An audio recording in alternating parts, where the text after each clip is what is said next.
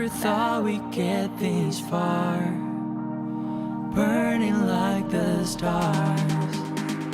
How we get this far, like we're the only ones in this world.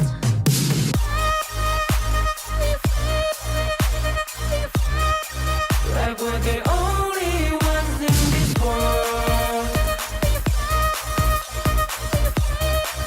Like we're the only ones in this world.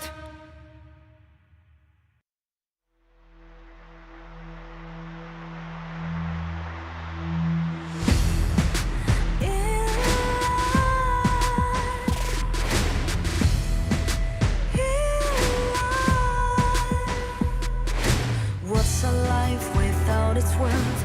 Compromising with what hurts inside. When you let fear decide your fate, you don't choose which path to take in life. In life, I'm finally letting go of everything that still holds me. I'm against all odds, but I won't give up, 'cause it's my time to shine. Standing in the spotlight, and no one let me down. Destiny is calling high. I'm not afraid to fight for everything I love. Victory is on my side.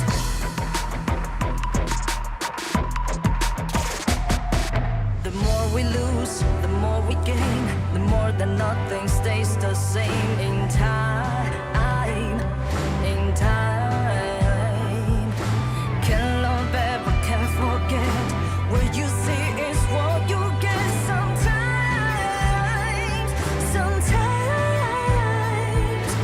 gonna show the world tonight the light that shines inside us. We're against the odds, but we won't give up, 'cause it's our time to shine. Standing in the spotlight, can no one back us down. Destiny is calling high. We're not afraid to fight for everything we love. Victory is on our side. Takiki takiki takitao. Takiki takiki takitao. Takiki takiki takitao. Takiki takiki takitao. And let go. Everything that still holds us. 'Cause it's our time to shine. Standing in the spotlight, can no one back us down.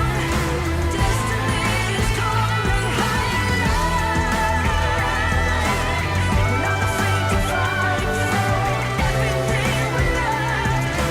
Victory is on our side. It's our time to shine. High in light.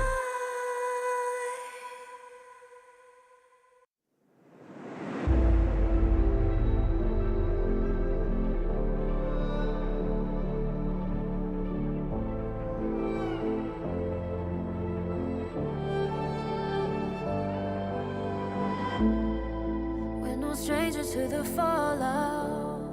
It's what got us here.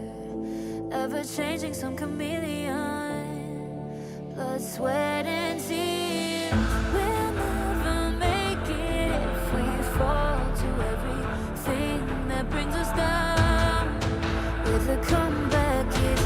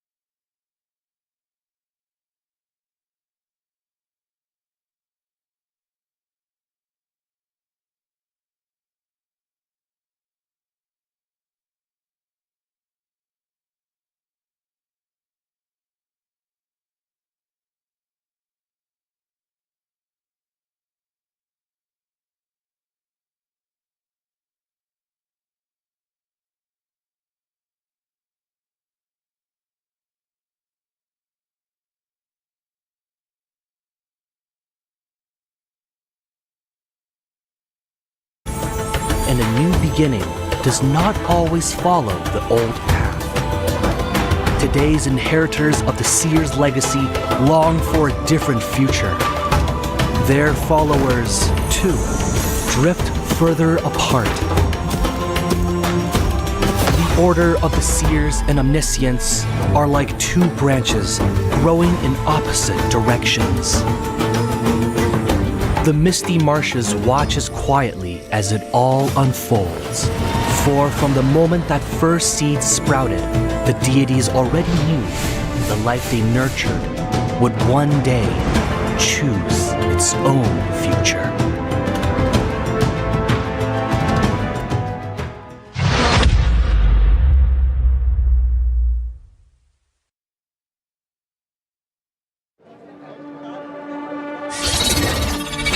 Long.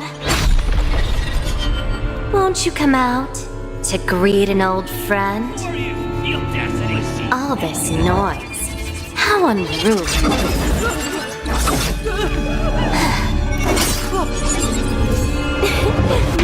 My, such a grand ceremony, and yet it's become such a mess. Let me help you tidy things up!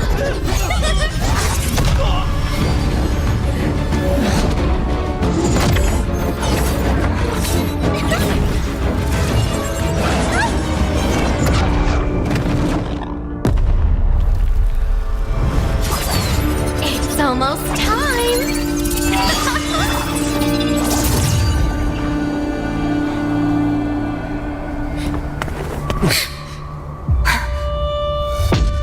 Hang in there! We'll protect everyone! Someone will come to help us! Who will come to help us? No. How interesting! Very interesting.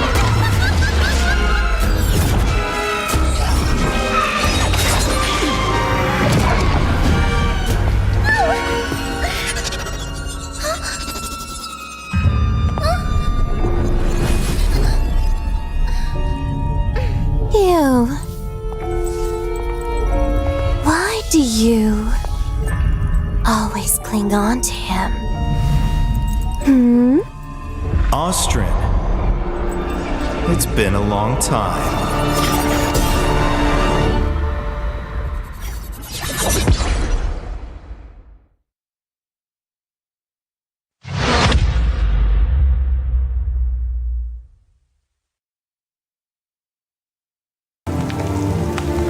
The elders say the seers have guarded the misty marshes for generations.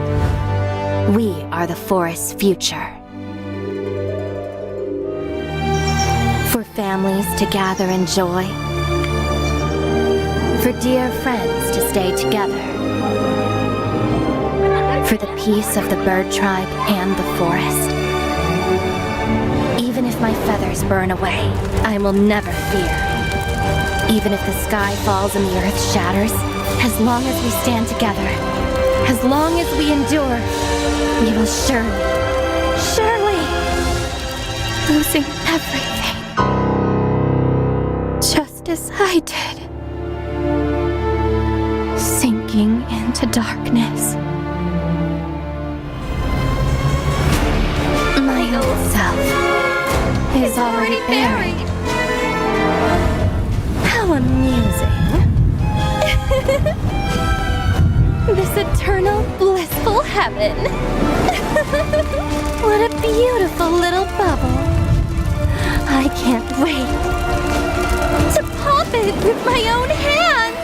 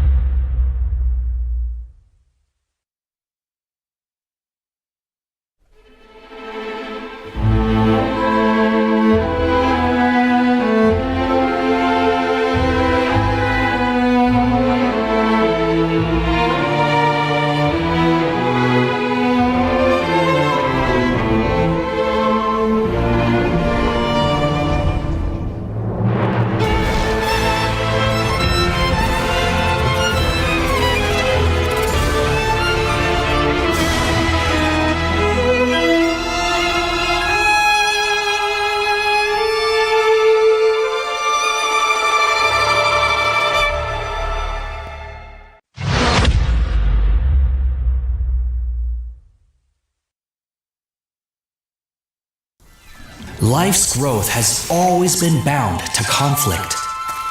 How long can today's peace truly last? 1,000 years ago, from a single seed sprouted the misty marshes' first wonder. Born of wood, growing into a forest, gathering countless living beings within. Growth, cycles, fates weaving endlessly together. With the deities came the first enforcers, becoming the Misty Marsh's first protectors. They took form as the 9 seers, each with their role sheltering this hidden land. All things eventually come to an end, and a new beginning does not always follow the old path. Today's inheritors of the seer's legacy long for a different future.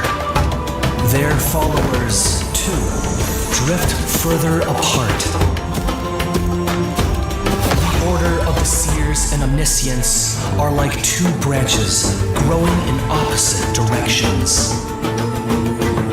The Misty Marshes watches quietly as it all unfolds. For from the moment that first seed sprouted, the deities already knew the life they nurtured would one day choose its own future.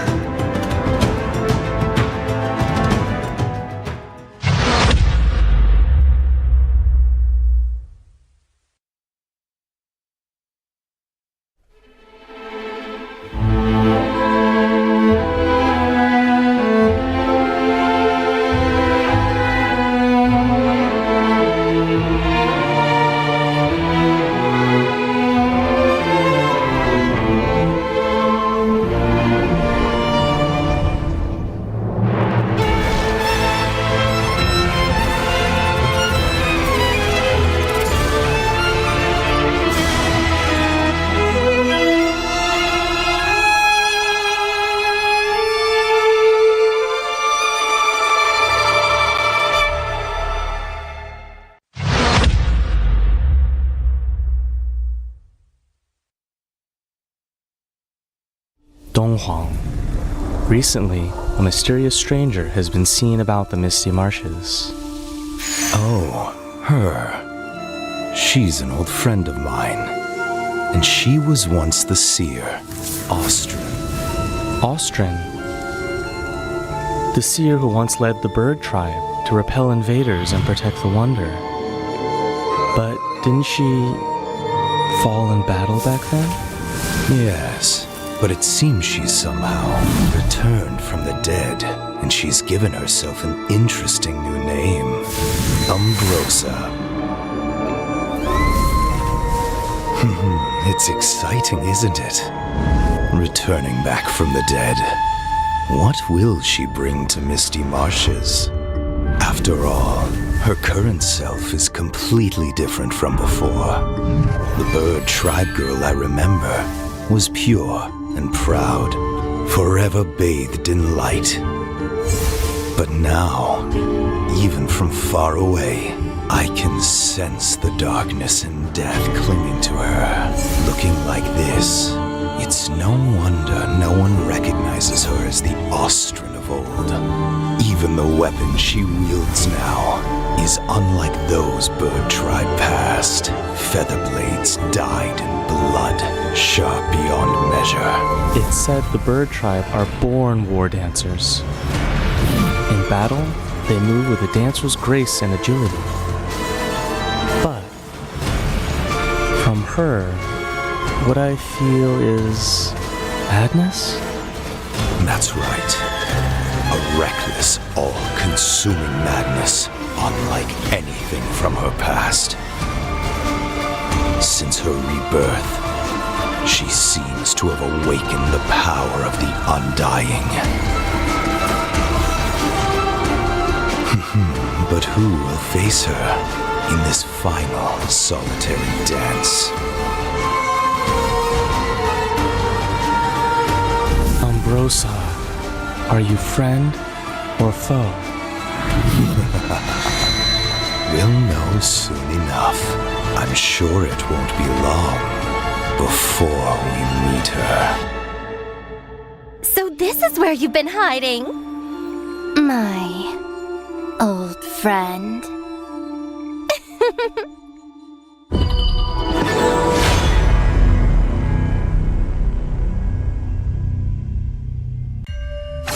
This is her passive ability. Each basic attack applies a mark on the target. Ranged basic attack damage scales with attack speed, and repeated rebounds increase ranged basic attack damage. While in melee mode, basic attack deals multiple attacks rapidly. Skill 1 enhances Umbrosa. After use, it damages and slows enemies within range. Umbrosa then enters a fevered state briefly, gaining a large amount of movement speed and attack speed. Skill 2 is her only movement and recovery skill, enabling her to both dash ahead and knock back enemies. Missing an enemy reduces the skill's cooldown. Landing a hit on an enemy activates their Featherblade marks and transfers the mark to nearby enemies. This skill deals damage multiple times to enemies within range and recovers Umbrosa's health. Umbrosa's ultimate is her core enhancement skill. Actively using this skill boosts her movement speed and health temporarily and causes her to briefly enter the Indomitable state. If she dies while her ultimate is not on cooldown, she will slowly resurrect.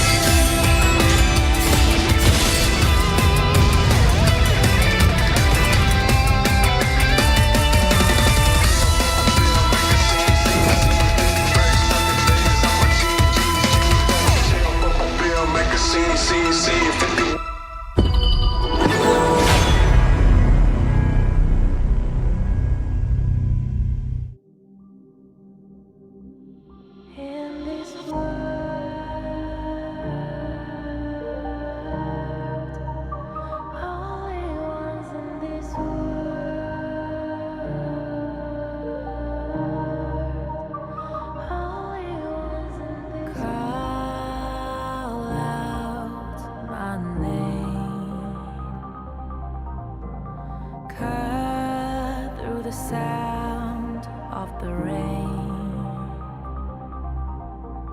No matter how I feed the flame, you know I feel the darkness and the pain. All of the ways we tried to break free from the night, you know we made it out, we found the light. I fly so high, light up the skyline. Let's do it this time, like it's a whole new vibrant world.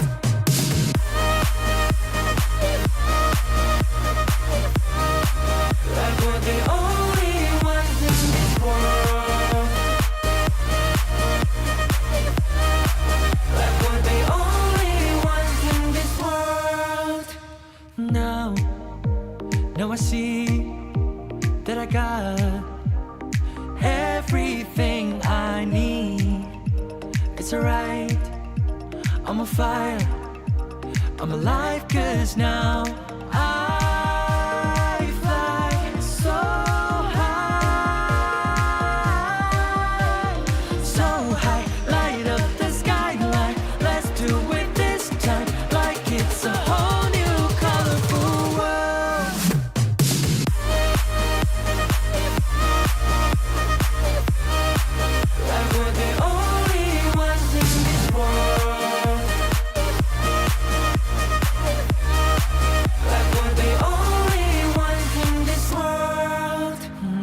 thought we'd get this far, burning like the stars.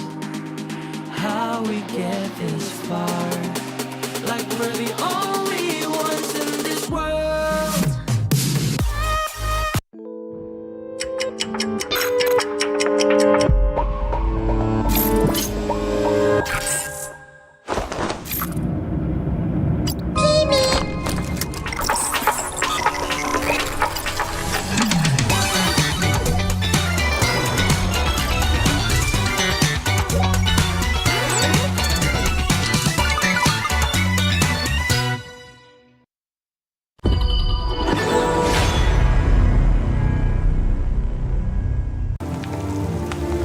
The elders say the seers have guarded the misty marshes for generations. We are the forest's future. For families to gather in joy. For dear friends to stay together. For the peace of the bird tribe and the forest. Even if my feathers burn away, I will never fear. Even if the sky falls and the earth shatters, as long as we stand together, as long as we endure, we will surely, losing everything. Just as I did. Sinking into darkness. My old self is already buried. How amusing. This eternal, blissful heaven. What a beautiful little bubble. I can't wait to pop it with my own hands.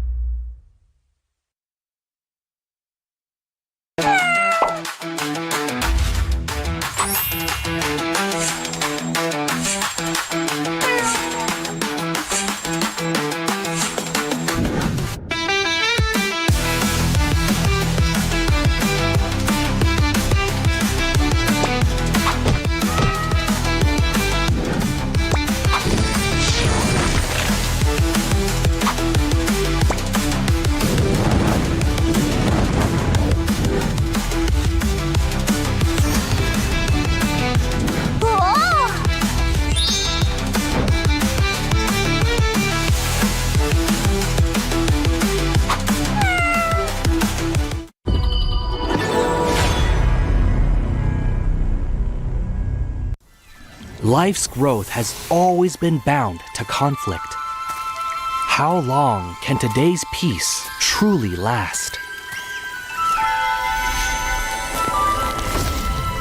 1,000 years ago, from a single seed sprouted the misty marshes' first wonder. Born of wood, growing into a forest, gathering countless living beings within. Growth, cycles, fates, weaving endlessly together. With the deities came the first enforcers, becoming the misty marshes' first protectors. They took form as the 9 seers, each with their role sheltering this hidden land. All things eventually come to an end, and a new beginning does not always follow the old path. Today's inheritors of the seer's legacy long for a different future. Their followers, too, drift further apart. The order of the seers and omniscients are like 2 branches growing in opposite directions. The misty marshes watches quietly as it all unfolds. For from the moment that first seed sprouted, the deities already knew the life they nurtured would one day choose its own future.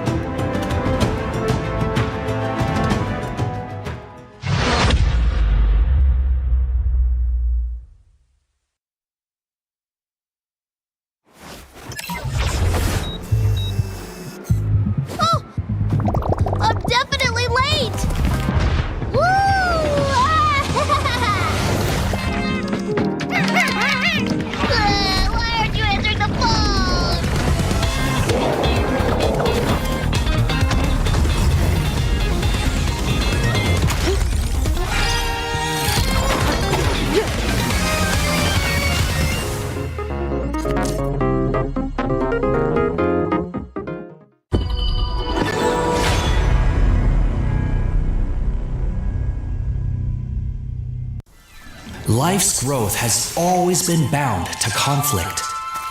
How long can today's peace truly last? 1,000 years ago, from a single seed sprouted the misty marshes' first wonder. Born of wood, growing into a forest, gathering countless living beings within. Growth, cycles, fates weaving endlessly together.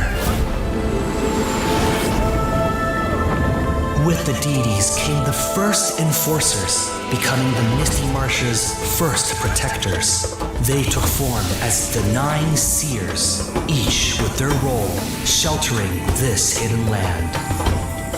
All things eventually come to an end, and a new beginning does not always follow the old path. Today's inheritors of the seer's legacy long for a different future. Their followers, too, drift further apart.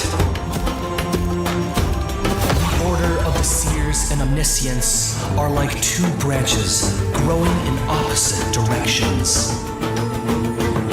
The misty marshes watches quietly as it all unfolds. For from the moment that first seed sprouted, the deities already knew the life they nurtured would one day choose its own future.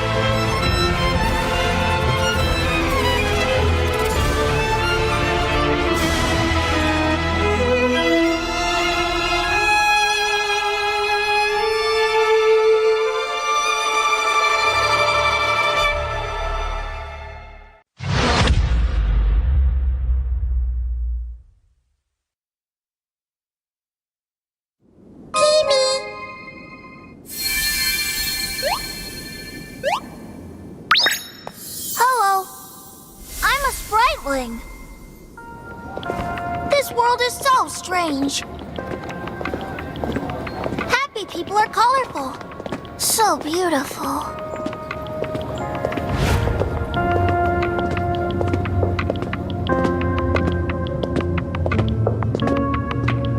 Are those their negative emotions? Oh, so scary! Huh? Let me chase away the unhappiness! Sprite laying strike! Ha!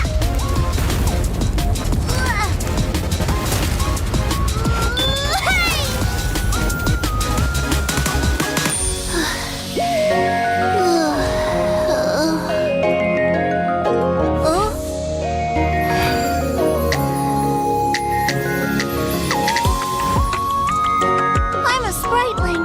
With me around, you'll never be unhappy. Ow, that hurts.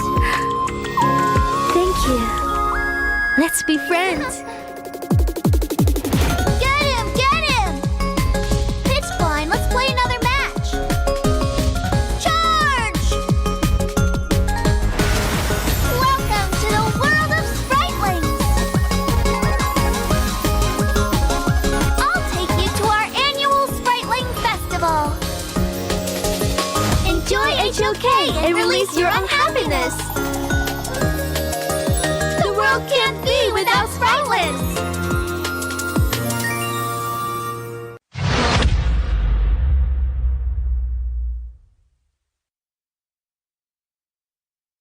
Donghuang. Recently, a mysterious stranger has been seen about the Misty Marshes. Oh, her. She's an old friend of mine. And she was once the seer, Austrin. Austrin. The seer who once led the bird tribe to repel invaders and protect the Wonder. But didn't she fall in battle back then?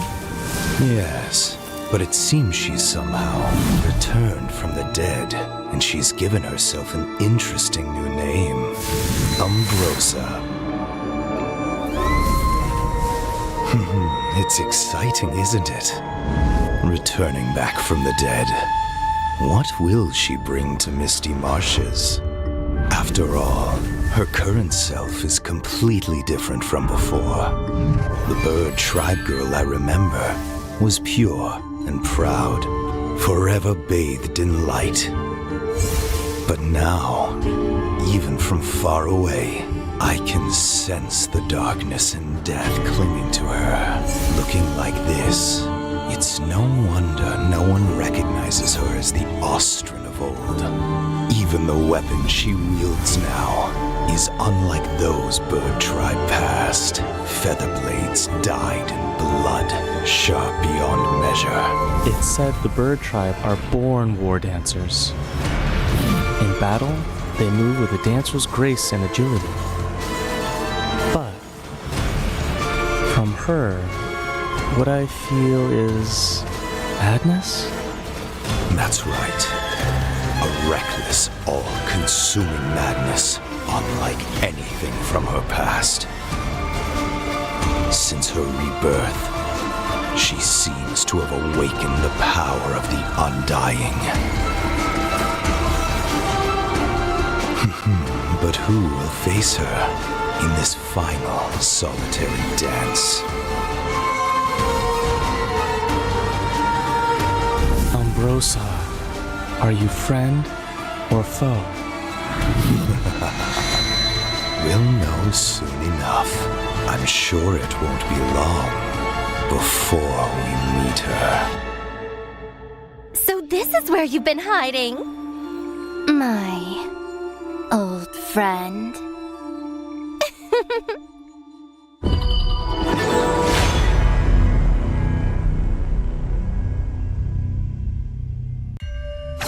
This is her passive ability. Each basic attack applies a mark on the target. Ranged basic attack damage scales with attack speed, and repeated rebounds increase ranged basic attack damage. While in melee mode, basic attack deals multiple attacks rapidly. Skill 1 enhances Umbrosa. After use, it damages and slows enemies within range.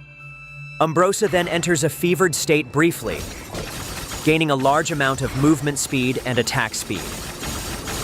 Skill 2 is her only movement and recovery skill, enabling her to both dash ahead and knock back enemies. Missing an enemy reduces the skill's cooldown. Landing a hit on an enemy activates their Featherblade marks and transfers the mark to nearby enemies. This skill deals damage multiple times to enemies within range and recovers Umbrosa's health. Umbrosa's ultimate is her core enhancement skill. Actively using this skill boosts her movement speed and health temporarily and causes her to briefly enter the Indomitable state. If she dies while her ultimate is not on cooldown, she will slowly resurrect.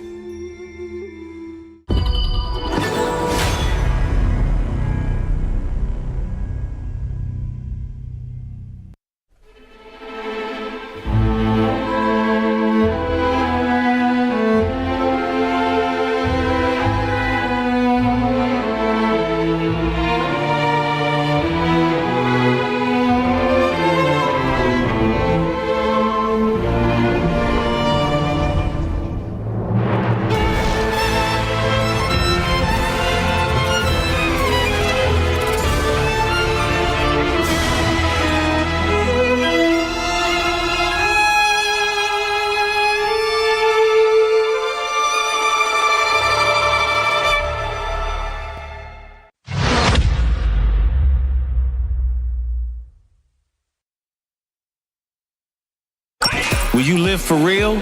Join the party.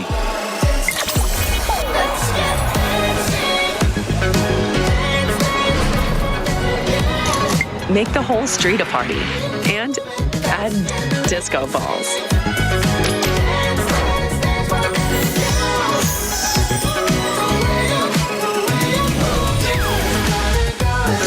Real Me 15 series. Live real in every shot.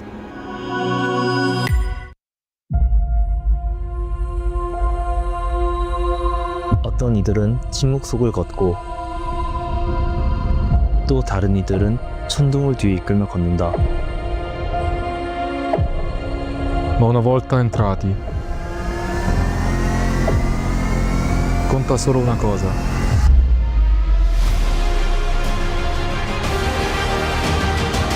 Each splash writes a legend.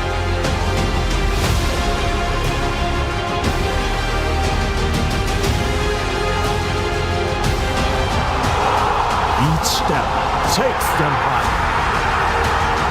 And only the worthy remain. 그리고 모든 시선이 한 곳으로 향할 때 Dove il cammino dell'onore conduce i valoranti alla vittoria.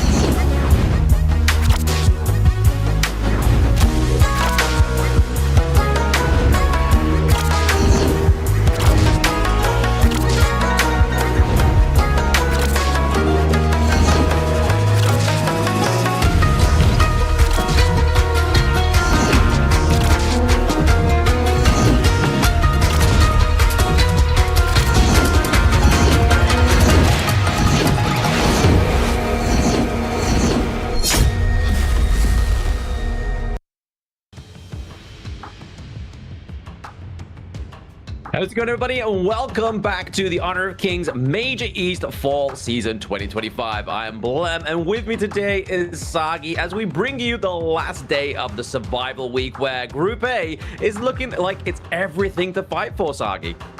Definitely the case, and Group A is the spiciest, hardest place so far in the KME because we know, your Group S, you can just qualify even to the playoffs, even if you lose all your games, but Group A, that's a different story. If you even lose that one series, that can potentially really impact your qualifications to that playoff round. Yeah, but speaking of impact, obviously there is going to be impact onto the Honor of Kings client, which is going to be on the 24th of this month, which is the new season, and obviously the new update where we're going to get Spritlings. We're also going to get obviously a new game mode that comes on the 27th as well, which is going to be unlimited Ultimate Awakening. So if you think Ultimates at the moment on some of these heroes are so impactful, so crazy, it's going to be even more intensified in that game mode. So if you want a bit of a break from the new season and you want some fun with your friends, that Ultimate Awakening is going to be where you want to go. I saw the caster pre-show whereby the Hoi Ultimate is like a homing missile where you can control your analog and like you can just aim it towards anyone on the map. So that's pretty crazy. And also like what Angela firing 3 lasers or 4 lasers on top of the enemy. So if you're tired of ranks, definitely something we can figure out and play with each other. But of course, today I do think that our focus remains on Group A. Although Group S is like Gen.G against the likes of Nongshim and also against the likes of Crazy Raccoons. But Group A, man, 4 teams into 1 qualifiers, that's gonna be tough. It's going to be tough, but I mean, this is going to be the thing that motivates them the most, right? Not only is the KIT spot onto the board here for that team in Group A as well, but it's that prize pool. 10,000 for the top place, 8.5 for second, 7th for third, 7,000 for third, sorry, 6.5 for fourth place, and then 5th to 7th place is going to be that 6,000 USD. So teams after today are going to be starting to lock in some of those prize pools. And talking about prize pool, this is our group stage survival week ranking. So far, Nongshim, after that shaky performance of a ranking week, they came over to the survival week. So far, indestructible, only losing a few games in their series, right? They are 4-0 in terms of overall score. But if you look at Group A, oh, this is where things start getting spicy. Even after today will be the final nail in the coffin to decide who, in terms of Group A, qualifies to that playoff spot. Exactly. It's like you say, if they even drop one series, it starts to become very shaky for these teams. But these are going to be the matches today, ladies and gentlemen. Obviously, RA Esports got against Astar. Crazy Raccoon get that rematch against Gen.G, where they lost 3-1 yesterday. And then Astar against CMF. So one of CMF's last games. They do have another game today, which is going to be with Scarz as well. So CMF still have a few points to be made here. They haven't won a series yet. Can they win one today? Can they win one today? I don't know. It's something like a BTK story we have in the KMW, whereby they're still finding their first win of a series. They're scrapping some games from like all these teams like Astar, RA, or like the likes of Scarz. But when it comes down to winning a series, ooh, that's a bit difficult so far for CMF. Yeah, some of these teams are looking for a sprint when it is a marathon. But let's look at our first team today, and that's going to be R8 Esports. So you should never give up. You gotta fight for it. Whoa, let's go. I know you want it. I see the fire in your eyes. You gotta fight for it. Let's go. The battle's calling. You better give it all you got. You gotta fight for it. The time is right for you to raise a bar. Cause you could be the greatest of them all. Yeah. Whoa, let's go. The battle's calling. You better give it all you got. You gotta fight for it.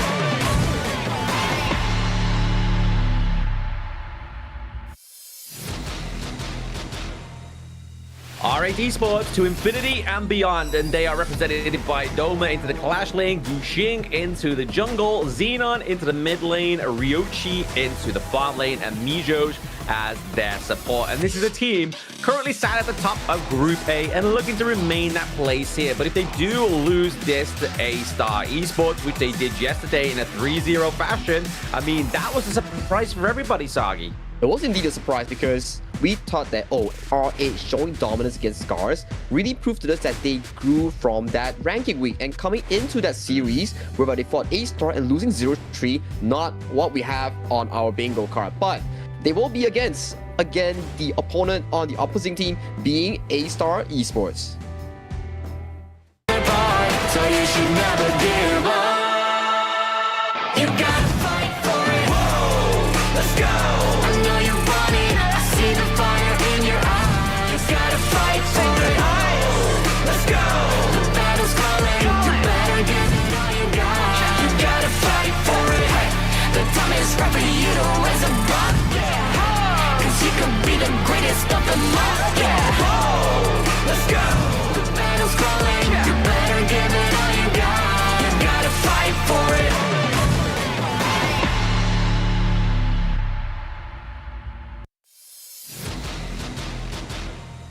Astar Esports, the Astromancers, coming in with their lineup Abdo, their star player, along with Jingtian, the chemistry guy where he always brings out the different concoctions in terms of different picks.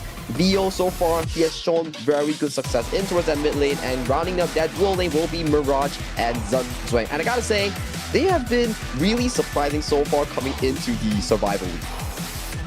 Very surprising, and it's all kind of like curtailing off the back of Abdo, right? Like you say, is one of the experienced players. He has been part of the Honor of Kings esports scene since 2022 as well.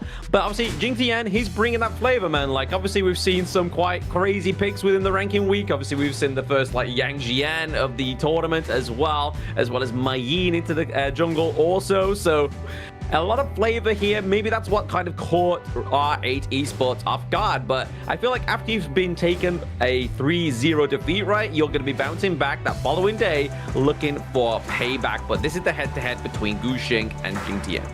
So far, if we don't compare kills, whereby kills is all much over Jingtian, if we were to look at average damage dealt, average gold per minute, teamfight participation, it's very 50-50 between these two junglers. The only thing that we can differentiate between those two is that we're starting to see Gushing play more of these tank junglers, whereby Jingtian, all of his unorthodox picks like the Mayin jungle, like the Yangjin, is starting to make a bit of a shake-up here coming into these BO5s.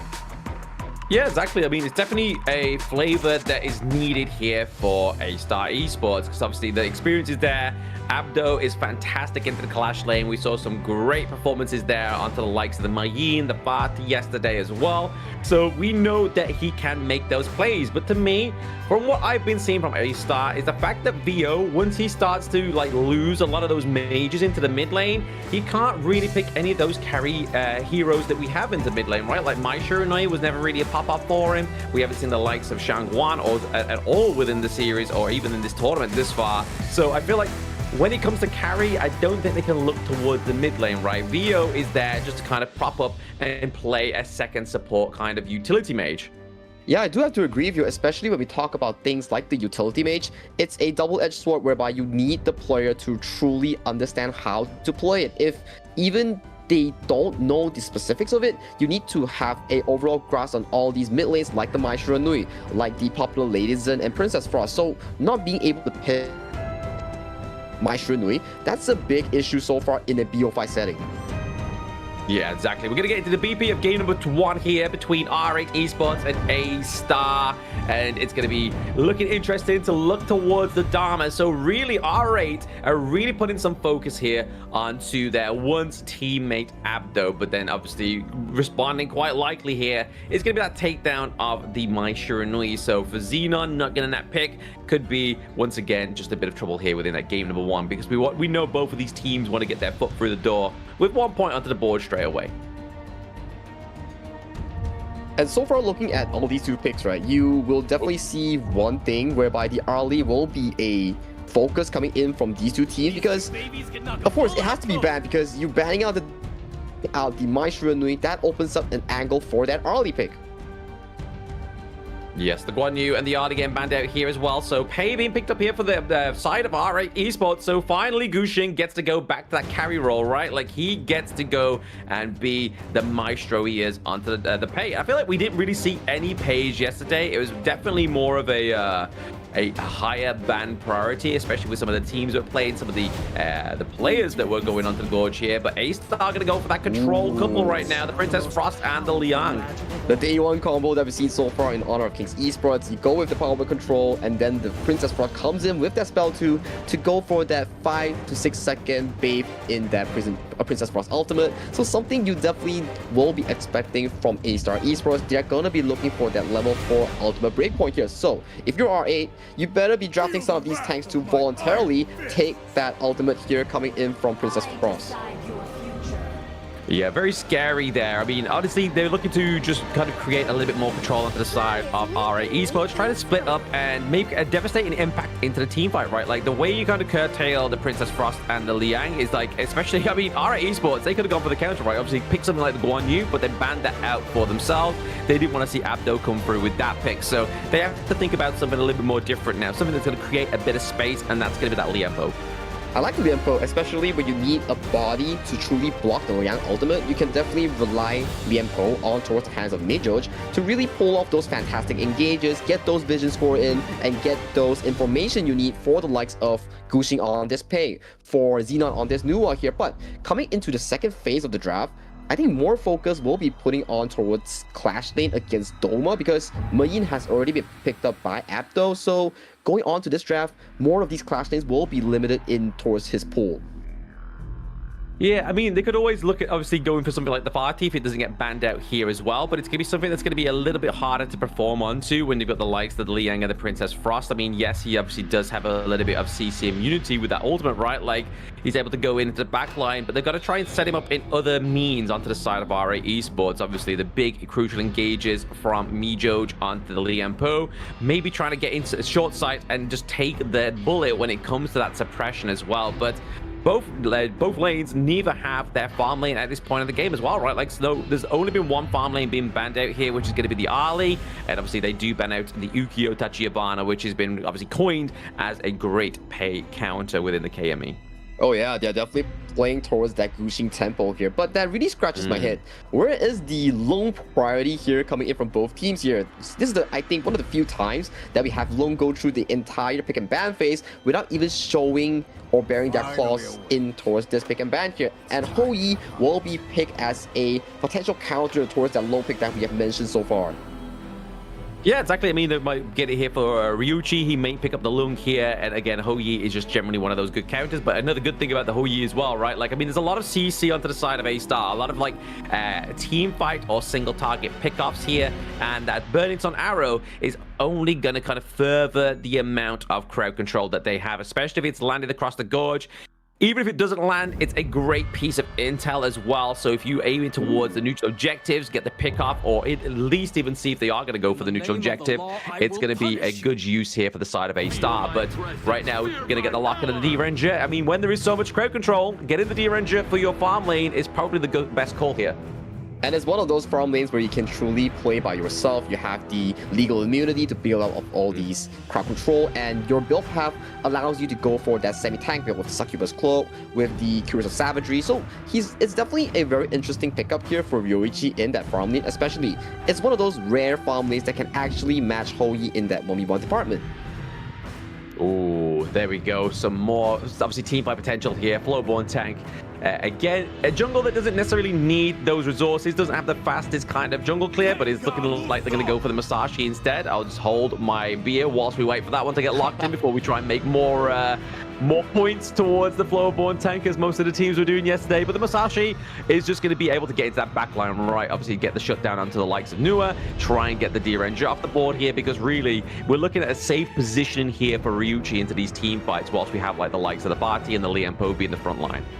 And I like the Musashi as well because it's also one of the two counters coming in that can really do well against the likes of the Pei. So what makes it so special is that right now, the Musashi is in a position where I think he needs to be the tank that Astar really needs, because you're looking at what, Mayin, you're looking at Liang and Frost, you're looking at a Hou Yi. So if this Musashi goes for a full damage build, it doesn't seem to be the wisest of the choice, as they really lack that front line that they desperately need. Yeah, it's a lot of aggression onto the side of Astar, right? Like you were saying there, Sagi. In terms of the front line, in terms of soak and the damage, it's really kind of like, I mean, Mayin can do a little bit, right? But she's not going to be able to tank too much. Obviously, maybe try and potentially build something like the Pure Sky, obviously, to get rid of a lot of the damage reduction as she goes into the team fights and able to get back out. But there doesn't seem to be a way out for either the Musashi or the Mayin if they do get caught by the likes of the Tremor Smash. I think Zugzwang will play a very pivotal role coming in from Astar. I think that Liang has to find these level 4 engages and keep on ramping that tempo up coming in from Astar if they really want to look for those big leads going into that mid game. But that is all said and done. The pick and bans have been locked in for this BO5 series. That's super duper important for RA and Astar. Yeah, very important for both of these teams. Obviously, they definitely want to get the point onto the board. R8 more so, because obviously they did lose a 3-0 against Astar yesterday. But this is going to be game number 1, ladies and gentlemen. R8 and Astar looking for their best positioning within Group A. But we are going to have that Realme phone. This is obviously the tournament official phone for ourselves. It is the most reliable. It's obviously cool and keeps the way that esports demands it. So Realme 15 Pro, the official gaming phone for the KME. Yep, definitely looking into that phone later on after the stream, but we are looking at an aggressive trade so far in towards the early game. Priority secured for a set of R8 here as they scout out where Jingtian has actually started in that jungle pathing here. So this gives them that smooth route into that bottom lane to secure these jungle resources that really built that lead in towards that early game. Yeah, just curating that very important intel, right? Like, obviously, like you were saying there, Sagi, just trying to find out where Gen.G is going to be. Is he at the blue? And obviously, just make sure that they're able to contest these little jungle camps as well, whilst obviously the Firehawk being completely uncontested here. But Doma, he's looking pretty low. Can they get the last hit up here with the Princess Frost? There it is, the takedown for Abdo. Ooh, Abdo going in clutch, but VO landing that final spell one on towards Doma does get Abdo a very big lead in these 1v1 matchups. But look at Gushing here. He might find VO. VO has no flash. Oh, yeah, maybe potentially here with the emergence going through, though. Maybe able to save Gushing here. The pushback, there it is. The damage coming through, and VO going down as well. So, yes, they get first blood onto the side of Astar, but they are picking up 2 for the side of R8. I gotta say, the roam coming in from Xenon and Gushing, the timing is just so clutch and so perfect, allowing them to really capitalize the fact that Abdo had no flash, and VO, he's stuck in a very bad position that even if he were to flash, he could not get away from Gushing on that pay. Yeah, exactly. I mean, do you kind of just take the L there? Do you just get the defeat, obviously taking the first one of the first bloods onto the map there, or do you obviously expand the flash? And even if he did, he wasn't going to have the means to get out because there was just so like mobile heroes into that top side of the map. But we're now starting to see that Astar trying to formulate around about that mid lane. That would have been a huge burning sun arrow to kind of set up the side of Astar right now. But just trying to bait out the Winters here, but it's going to be the duel to death into the back line. It's going to get a takedown onto Doma once more onto the party, and that imperiled state means that you cannot get that healing from such a pick like Vati. Oh yeah, very well said there. And Doma definitely not having the best of the best early games here. Already being forced to go double defensive item already in that early game. Getting targeted by Jingtian, getting focused by VO. So far, Abdo, he's a bit stressed out, I gotta say. Oh yeah, I mean, you would be, right? Like, you are pretty much kind of trying to be that front line of your team, right? Like, if it's not him, it's gonna be Jingtian that's trying to get in, do the damage, and just obviously try and make a way out of it as well. So you can really see why VO's really giving that top side of the map a little bit of priority here, just to give a bit of an edge over to the side of Astar, Abdo. And look at them, Zugzwang and VO, they're just camping here, waiting for Doma to come back. And the moment he does, that power control might just land onto Doma here. But Doma sniffing out the danger here, and potentially, is he gonna get ulted here? Because we don't really see where is VO and Zugzwang. Yeah, they're looking. There it is. There's the suppression going through. It's going to be enough to keep him in place. The Frigid Prison, the Winters here, does get dodged out thanks to that dash away from Doma. But now we get a bit of a helping hand here from both Xenon and Mijo. Let's come topside and get the takedown of the Zugzwang. So he started the fight, but he did not finish it. And there's even more going on here. Gushing maybe getting caught out worse for wear as well. But it's going to be also helped by Xenon and Mijo here. But Gushing is looking like he's going to go down. They're trying to get back on top of him, but Dama is able to keep him alive with the help of Mijo. So well played defense here by the side of R8. Alright, beautiful defense here, protecting Doma away from that 3-man camp here. Fortunately, Doma played really close to that tower, so even if they got the full combo, he can bail out with that ultimate here. It's a free CC immunity, but the arrow lands onto the mid lane, and VO freezes him in place, allowing Jingtian to get that sweet and easy kill onto Xenon. Yeah, beautiful combo there, right? Like that Burning arrow that led into the Frigid Prison. It's just too much CC for anybody on the side, or any hero into Honor of Kings, unless you are Ryuichi and playing Gen.G, right? Like, if that's like it did land onto Xenon, it's going to be a hard one to come out of, but that suppression, just keeping Mijo in place, it meant that they're able to kind of just keep that mini wave from coming out of that T1. Ooh, a bit of a miscommunication here coming up from Zugzwang and VO. If the Frigid Prison were to be casted 1 or 2 seconds early, maybe Mijo could have burned that flash, or even a Tremor Smash to really bail out. But is that a flash from Mijo? Mijo, yes, he did use the flash already, so that's going to be a bit of questionable play here for the side of R8 Esports. But they're looking to go and try and push this bot side of the map here. Obviously, we are past that 4-minute mark with the neutral objectives on the board right now. So R8 Astar game number 1 seems very brawly. Very brawly so far, and 5 minutes in, Tyrant yet to be being taken by either of these teams, but the priority will be given over to Astar as they are currently much stronger in this early phase. You cannot be face checking into Zugzwang with that land. Yeah, exactly. There's just too much control, right? Like, there's too much at risk for R8 to be phase checking, going to the wrong brush, and then getting the takedown for the likes of Mijoj. Once Mijoj goes in, that's their front line completely gone, right? I mean, yes, obviously they still have the likes of the Dharma. They could really push through here, but it's not going to stop them, right? Obviously, A-Star able to get that top bot side. It's T1, but R8 pays them back kindly top side, but Gen.G has to get at this. They have to use the suppression here for Zug Swang, but there it is. The Tremor Smash doesn't connect. He doesn't have the flash, so he can't make it impactful, but Gushin comes through, gets the kill. Beautiful bait here coming from Ryoichi, immediately baiting out Jinkian's ultimate, allowing the cavalry to arrive, picking up the biggest kill so far, which is A-Star's jungler here. If Jinkian falls, that's one big front line, big engage factor being removed from the side of the A-Star roster. But look at Nice double knock up there, but it has paid back kindly by the side of R8. Yes, 2 for 1, but it's still going to go over in regards of A-Star. But all this being said and done, though, right? Like, we're still seeing the R8 Esports are knowing how to farm a little bit more efficiently than A-Star. They're up by around about 1.7k gold. Yeah, that does give credit over to Gushin on that pay, even though kills are a 50-50 so far. But a pay can go through the hero scourge with a lot of ease compared to Jinkian on that Musashi. So usually we see this pay, he will be on top of the gold chart compared to all these characters and heroes in Honor of Kings. Oh, absolutely, yeah. Like, wave clear, jungle clear, second to none, right? He can obviously dive over the walls as well, obviously in target form also. So, yeah, definitely going to be the means for Gushin here to keep themselves alive and keep them actually on top of that gold. But there it is. Ryuchi getting hit by that Burning Sun arrow means he's able to use his second ability to get the cleanse out of there. So, wrong target there for A-Star.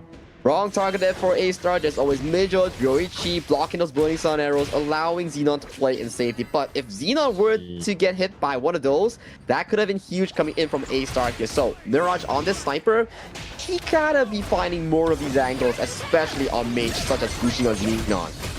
Yeah, there's pressure on Gushin, but he gets freed up there thanks to Mijoj, and now it's all impact onto the side of A-Star. They do take out the Liang off the gorge here once again. So Twans, I think positioning-wise, once he commits the Liang, he needs a little bit more of a quick section, right? They need to get whatever they're looking for in terms of the results.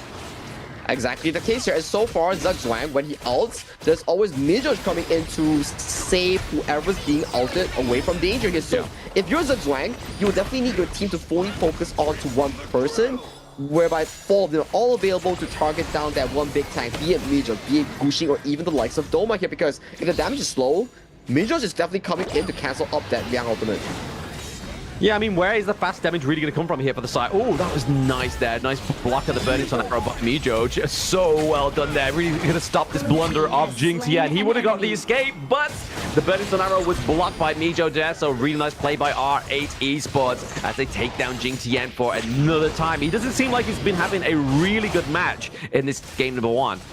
Really, and especially I think R is very, very mad and angry because why? The last time they faced A-Star in that off-stream match, they went 0-3. So R8 coming in once again, 9 minutes and already knocking on that tier 3. That's crazy stuff. Whoa, Trevor Smash onto 2 into the back line. It's going to be the important 2. It's going to be Princess Frost and the Liang just to push them away from that T3. It means that R8's able to claim some more monopoly here for the side of themselves. And now we start to see and talk about that 1.7k goal just moments ago. Ryuchi gets the cleanse here, gets rid of that Burning Sun arrow, but they're looking for more control here. Going to duel the death onto Ryuchi. They get the pick off, but is that going to be enough here for A-Star to come back from their base? We'll have to see here, but Abdo does find Gushin here. Gushin, he's very tacky. He does leaps away. So that is a disengage. Beautifully done for a side of R8 Esports here. Do they continue for this Crimson Golem?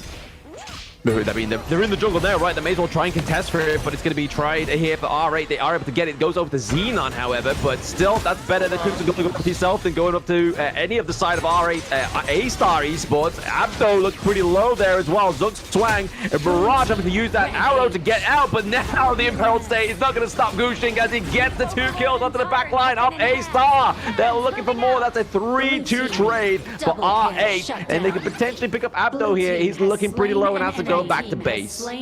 But it's still worth it coming in from A-Star. I mean R8 Esports, because they only lose out Mijoj in that role alongside Gushin. But Gushin, before he died, he traded out Mirage and VO here. Unless Jinx can get a miraculous steal.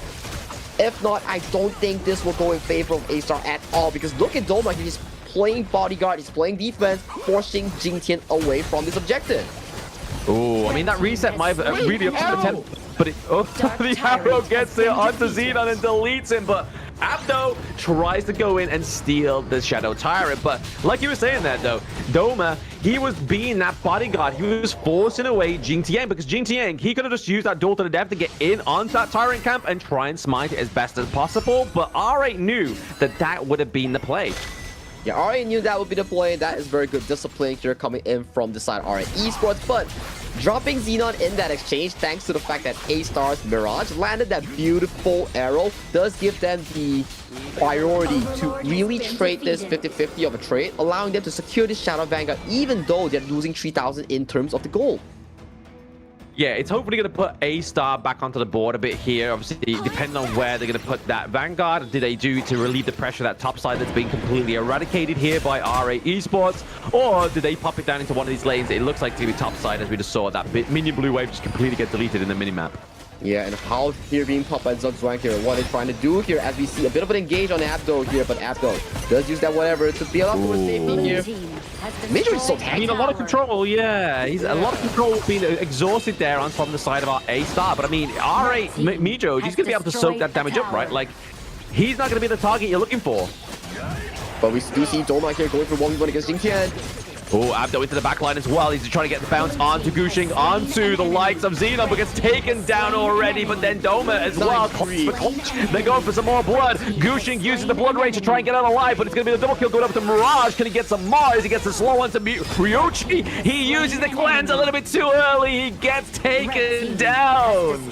Beautiful stuff here coming in from A-Star. Mechanical outplay after one another here. First thing was VO finding that freeze on towards Gushing. The second one was Mirage finding that perfect arrow onto Ryoichi, catching him off guard. And right now, look at the matchstick here. It is so in favor of A-Star as they're looking to potentially find that comeback play.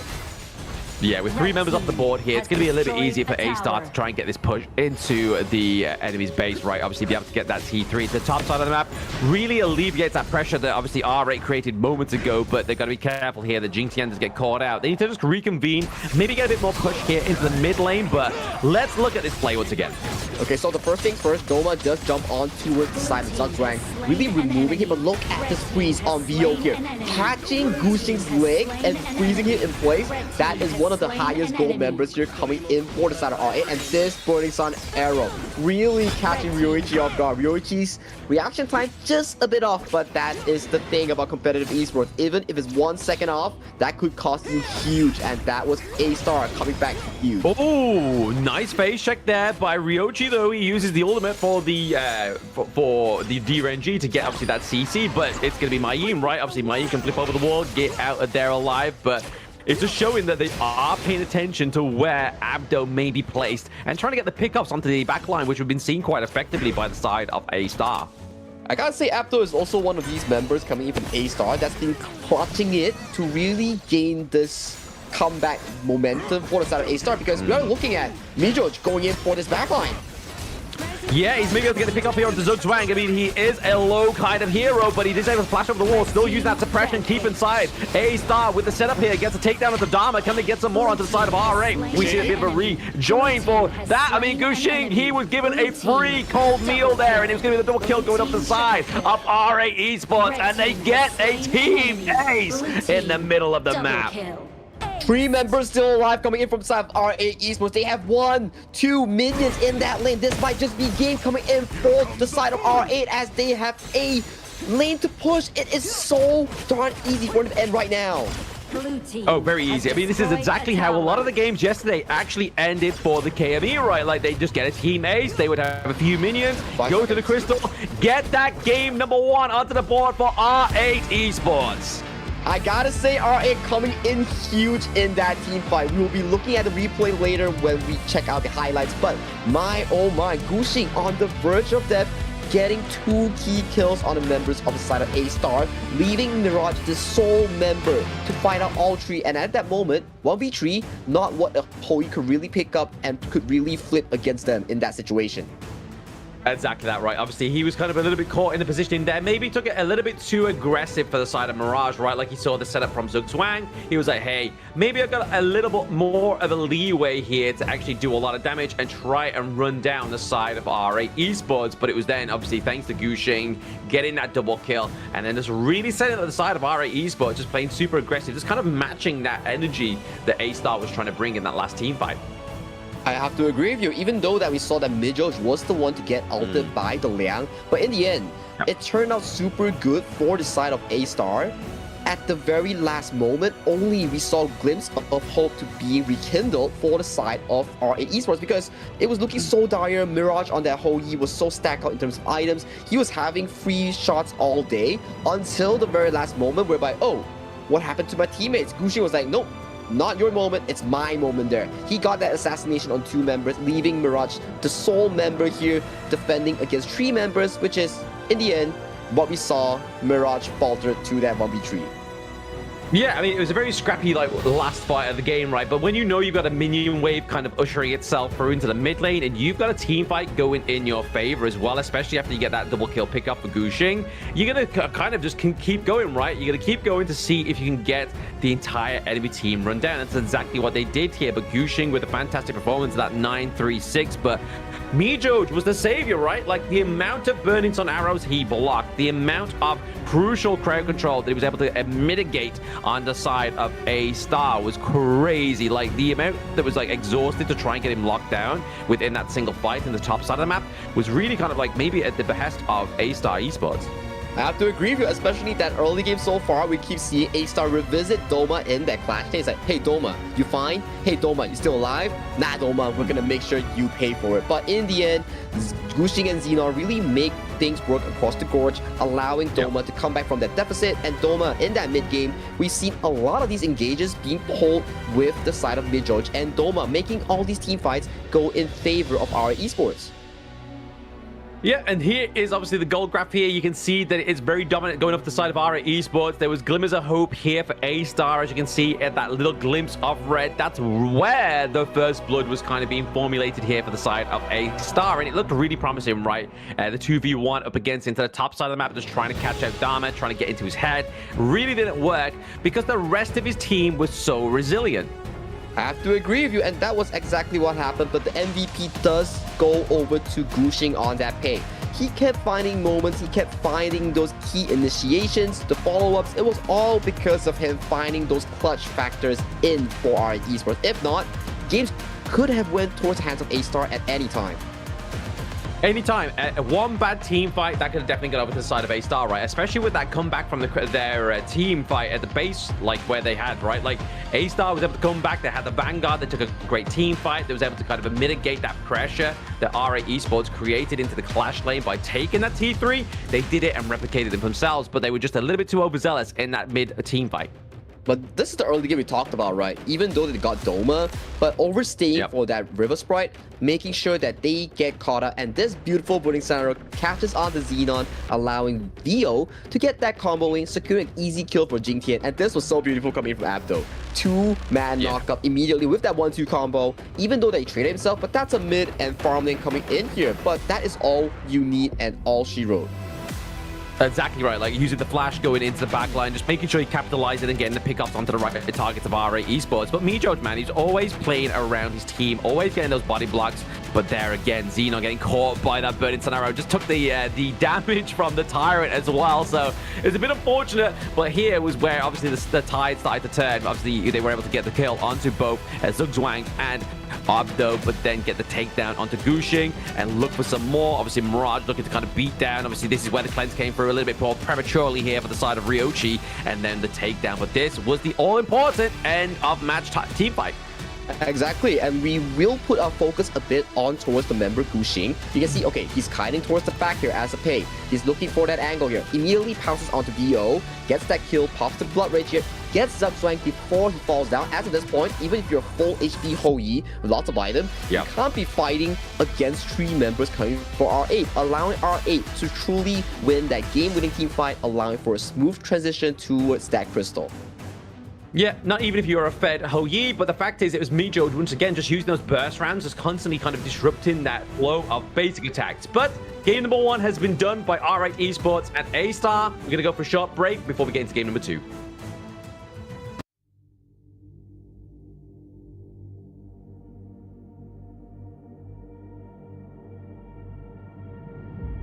I feel it deep flowing through my blood.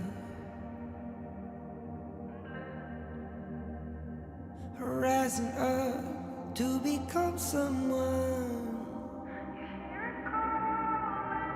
and taking it all on my own. What a sweet victory.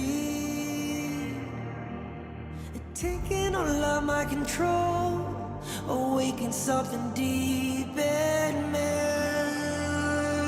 Like flames, feel it burning inside. Take a hold and pursuit of the prize. I've been told, ain't no way to survive. Keeping all of this fire that's locked up inside. When this is the time, enter the ring. All those mental chemicals doing their thing. I got flashes of battles inside of my dreams. I was made for this moment. At least now it seems like it's time to come face to face with your fear. Been battling reasons for all of the years, and I learned how to fight them with style and grace no one's ever encountered. You say it's amazing, I'ma come out swinging when they open the gate. Go ahead, call passion, I'm calling it rage. I'm taking what's mine like I already own it. Watch but don't blink, going here to the moment. The sky rain down. Here's to the madness that's all around. Go on, tell them who you are, you are, you are. Go on, tell them who you are, you are, you are, you are. Here's to the moment, the sky rain down. Here's to the madness that's all around. Go on, tell them who you are, you are, you are.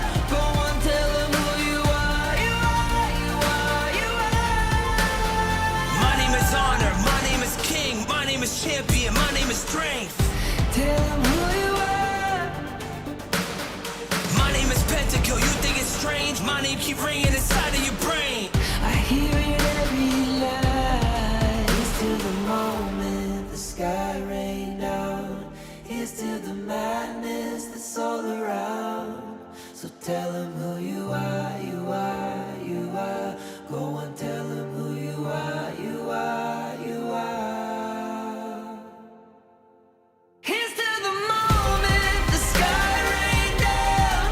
Here's to the madness that's all around. Go on, tell them who you are, you are, you are.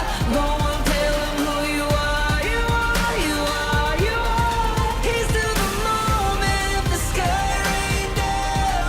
Here's to the madness that's all around. Go on, tell them who you are, you are, you are. Go on, tell them who you are, you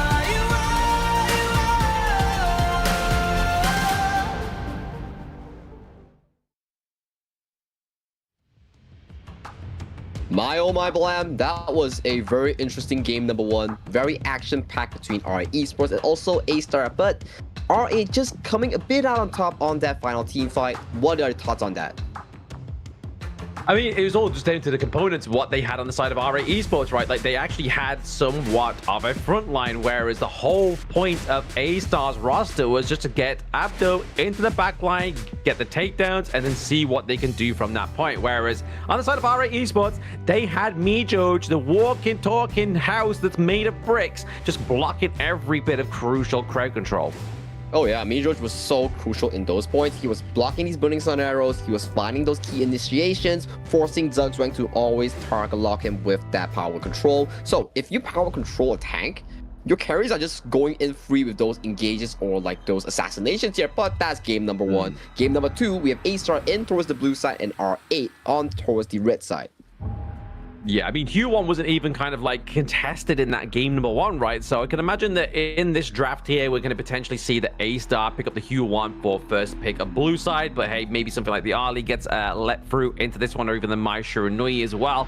But A-Star banning out the Liang, they don't want the side of R8 to pick that up for themselves, right? They don't want Mijoj going on that crucial crowd control, Maestro himself. But Dama getting picked up as well. Obviously, another big pick onto Doma being taken up of the Gorge, and then Pei, like we saw in game number 1. R8 played it, they're not going to let A-Star's Jing Tian pay the play. Oh yeah, definitely. That is gonna be very crazy if you let something like a tier 1 pick go over to the hands of the side of R8 or A-Star here. But currently we have the Mai Shiranui, we have the Arlie, we have the Lung, we also have the Yuhuan that has been very popular so far in the KME and also across the globe for Honor of Kings Esports. So what is the call here, A-Star? What do you pick up in this first pick? I mean, it depends if they want them to just guess, right? Like, do you want to go for the flex pick like the Hue one? No, they're going to go for the Ali here. They're going to give it over to Mirage. And I mean, to be honest, Mirage was able to deliver on the Ho Yi. Obviously, positioning-wise, the Burning Sun arrows connected beautifully onto Xenon more than once. So, really, maybe it's his time to shine, build the core around Mirage. Ooh, no answer for the Mai Shiranui here. So usually if we see an Arlie being picked up, we might see a Mai Shiranui +1 assassin to really limit the Arlie's approach in these teamfights. But R8 going for a different approach, picking up that Byron and Zhangfei here for that strong early game and beefy front line. Beefy front line, just exactly what they had in game number 1, right? It worked against A-Star. They was able to kind of like prolong these team fights, but it looks like maybe they just baited over the Mai Shiranui pick here for VO, because like I was saying in the introduction, right, like this guy plays a little bit more of a utility mage role better than a carry, but R8, they may be looking for some answers here, a little bit more AoE damage for the side of R8, and Xenon picking up the Xiao Xiao. Yeah, the Xiao Xiao does work wonders against the Arlie, especially in those late games whereby when Xiao Xiao items stacked up, you just have to pop that meteor shower, and when the Arlie comes in, automatically she's already low in health bars. But that's if Xenon can scale towards that late game here. If the mid game, we see Mirage and Zugzwang on that Arlie and Diadea start dominating the side lane against the likes of Doma's Byron, things are gonna be extremely difficult for the side of R8. Yeah, the problem I have, though, here is obviously yesterday we had a bit of a tale of time where a lot of the Diadea pickups were coming through, especially paired with the Arlie, and they never really popped up. There was never like one game where it was just like, that was the defining Arlie and Diadea combo. Clue picked it, he failed. Zugzwan picked it, he failed. Like every support player yesterday just failed a lot with the Diadea. So hopefully today it's going to be a little bit more prevalent within these team fights. But the banning out of the Ogryn and the Agudo here, they want to get rid of any kind of like tanky, decent tanky jungle that's going to match that early game aggression for the side of A-Star. I think it's a very smart move coming in from R8 because looking at A-Star's draft, they're really needing someone like a tank per se, like the Ogryn, like the Agudo, which has been banned by R8, right? Because right now, you have the Arlie, the Mai Shiranui, Diadea, all these, they skill exceptionally well in that early to mid phase. But right now, what do you need in your draft? You need a beefy front line that allows Arlie to walk up, to allow Arlie to kite even better here. So A-Star, options are not a lot, but they still can go for that monkey. They could go for Monkey, they could go for Dune here. I feel like Monkey's probably a little bit more of a better pick. I feel like the hero Monkey themselves has been probably performing a lot better than Dune as well. So right now, R8 Esports did hover over the Floorborn tank, but they decided to, I mean, to be honest, they go for it. They're looking for a little bit more control, a bit more AoE, right? Maybe they're looking for a little bit more pink. Maybe this is where the Lung comes in, right, for the side of R8.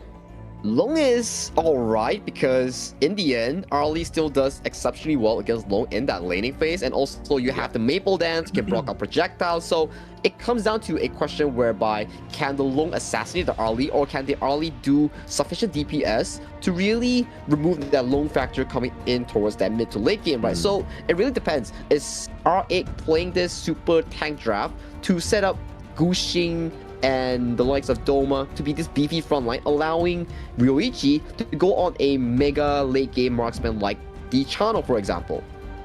Chano, I'm gonna say, he's been banned out though. That's the only thing. That's why I was like looking more towards the Lung here potentially. I mean, they played D-Ranger in the last one, so they aren't gonna go for that one. But okay, Niue coming through here, open to the Clash lane potentially for the side of Abdo.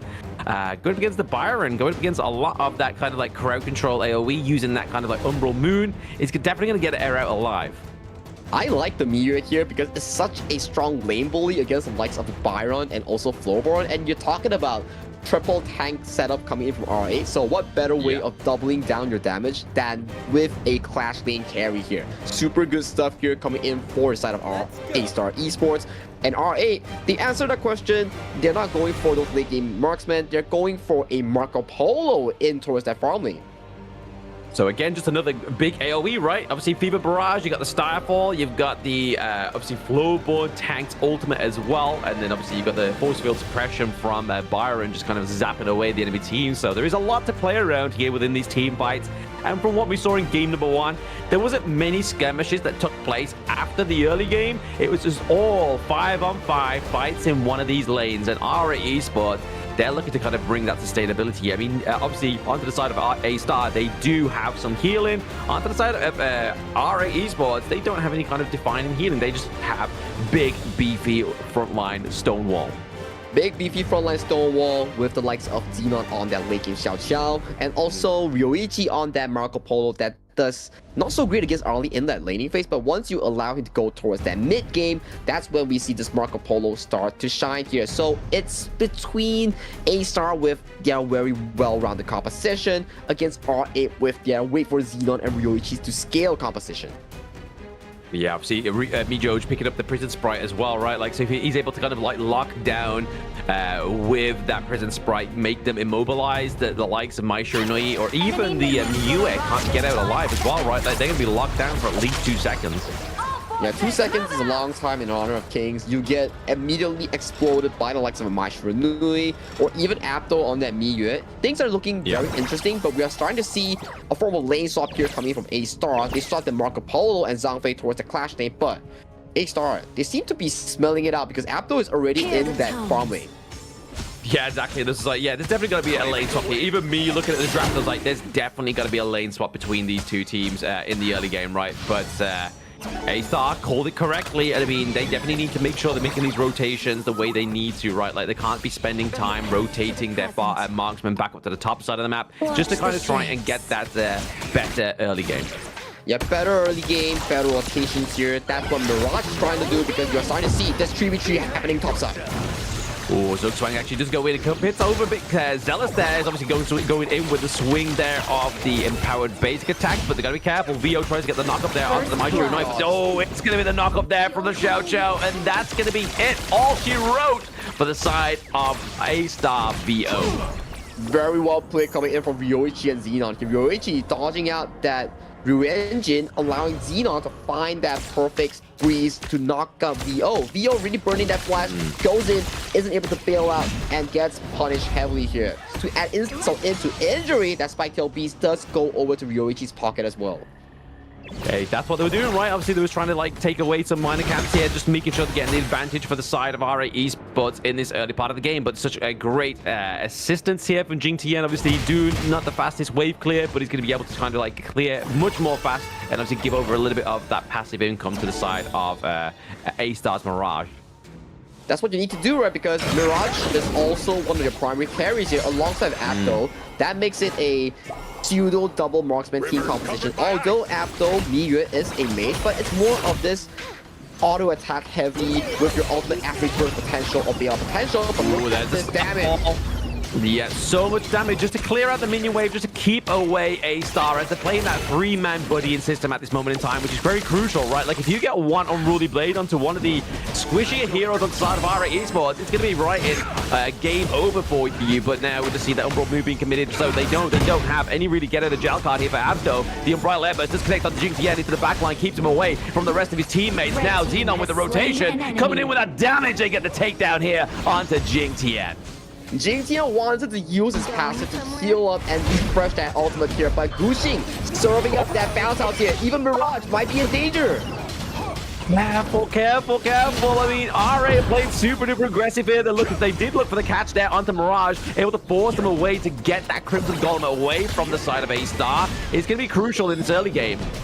Gushing learning his mistakes here against CMF, bringing out the Flowborn tank has been phenomenal so far.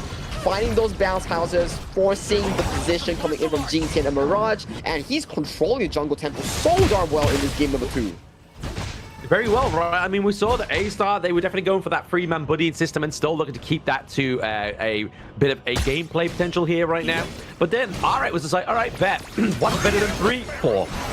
What's gonna 3-4, and what's better than a fight here is mid lane. Zugzwang being caught up by the Starfall here, and then we see more engage coming from Gushing, soloing out Mirage and Jinkian along into 5 of Vio.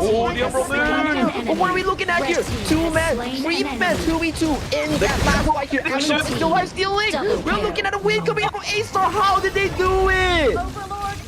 It was all that sustain, man. Gen.G was into the thick of it there. The Fever Barrage is going to take down Abdo into a lot of part of the team fight. So well played there by Astar, getting obviously 3 kills onto the board over that one. But R8 looks to claim some more right now. I mean, Gen.G finds himself into the jungle, takes his shot, takes down Mijoj, but now more pain games coming through here as well. They get the kill onto Gen.G, they get the takedown onto Zugzwang. So ultimately, that Azure Golem goes back over to Gushing. That's 12 kills at 4 minutes 30 seconds here. Not what we usually see in this setup here. And make that another one towards that mid lane, because Mirage just fall in favor towards Xenon. Yeah, I mean, that's going to be the setup. A knockup from, obviously, the Storm Strike, as well as that knockup from the Xiao Qiao as well, right? Like, that's the only way they're going to really be catching out Mirage. Hopefully, we get a bit of a replay there. But looking like the R8 are looking to commit for this Tyrant. They are being very scrappy. But ultimately, they are coming out on top of these team fights. Oh yeah, they're winning in terms of gold, winning in terms of trades. Ryoichi getting towards that safety net here, but where will you be running to Abdo? He still has the Umbral Boon here to bail out towards safety here, but I really want to see that 5v4 that happened in the river just now, because my oh my, how did Jintian and Abdo survive from that? But we do get a replay here, but it was Mirage getting smacked down by that boomerang. Yeah, no knockup needed. He just used the boomerang, and that's it. It was all she wrote for the side of Astar Mirage, but not the greatest start for Mirage right now. Obviously, he has been given the moments to get that Doomsday that is already in the itemization of the Arlie. So hopefully, we're going to see a little bit more of a devastated. But speak of so, he uses the ultimate. It's going to be a whiff from the Unbridled Effort. Zugzwang has been caught between a rock and a hard place, and the takedown here going for Ryuchi as well as that T1. We are seeing so much focus here coming from R8 to truly target down Mirage on his farming tempo here. Mirage only level 7, whereby Ryoichi, he's going to level 10 already. Yeah, level 10 already. He is looking to put this between a sprint and a marathon right there, going for some more. They get the T2 top side of the map, and honestly, R8, Astar, sorry, they're still looking for that first T1, which is bottom side of the map. The Jintian does get a helping hand here from VO, but other than that, we are still looking for that aggression, that just complete monopoly takeover here for the side of R8 Esports. But R8 getting so much control so far, getting that kill to those Zugzwang in towards that clash lane, rotating for those 2 towers in that mid lane, in that clash lane. My goodness, right now, they're completely in the driver's seat. We thought this game is about, like, what, 8 minutes? It's only 6:30 seconds, and we are riding on a 3,000 gold lead already for R8, and they're not done yet.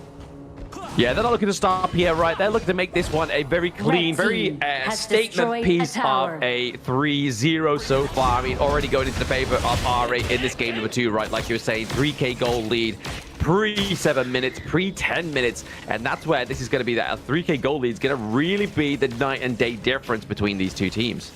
I do have to think so as well, especially they don't scale exceptionally well in towards that late game here, but Ryoichi might be caught in the back place here.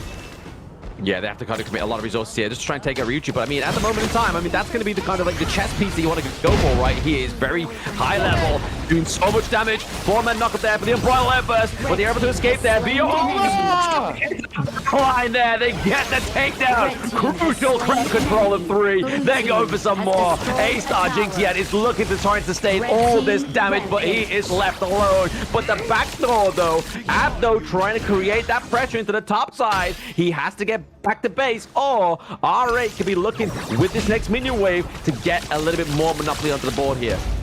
But Doma is so cluttered that we see Mijo starting on team fight with a 4-man Unbridled Outburst into Doma, finding that Flash Storm Strike on 3 key members coming in from Astar Esports, and right now, total control falls towards to R8 in these team fights. Even Mijo might be falling down. It's only a constellation kill.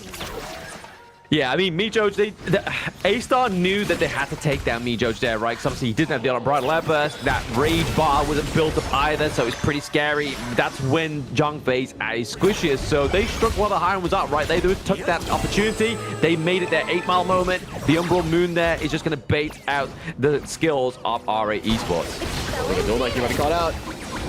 Yeah, I mean, he's a sustainable guy. Like, don't worry about it. It's only the Gen.G as obviously Zugzwang. There's not really much damage there. Obviously, VO and Mirage try and come through with a bit of a rotation here. Ryuchi has to play this one a little bit more careful, right? We're seeing Gen.G as well as Mirage and Zugzwang rotating up that top side of the map to freeze that minion wave. But now, Umbral move being committed once again, trying to keep Abdo alive, but that's going to be the knockup. Very crucial counter here. The Flowborn tag coming through, soaking the damage and dealing the death blow onto Abdo.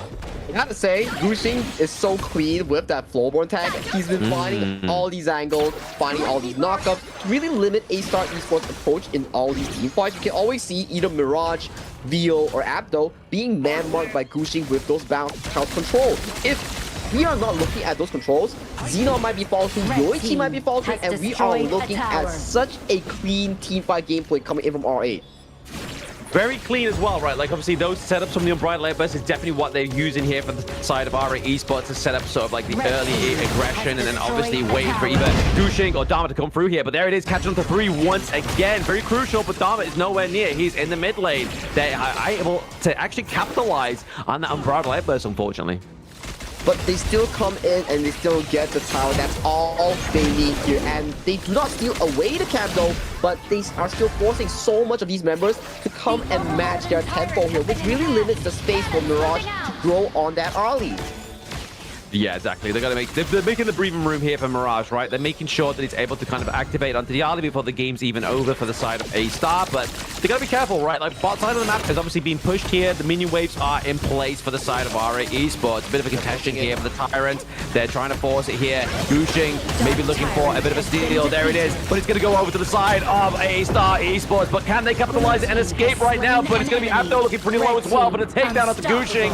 Down goes one of their front lines, but more. The Fever barrage onto Abdo into the backline means no more Umbral Moon for the side of Astar. And there it is, the Stampede coming through from Joj. Gets the pick up onto Zugzwang. They're looking for some more. They're looking for that big beefy boy, Gen.G.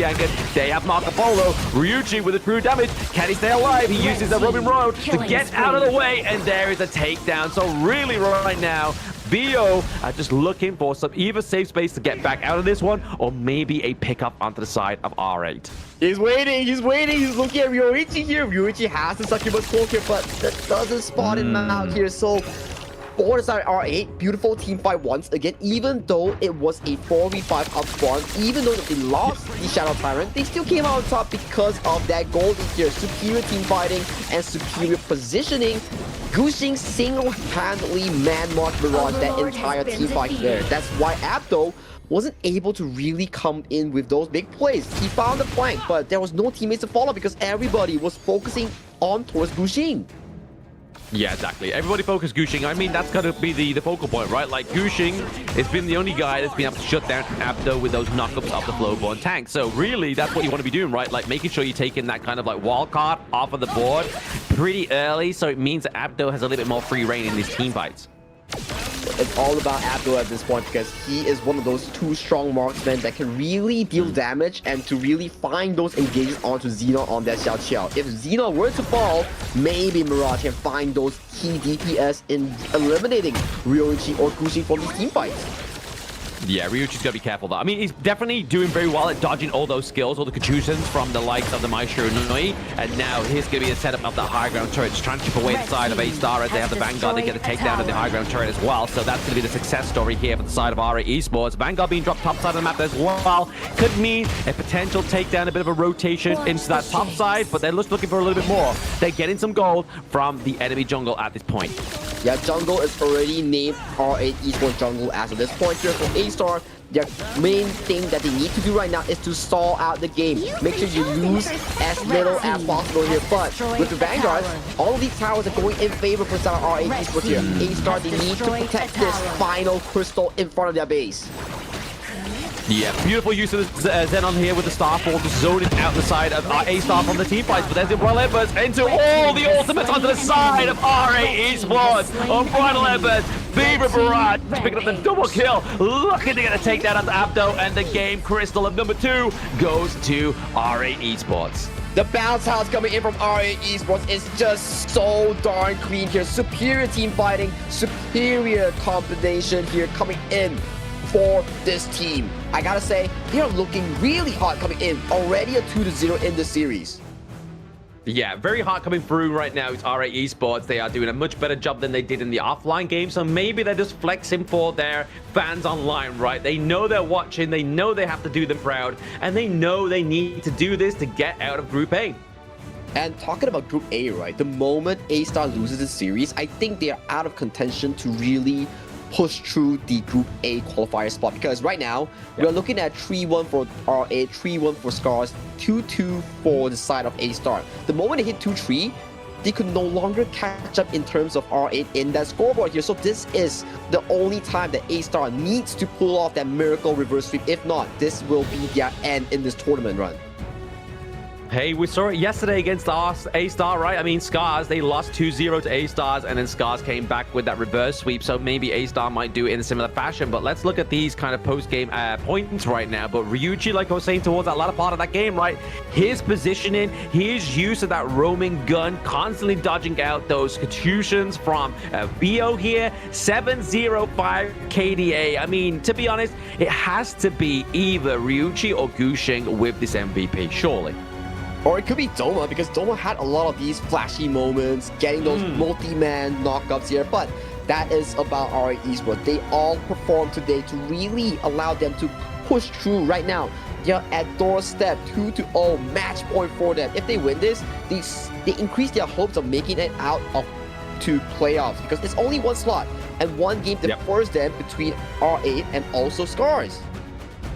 Yeah, I mean, look at this, though. I mean, can you really give this over to anybody else than Ryuichi there? 102k damage dealt. Around about 10-minute game, a 13-minute game, sorry.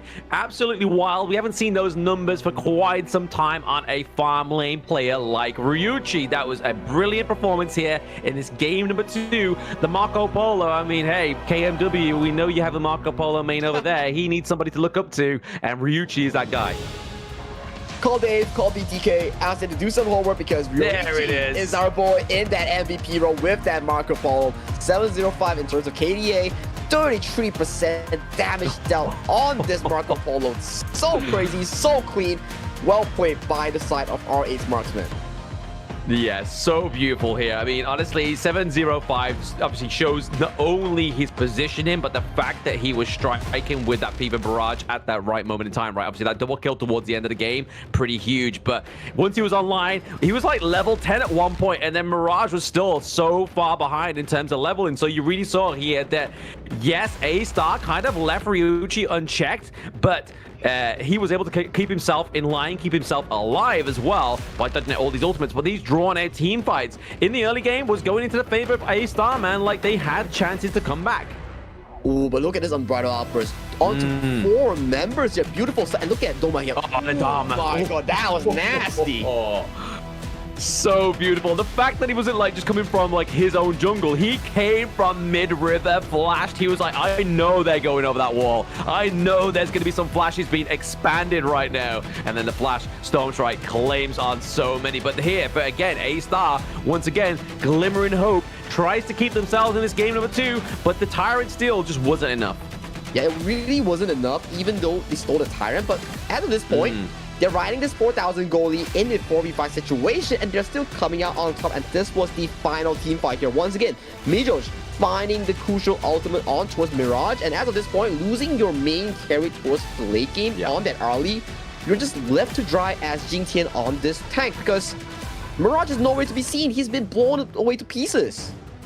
Yeah, blown away to pieces, and that's unfortunately there for the side of A-Star. They do lose game number 2 as well. But obviously, there's still a potential of 3 more games if they decide to go for a split reverse push. But go in for a break before we go into game number 3. See you soon.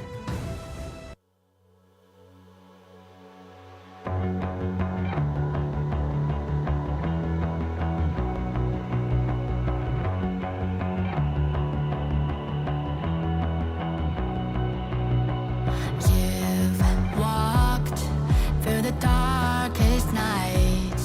You've heard the crowd, felt the blinding light. You were standing there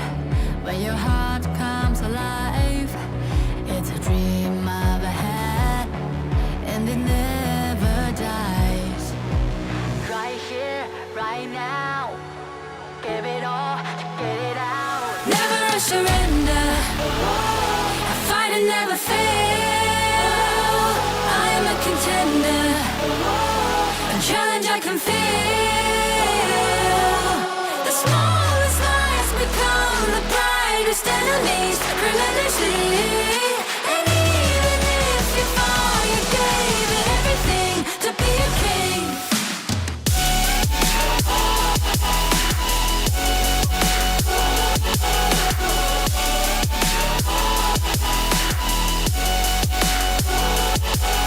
The smallest lies become the brightest enemies, relentlessly. And even if you fall, you gave it everything to be a king.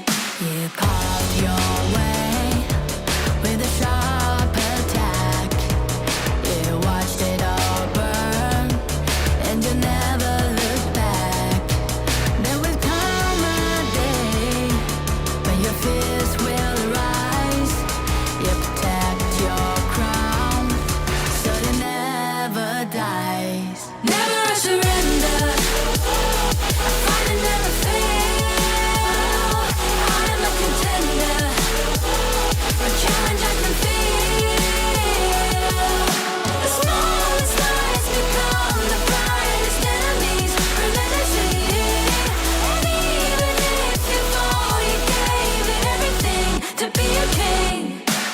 On my way, on my way, find my way, find my way. On my way, on my way, dream my way, dream my way. Never a surrender. I fight and never fail. I'm a contender, and challenge I can feel. The smallest lies become the brightest enemies, relentlessly. And even if you fall, you gave it everything to be a king.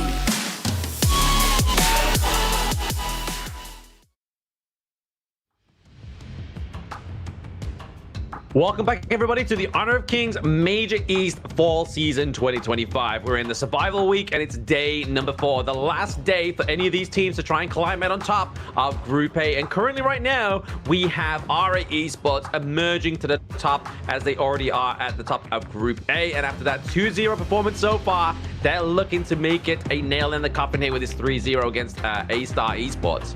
The Astro Managers definitely had to step up because right now they're on the verge of tournament elimination. You're working your entire year just to make it towards the KIC. So even if you want to make it towards there, you need to make it towards the playoffs first. But currently, things are looking extremely hard for the boys right now for Astar Esports. They need to make a miracle run here, make that reverse sweep, and then they can still conclude themselves potentially in that first spot in this Group A.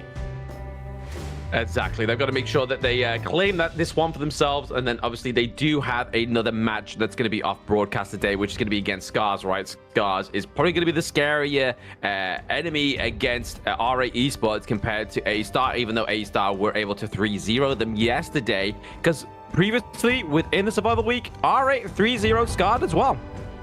Yeah, RA did 3-0 Scarz as well here. So anything is possible, right? Even for the side of Astar. They push R8 last time to a 3-0 finish. Maybe this game number 3, they can start ramping up their motors, ramping up their engine, and then push 3 games back. Just, you know, close out the score. Don't think about it as a 2-0. Think about it as, oh, it's a fresh BO5. We just had 2 games of scrims with R8. Let's go, boys. It's time to fight back. Yeah, exactly. Let's see if they can fight back in this one, right? Astar, they're looking obviously drafted and taking away the Arlie this time. They would obviously were able to pick it, and it survived the ban picks. But right now, obviously, the pay and the Gudo for the side of Astar Esports, Astar RA Esports, sorry, they're looking to take away some of that early game jungle aggression for the side of Astar. And for Astar right now, you won't have that pressure to ban out the Arlie and Maestro Nui because you already expended so much of these expensive picks. Potentially Astar here might put the focus on towards the Dharma for Abdo because right now you're at game number 3. You are desperately needing some form of a strong backline setup, especially for someone like Abdo, who so far in this series has been performing tremendously. He's been performing really well, right? Like Abdo's been definitely the kind of like the key difference for the side of Astar Esports. He was yesterday as well, also. So definitely that experience going onto the Gorge that we know Abdo isn't a very experienced Honor of Kings player. But For the side of Astar, they're looking to kind of make sure that Gen.G gets a little bit more of a carry potential pick into the jungle. And it's going to be that Jing, but when you draft a Jing this early, you can kind of look towards the counters, right? Yeah, look towards the counters like the Mozi, like the Liang, potentially go for those insane jungle for that early game tempo. Some go for the Musashi as well. So what is a key pick here coming for RA? Because usually we see the Floorborn tank, but that's already been expanded in that last game for Guxing here. And then we're also playing in the global ban pick here. So if you already use that hero, you're no longer allowed to use it in the following games in that same series. Exactly right. That's what made the beauty of the 2025 Honor of Kings Esports, right? It's definitely kind of gave it a fresh face. It's gave it a little bit more of like a, ooh, they really can't draft that, and they've lost with that pick again. But now the Dharma coming through, a little bit more crowd control here for the side of Astar. But the Guan Yu as well, it could potentially be the bully here for the Jing TM, right? Obviously, Jing here is going to be a bit of an issue, but maybe Guan Yu can bully them around, use that heroic strike, use the Razor Cavalry, push her around, get her at that mirror domain. You get her out of that mirror domain, and then you put that Mozi, the thing inside the box, in the middle of that mirror domain here. So for Jing Tian, at the start of this draft, is looking a bit unfriendly here for this jungle assassin player here. But as Jing, one of the toughest heroes in Honor of Kings, definitely something you can outplay if you have the sufficient micro mechanics to do so. Yeah, exactly. Definitely 8-play potential here for RA Esports if they're able to pick this one up. But obviously, they haven't showed their hand yet into the jungle.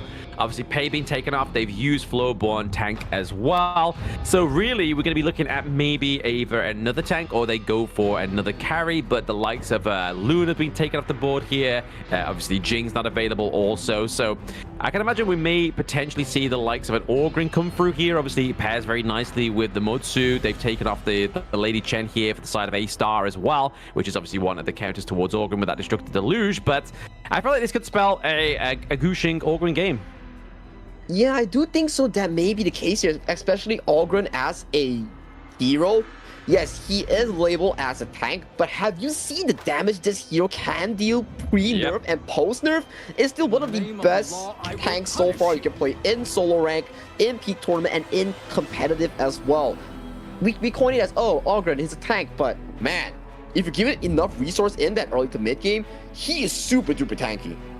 He's a raid boss. That's what we like calling him on stream here. But I mean, potentially Ganemo coming through. I can't imagine it's Yixing and Ganemo, but ooh, maybe they're highlighting the Han Xin. I can't imagine a Swanser comes through here, right? I mean, is this a potential pickoff here for the Jing? Maybe. I don't think so. That Orgrin definitely makes a lot more sense to me, especially in terms of having lack and sufficient of front line right now. The Orgrin for me is the prio pick. I like the Orgrin here coming in from the side of RA. We keep talking about, oh, how great is Orgrin, but Yixing as well. If you are able to lock everybody in that box that rolls my board, you allow Guan Yu on Doma to just push down the likes of Mirage on that Gen.G. So for Gen.G in this game, it might be a bit stressful for this marksman player because you're thinking so much of these ultimates will be landing onto you. Oh, yeah, absolutely. Trying to catch off the Gen.G is going to be the key point, right? Like, I mean, if Gen.G stays alive and Mirage is able to get that token onto the likes of the Orgrin, he's going to get that damage reduction as well, which could cause a bit of a stir for the side of Astar. But they're going to go and lock in another decent Orgrin counter here, which is going to be the Sure. The Sure is one of the better counters here coming in for the Orgrin here. Like, why do we say so? Because when Orgrin goes in with that ultimate, he jumps a bit in front, right? And then Sure, she can just use that Soak Imprint and pull you towards the team or pull you towards the tower, making you go in a bad position, right? So VO on that Sure will play a pivotal role in man-marking Guxing on that Orgrin. Yeah, and we've already said about VO, right? Like, he's definitely more towards the kind of like utility mages into that mid role. Yes, he was able to get a few pickups off on the Mai Shiranui in game number 2, but realistically, we're going to be seeing him shine here if he can have the right positioning. Because, I mean, he's really going to be looking out for the like of, obviously, the Cannon Blast from Motsu. Obviously, Sure is a very squishy hero as well, right? Like, so even those Flaming Palms, they don't need to get into the late game. They just need to come online, have a few items, and then basically, I mean, build the Eternity Blade, and then you'll be able to lay waste to Sure, because she just is such a low health hero. But positioning, if it's key, if it's correct, can take down the Orgrin. I'm really excited for this Sure pick because I do believe Sure there's no middle ground. It's either you're super good finding all these silken prints on the side of Yoichi, Xenon, Gushing, whoever, or you're just super, it's bad to say bad, but you're just super like inconsistent because you're not hitting all these silken prints. So VO is going to be so important in this game to set up his team for success and allow Abdo and GTN to find those perfect backline assassinations. Yeah, exactly. They need to try and find some backline assassinations here, and they are looking for, obviously, pickups for Abdo's sake as well. But we see that same kind of like 2v1 in top side of the map again, right? Like from game number 1, Zuxwan giving over that kind of aid to Abdo in the early game. Because Dharma, after his rework, is definitely a little bit more easier man here. But VO, we were talking about positioning literally moments ago, and he's getting himself into a little bit of a sticky situation in that river. Oh yeah, not the best situation you want to be, but still, fortunately, still has that flashes, so that is still a key spell to have for that following approach, right? So the main thing that we have to really see so far is how Astar play around this early game here. Secure that jungle resource for Jing Tian, make sure that this Jing does not fall behind of that Augury. Exactly. They got to make sure that that's the kind of like key into this early game, right? Is making sure that Jing Tian's farm is going to kind of outmatch the side of Gushing's Orgrin here on the side of R8 Esports. But right now, globally, we are looking at that lead going up to the side of R8. So they, at this moment in time, they're not doing their best attempt to do so. Yeah, not the best attempt to do so, but it also gives in favor for the side of Astar to really just man mark this jungler, allow them to have more resources, but look at this collapse towards the bottom side here. Gushing might be looking for an attempt in this bot side, but it looks very dangerous and very difficult. Yeah, I can say with VO down there as well. Obviously, if Jing steps out alive, okay, Jing Tian goes in with the mirror domain, but there it is, going to be the ball to be committed, but the damage is too much for an early game Orgrin right now. Not able to get that second pick off thanks to that wall to my board, but Jing Tian gets first blood onto the board, and they're able to take away these boars. This is what you need coming in from Astar. You need Jing Tian to get going, find those assassinations, and allow them to elevate that jungle pressure. Once Gushing gets out-skilled in that late game, that's when Jing Tian scales even harder towards that late game, finding those burst potentials. Yeah, they definitely need to get that burst up onto Gushing here, but I feel like that's only one mistake you should make once, right? If you are Gushing, you're like, right, okay, I underestimated Jing Tian on the Jing. Now we've got to take it a little bit more serious here, but man, Shirt was literally just doing the twirl right there. She got hit with the Ride the Wind, got hit with the Cannon Blast. It's hard for you when you are a squishy hero. You take so much damage. Well, that's the mage duty, right? You're taking the least gold, doing the most work, doing the most consistent damage. So it's the life of a mage player here, Blam. That is all you can ask for. And VO so far, he's elevating a lot of pressure for the side of Mirage to safely, comfortably farm in his lane. Exactly. They're just able to kind of just completely farm. Obviously, there's a lot of rotations. They don't want to give out these side lane pressures as well, right? Because, I mean, it's all going to be driving onto that first neutral objective in terms of either of these two teams to get that power spike in the early game. But right now, they're definitely bringing it to them, right? Like Astar, they know they're on death's precipice, lack their better word, within this best of 5. They need to pull out all their trump cards here. Yeah, all their trump cards, and then they slowly build a way to that reverse team potential, right? As Gushing maybe caught out once again. Yeah, I mean, the Umbrella Light Burst wasn't going to get a catch, though, however, so he still has the Conductor of Souls, but he's going to be enough so much. Oh, he is still alive. The thing inside the box into the back line. Gets the execute there as well. Abdo is looking like a fish out of water here. Can he save himself with the light and mantra? But no, he gets taken down by Gushing. Gushing goes down once. They get 4 men onto the board here. 3 men onto the board and a T1 into the mid lane. That was a beautiful play by R8. Beautiful play by R8, but disastrous start coming in from Astar. We were talking that, hey, they need to control that jungle tempo. They need to make sure that the early game doesn't fumble here, but it was so unfortunate because at this moment, Gushing is still in his own jungle and it's 3-4 minutes here. 10% damage reduction if Gushing is in his own jungle here. And Mijos with the savior play here with that beautiful thing inside the box, allowing Gushing on that Augur to survive and get back all that HP. Yeah, again, like you were saying there, perfectly pointed out, Sagi. The fact that that took place prior to the 4-minute mark was the reason why Astar Gaming weren't able to come out on top of that one, right? Like, if they just waited a little bit longer, they could have taken that fight and definitely would have done the damage onto the side of Astar Esports. But now to get the Tyrant and the look to get this T1 down to the bot side of the map, so they're just basically getting some limit control here. Yeah, a little bit of control. 1-for-1 trade so far for both sides here. We see Ryoichi getting that top turret here, and then as a return, Mirage getting that bottom side turret here. But my oh my, 4 kills in favor of the side of R8. 2,000 goldie already being a mess by the R8 lineup. Exactly. I mean, definitely R8. They were able to get back control, obviously, with that short play there. We did see the Astar, after getting the Tyrant as well, is obviously been able to kind of just get a little bit more map control compared to what they did in game number 2 as well. They just need to make sure that neither of these teams take a bad team fight once again, because, I mean, that's T1 into the mid and top side of the map is really going to put the pressure onto the side of Astar. It will indeed do a lot of pressure here, especially when you talk about no mid lane. This is what you can do as Guxing. He's just soloing this front line. Solo in the front line for now. He's just pushing them away with the path of passing as well, right? Like, Vio has to flash over the wall once again, so we know Vio is very trigger happy with those common skills. But now into the back line, it's going to be Ryoichi, and that's landed into succession there onto Vio, pushing Astar towards that wall. They are scared to take anybody on the side of R8 right now. This is the reason that you do not fumble these early game team fights. Once you fumble them, this is what happens when Guxing is on a battle pack like Ogren. So snowball heavy, and Ryoichi just bailing out with that infinite vastness.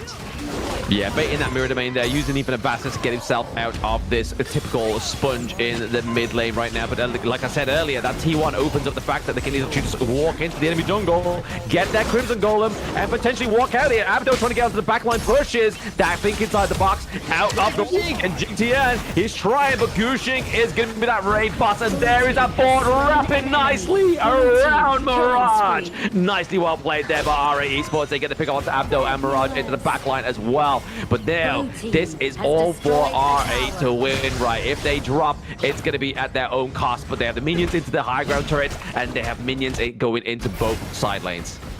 They are just so up in the head right now. There is no damage that can potentially take down Guxing without Mirage hitting that Daybreaker, without Jingtian hitting that Starbreaker. They just really need time to really scale towards that late game here. But if you're our esports, nah, man, I ain't letting you have that scaling time. It is for us to push this game to an end within the next 5 minutes. Yeah, I mean, if you know your enemy team has a late game timer, you don't want to get to that point in the game, right? Because, I mean, especially after the R8 Esports is having such a stellar early game. They're able to create, obviously, a 6-kill deficit right now. The gold lead is definitely going in the favor. Guxing maybe getting caught out here, but the board is actually getting committed. Vio, I mean, again, just a little bit overzealous there. Maybe a little bit much of a big mistake here on the side of R8 Esports, but Abdo trying to get his way out, gets taken down by Xenon. But, I mean, jungle for Clash Lane at this point of the game, is that a fair trade? I mean, it's worth it for the side of Astar as long as they're getting trades, getting kills on the member like Guxing. Guxing's super fed. He's 6,000 against Jingtian, which is 5.2k. Taking him down makes so much sense, elevating that pressure that Astar is currently facing in their jungle here. As long as Astar gets more time to farm, gets more time to get these items, that's when they truly find those temples here, as Ryoichi gets forced out once again with the infinite vastness. Yeah, Infinite Vastness does get forced out again, but we are seeing Doma into the team fight as well. Mijo trying to push the front line here. Obviously, Jingtian and Vio trying to do their thing, but that Cannon Blast gets blocked by the minions. This could be trouble here for Mijo. Also, the Radiance being used here as well. The slow, just slowing him down. Actually, it was the Smite that slowed him down, not the Radiance. Ooh, Mijo is actually playing a very clean game. He's baiting out so many of these spells coming in from Astar's lineup here. At the very least, he had to burn the flash here, but that is just a flash onto the support here. But all eyes on Abdo and Jingtian. If they want to find a comeback potential, it will be from these two players.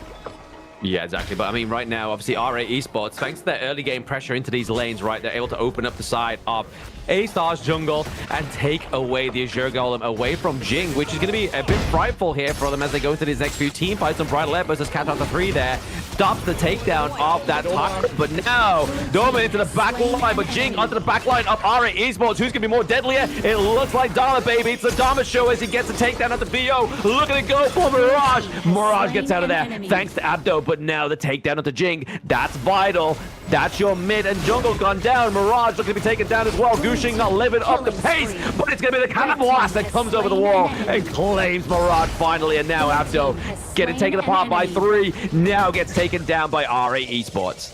4-for-1 exchange in favor of RA Esports as they are currently marching towards this high ground to potentially push one more high ground before they revisit towards those shadow objectives. Currently R8 with that 7,000 gold lead, they are not looking to stop in this reign of terror. Not looking to stop one minota of a bit here right now, but Vio's able to get a kill onto Ryuichi, so a little bit of a claim to fame here. Obviously now they're able to get the farm lane off the side of RA Esports, obviously taking off one of the damage outputs, but they still have Xenon. They still have Gushing doing a lot of damage. Yup, they still have Xenon, they still have Gushing here, but uncharacteristic falter here for Ryuichi. When you're in such a dominating position, you do not want to lose out all these objectives, especially that it may force a comeback here coming in from Astar. Right now, Astar losing out 7,000 gold, but still getting that Shadow Overlord. Very big win for the Astar roster. Yeah, they're just trying to get these little victories back onto the board, right? Like, they need to make sure they're claiming some neutral objectives, because if they don't, it's a lot of pressure onto the side of A-Star that they can't really relieve right now. Exactly the case here, but Shadow Tyrant will be in favor of our Esports, but fortunately for A-Star, that Shadow Vanguard might just stall a bit more time for them to farm in this late game here, but Zugzwang being called on towards the board.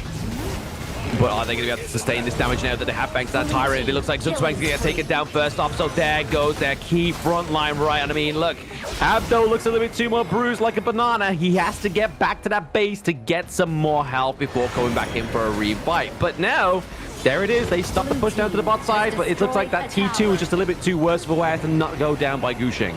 But not the wiser the choice here coming from Zugzwang, because you already have the Primal Bond. You already know that you're losing in these team fights, so using the Unbridled Outburst to force a steal, and then you're now on cooldown for the next, 60 seconds? Not the best of the choice here coming in for A-Star's Roman here, but definitely if he were to manage to steal it, that could have been huge for A-Star. Oh, absolutely. It was high risk, high reward, right? But I mean, they are getting desperate because of obviously the T3 takedown into the mid lane here as well. They need to make some desperate plays to see if that desperation can just equivalent into some kind of victory here. Yeah, it does seem to be the case, right? As we see right now, with the minions marching in, Zugzwang barely escaping for that board here, so you have to thread the needle as of this point. You're losing 9,000 gold against RA Esports. Barely he's looking out that ultimate. Careful! Oh, they're looking. Obviously, Gushing goes in with a piece of movement there from one side to the other, as well as Dharma. The Infinite Baptist does come through, just pushes them back into the crystal. There's no minion wave coming through just yet. It has been halted by the side of A-Star's minions. They got to be careful. RA, if they're a little bit too overzealous here, they could get taken down. That was really overzealous, especially like you mentioned, by the side of Abdo. He was finding that flash through, but unfortunately, it was just 1 centimeter too short, and that really cost him to have this next 2 minutes big cooldown time right here. But right now, that Shadow Overlord elevated so much pressure coming in from A-Star.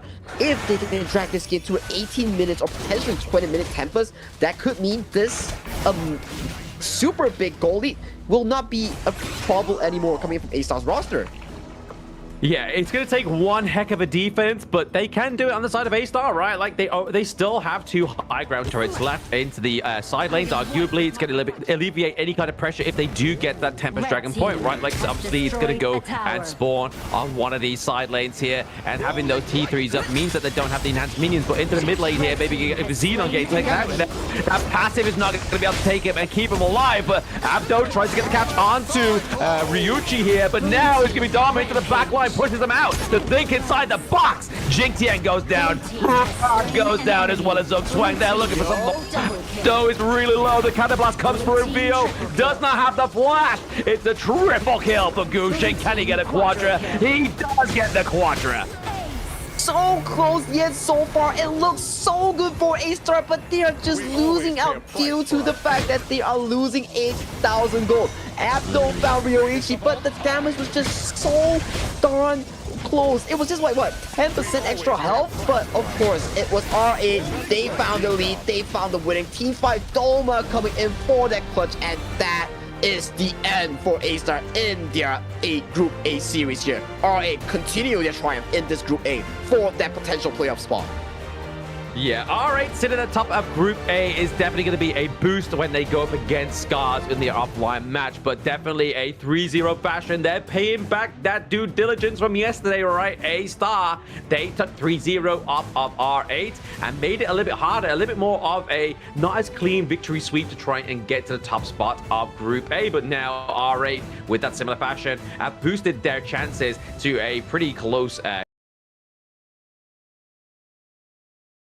On the side of R8, it's good news all around for them. They secured 3-0 in terms of their revenge storyline. They did lose 3-0, 0-3 against Astar last time, so it will feel very good for the R8 boys. But for Astar, sadly to say, suffering this loss does cut them away for their Group A potential hopes in making it to the playoffs, but they still really showed up big and showed up with lots of improvements coming in from that ranking week. Yeah, beautiful, obviously, performance here. Gushing, I feel like there is nobody else you could give that MVP over until you want to give it over to Doma, right? Like, Doma, yes, he didn't get a single kill, but his impact into those team fights, his pressure onto the backline of the team was so huge within this game. It was very clean stuff coming in from the side of Doma and also Gushing. Even though Gushing really fell short in that early game, he was killed once, but then going into that final moment, that 4th minute mark, just barely that 4th minute, he found that 1v4. He allowed his team to really come back from that deficit, and then that's where the snowball from the side of R8 really started to get going. Yeah, exactly. I mean, you saw here that R8, Astar, once again, just similar fashion. They like to try and curate a bit of a goal lead in the early game, but that's when it comes to falter, right? That 4-minute mark where they took that team fight into the enemy jungle and they still had that debuff on them was really the precipice and the turning point here for R8 Esports in this game number 3. And there it is. Gushing with the MVP performance, 10-6 KDA, 25% of damage dealt and 39% of damage taken. If that doesn't show you that this is a raid boss of a hero, I don't know what's gonna. Yeah, log into HOK, try to augment yourself, because this is a decent hero for you to pick up to really learn about jungle. And what better way of picking up augment than to learn from R8 Gushing, our MVP, with these monstrous stats. Yeah, beautiful stats.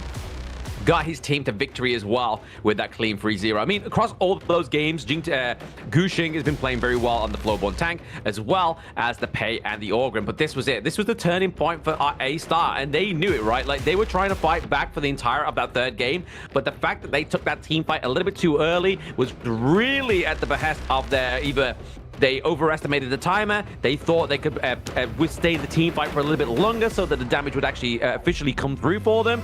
But it was still, at this point, the fact that the pressure for the side of R8 was put on so early into that top and mid lane meant that fighting into the enemy jungle was just a bit of an ease for them. Yeah, it was very easy for them, especially when we fight in the enemy jungle pre-4 minutes.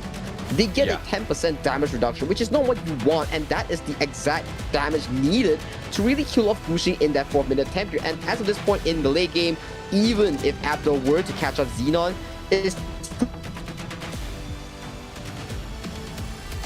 too little to this, in the end, really translated a smooth endgame process for the side of R8 Esports, because even this last fight, we saw Abdo almost catching Ryuichi. This is a 4v5 without Xenon starting off the team fight.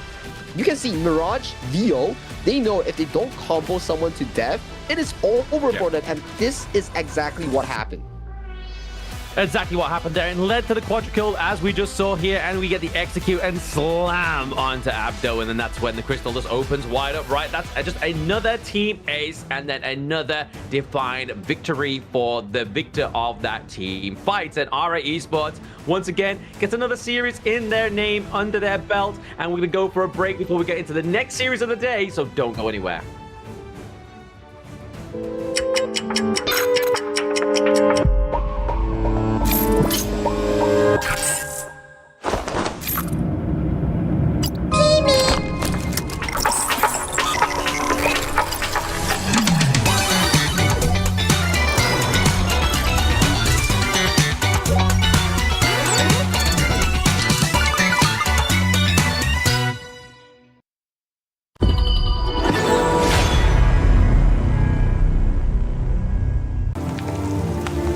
The elders say the seers have guarded the misty marshes for generations.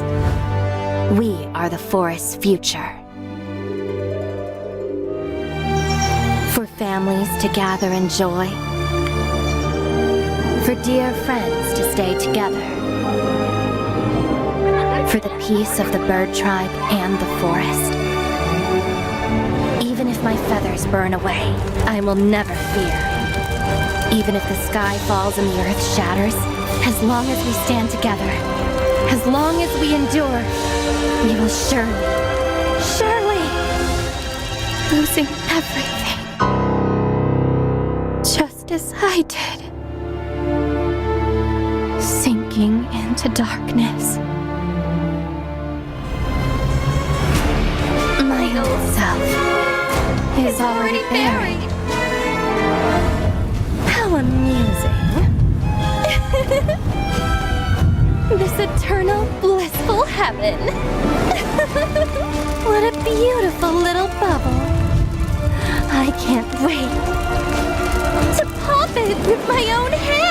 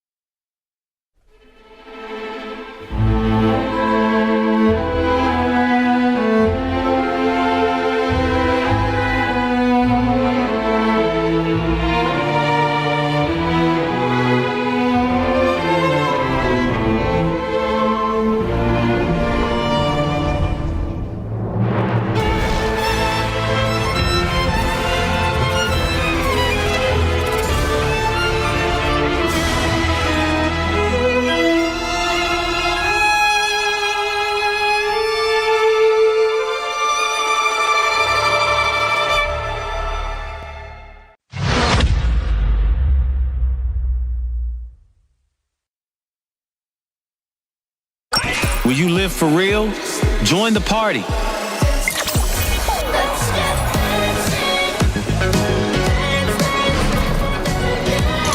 Make the whole street a party. And add disco balls.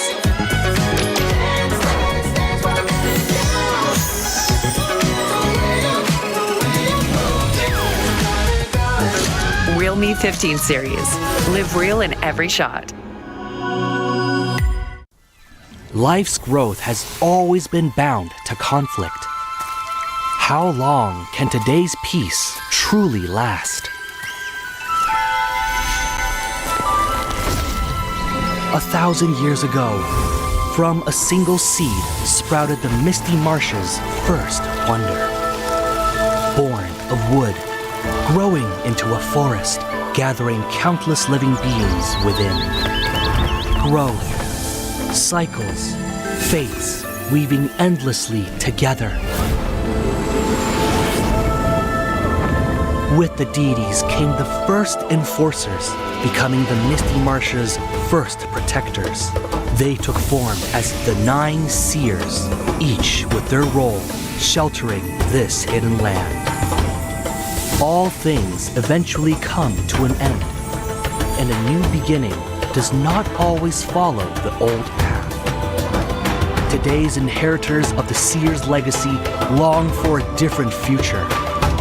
Their followers, too, drift further apart. The order of the seers and omniscients are like 2 branches growing in opposite directions. The Misty Marshes watches quietly as it all unfolds. For from the moment that first seed sprouted, the deities already knew the life they nurtured would one day choose its own future.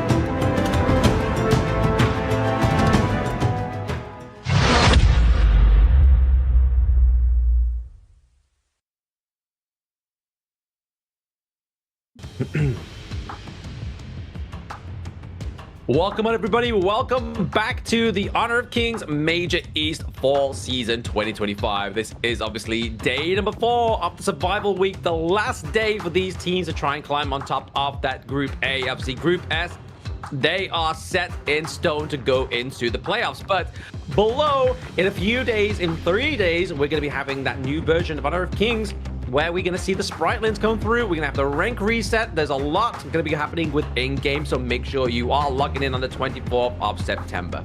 I'm super stoked about Ambrosia as well, but you know what else I'm super stoked with? It's definitely Ultimate Awakening. Big hero skill upgrades, super thrilling MOBA combat. It's like, what?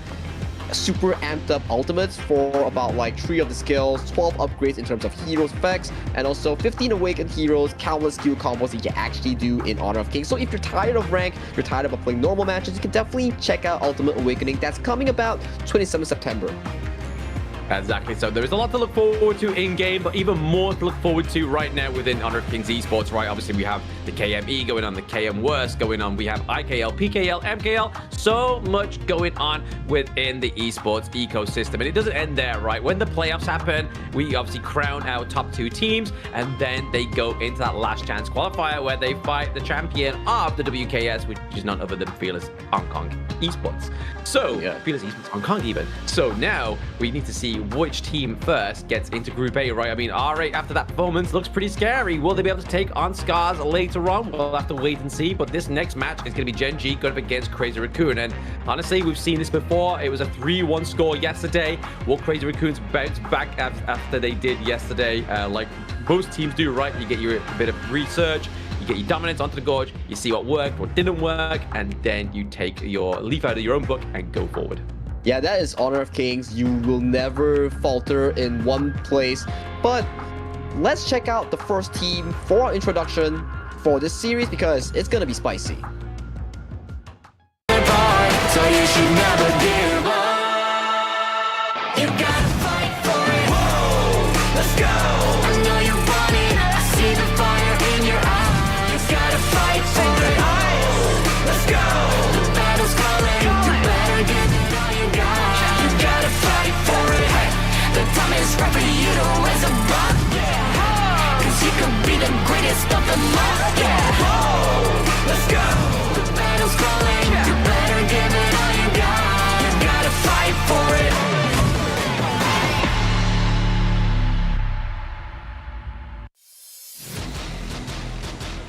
And this is the first team of the day, and it's none other than the CR Nation Crazy Raccoon, and they're represented by Kai, Kong, Kalishe in the mid lane, Nanahana into the farm lane, and then Nia as their support player. But this has been a team that have been really kind of like looking toward that top side of the map, right? Kai and Kong, they have been a driving force of the Crazy Raccoon. The KK combo right that we're talking about, especially Kong. I think he has about like what, racked up 9 to 10 MVPs across the entire KME. His fate is one of the best ones so far in the KME season, but that is Crazy Raccoons. On the opposing end will be their opponent, Gen.G Esports. So you should never give up. You gotta fight for it. Whoa, let's go. I know you want it. I see the fire in your eyes. You gotta fight for it. Let's go. The battle's calling. You better give it all you got. You gotta fight for it. The time is right for you to raise a bar. Cause you could be the greatest of them all. Yeah. Whoa, let's go. The battle's calling. You better give it all you got. You gotta fight for it.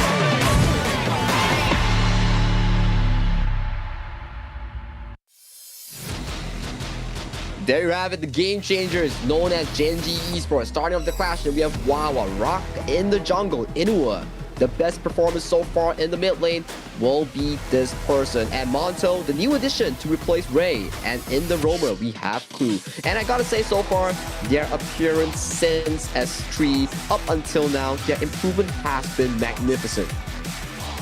Magnificent, and it's climbed magnitudes as well, right? Like, I mean, yesterday, me and Hauler was so impressed with Inua on that Mai Shiranui. Oh, yeah. He created that winning team fight, right? He went in, massive engage, got a few kills, went golden, and then was able to dip back out, and then the rest of the team just kind of capitalized on such a great play from Inua on the side of Gen.G. So I can imagine we're going to be seeing a little bit more of that. Maybe Crazy Raccoon don't want to see the Mai Shiranui come through. Not too sure what Kong was doing there on the screen, but it looks like he was trying to line up his own face. He was trying to line up his own face. He was just like, you know, telling his team members like, hey, here's a joke. Don't be worried about it. Let's check out this head-to-head because, my boy, I'm way ahead of Rock in that jungle world. Yeah, I mean, 113 kills to 95. I mean, it's definitely a difference here of 18 kills, which is pretty wild. We've seen many a times where Kong has been able to capitalize in that early game, especially on picks like Fade. But the damage dealt, again, quite a few quantifications on that one as well. But average gold does definitely go over to the side of Rock, but team fight participation, sometimes where it matters the most, is going over to the side of Kong once again. So he's been definitely a crucial jungler within the KME fall season, definitely to make his mark in terms of the most MVPs this far. But if you're against Rock, Rock is like, okay, sure you have MVPs, but who has the more wins here? It's definitely Rock in that jungle here. He's been here since day one with Gen.G, and it has like what? One of the more Cinderella stories whereby they are starting to lose against the likes of Nongshan in that spring. Didn't really perform up to expectations, but their growth and evolution in KWC, we all saw it with your eyes. They were just performing so magnificently in those combos, especially Wawa Inua. Their growth, man, really, it cannot be said with words. No, exactly, yeah. It cannot be captured with words other than with the actions on the Gorge, right? The way that Wawa and Inua have started to play and actually make some really kind of like ease for Rock to be like, okay, if I don't know if I can carry this game, I know I can lean on Wawa and Inua. But also Clue as well. Clue had a fantastic day one performance within the survival week as well. We've obviously labeled him Clue Bong as well. So he's been taking that. Yeah, Clue Bong with the Lubong is definitely where we want to be seen within this best of 5. But once again, very similar bans here, the Luna, the Mayin, and the Mai Shiranui. Will it be a Dharma ban or a Ali ban? Who will know? But I mean, right yet, we haven't seen a Hue 1 for the first time within the KME, right? Like, it's normally such a big prio pick. We didn't even see it last series. Oh yeah, last series had 0 Yuan picks coming in from both teams here, but it is the survival week. That is where BO5 starts to kick in. Maybe in Game 4, Game 5, we'll see more of this Yuan, but that's not the case yet. You know, Crazy Raccoons, they love the Yuan because Kong can flex it as well towards the jungle. He can flex it. It does mean that Gen.G will have to guess, but I think statistically, I feel like it's gone over to Nia more than it has for Kong in the entire of the KME, right? And I mean, Nia does play very well. He plays it with obviously very much conviction in terms of rotating, getting that intel, but it means that Rock gets the pay here, and it looks like they might go lock in Monto's Lung as well. But that does open up the Dharma for Kai to really pick it up. So far, Dharma is one of those strong counters against the likes of Long and also a pay. So that is probably a very decent pickup, especially Kong also harbored the Ukyo Tachibana that he has found success within the jungle, especially against pay, like the player we know as Haku. Exactly right. Like Ukyo going against Pei is definitely a good counter, but if you kind of drafted the Ukyo a little bit too early here, do we start to see kind of counters for the Ukyo come through, right? I mean, they definitely need to kind of surround the Pei with a little bit more of a stone wall, and that's why we can kind of see here that Clue's gone for his Zhang pickup. Yeah, the Zhang pickup does make a lot of sense here because one thing's for sure, you need this front beefy boy to find the positions of the Dharma, to find the positions of the Ukyo Tachibana. Then this Long and the potential mage that Inuo will be drafting can play a more comfortable game, right? Because if you're always in a environment where, oh, where is Kai on that Dharma? Oh, where is Kong on the Ukyo Tachibana? It's so stressful for carries to play. Exactly, right? Like, definitely a stressful time for Ukyo as well. But right now, we're getting into that ban pick here. They want to kind of alleviate any kind of long-range mages that can be drafted here, like the Ganon Mo. Potentially, Nu are going to be the next ban for the side of Crazy Raccoon as well. But the Dolly being banned out, they don't want to give over, like, that double kind of Unending Sorrow. They don't want to give over the kind of, like, hyper carry potential that they could go for on the side of Crazy Raccoon. Yeah, this does seem to be the case, right? When you see that Yuhan popped out, you always have to throw one ban on that Dolia here because we know double Unending Sorrow, it can allow you to play aggressively, passively. There's just too much utility provided from that one Dolia Yuhan combination here. But Inua with his MVP Nua has been locked in for that mid lane. Yeah, exactly. We saw it coming, right? I mean, honestly, I thought Crazy Raccoons were going to ban out the Nua rather than the Xiao Xiao, but again, Xiao Xiao still kind of gives that same kind of range, capacity, compensation, that obviously Lung kind of lacks with his mid-range skills. But now we've got the Nua, now we've got the Annihilation, now we've got the Emergence as well, right? Because if they didn't take it onto the side of Crazy Raccoons, they could have definitely drafted it in terms of obviously getting the counter onto Lung, right? Use the Emergence as the Infinite Vastus comes down, and then kind of just make make sure you poke and prod and make some fun of that Lung in that situation. But it looks like the Hue-1 is actually going to go over to Cliche here if they're going to lock in the Sun Bin. Oh yeah, so far after what Clue has shown us in towards the Roamer role, Sun Bin in the KME has been getting more and more popular as the days goes by, especially when it's against the likes of a Lung, because your ultimate, that time bomb, can really catch Lung off guard and make sure that he doesn't get that infinite vastness before that silent wears off. Yeah, exactly. It's going to be very crucial here for Crazy Raccoons to get some Sunbin outplays here for their team. But now it's going to be the China going up against the Lung into the bot side of the map as well. But the amount of healing, the amount of sustainability that Crazy Raccoon have, if they pick up the right heroes before a teammate takes place, or even if they're able to get access to that backline, it could spell trouble here for Gen.G.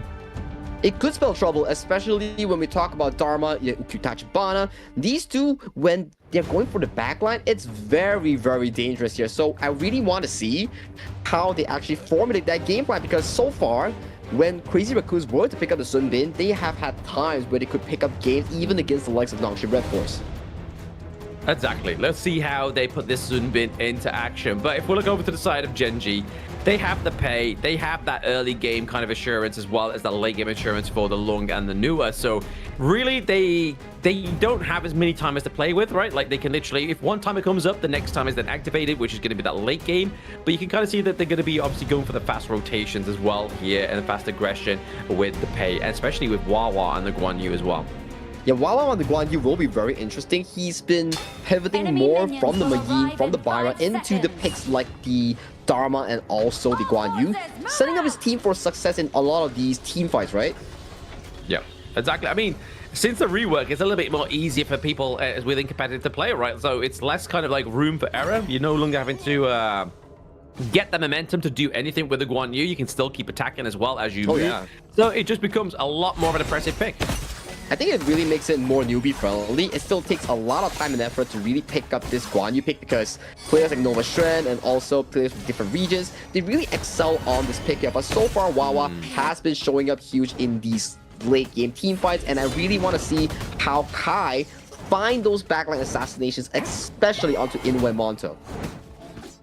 Only time will tell, right? Like, obviously, they're going to be looking for those backline accesses onto the side of Monso, as well as, obviously, Clue, Inua as well. Obviously, they're going to be the kind of, like, prime suspects within these team fights, because as soon as you take those two off, the damage kind of definitely falters by magnification as well. Yeah, magnification, time will tell. Inua on that MVP performance on that Nua. Monto so far has been filling up the shoes for Raze that has previously been with Gen.G for a long time here. So for Crazy Raccoons, they previously lost, or yesterday lost to the Gen.G roster in a 1-3 fashion here. Do you think it will be different here compared in this day number 3 or last day of our ranking, of our survival week? Well, in the last series, obviously, Crazy Raccoon, first game, they lock in the Fade. Obviously, they get the victory, right? So that's how they get their first dub onto the board, was Fade. And then Gen.G knew, like, hey, we've got rid of the Fade now. Kong does not have any more of those big picks. And then that's where they got the 3-1 victory, right? So now we can kind of see that Crazy Raccoon's like, hey, maybe we keep the Fade for a later game. Maybe a tie-breaking game we keep the Fade for. Yeah, tie-breaking game when picks are starting to get lesser and lesser counters for that Fate. That's maybe when Kong really wants to bring it up, because right now, you see the difference in terms of the draft. They're drafting Kong in these counter picks, but look at the engager coming in as we see stun already being committed from the side of Clue here. But both teams sacrificing that roamer spell to allow their jungle to bail out from those sticky situations.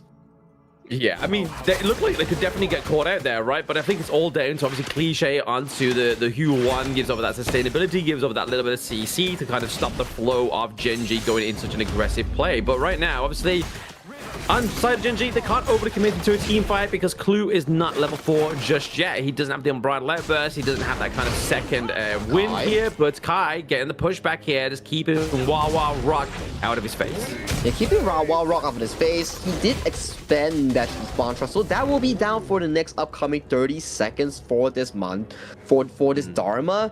So if you look at the team comps to really talk about it, I do want to say that if Nanohana can survive these flanks coming in from Wawa, it would go really in favor. But look at Wawa though, he's potentially looking for a fight, but does get spotted up by Cliche and Kong in the exchange.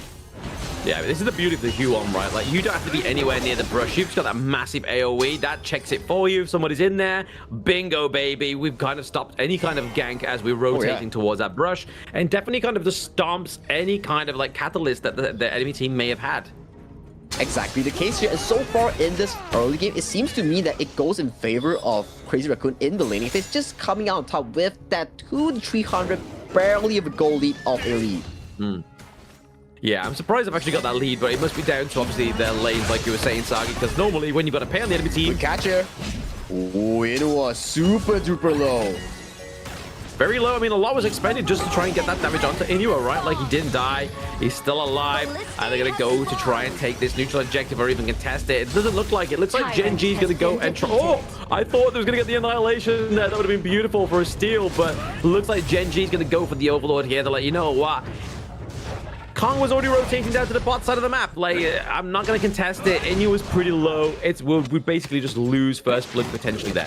And this is the power of the Uku Tachibana as well, right? One of the rare junglers that can really tackle this pick here. But look towards the top side as Nia does get forced into a picture. As is there any follow-up here that could catch the Sun Bin? As you see Kai go in, Kai still has a true mantra here. Kong enters, stun up Rock here. Rock pounces towards the wall here, but that is a wall. No!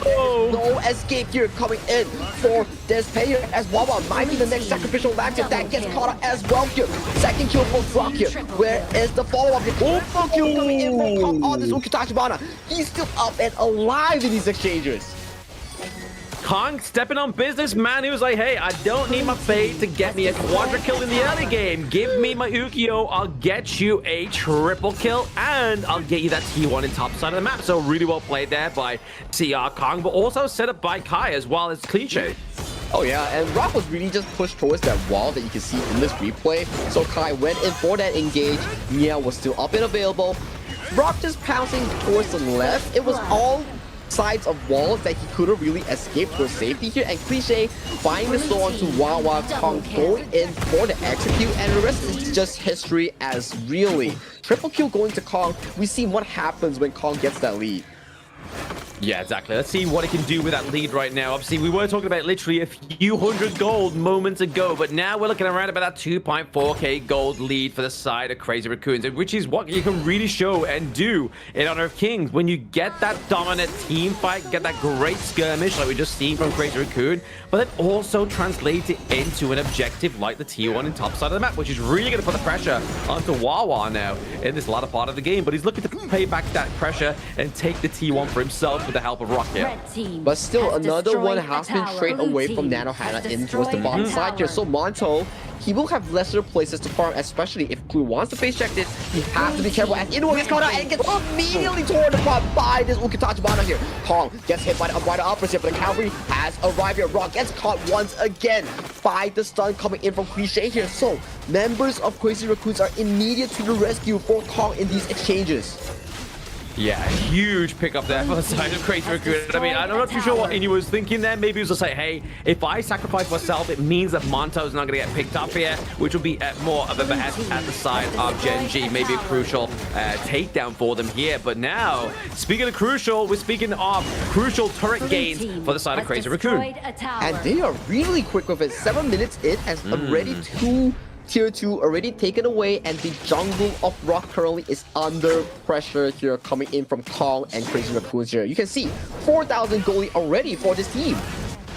Yeah, a huge goal lead for them. We've got Kong on Yukio, probably one of his best performances we've seen so far. I don't think we've seen him on the Yukio to this date yet, right? Like we've seen the Haku. Haku had a great performance on it, but right now it's Crazy Raccoon's time to shine as Rock finds himself in the wrong side of the gorge there, maybe trying to get the takedown from the crystal and deny the kill onto the side of Crazy Raccoon. I think he's just trying to stall time, right? Trying to make sure that he gets the wave, slow down all these attempts coming in from Crazy Raccoons, so they don't get this smooth transition towards the mid game, which is that Shadow Tyrant and Shadow Overlord, right? So right now, if you're in the Raccoons, you're in such a dominating way in this mid game where you are controlling almost every resource in the enemy jungle.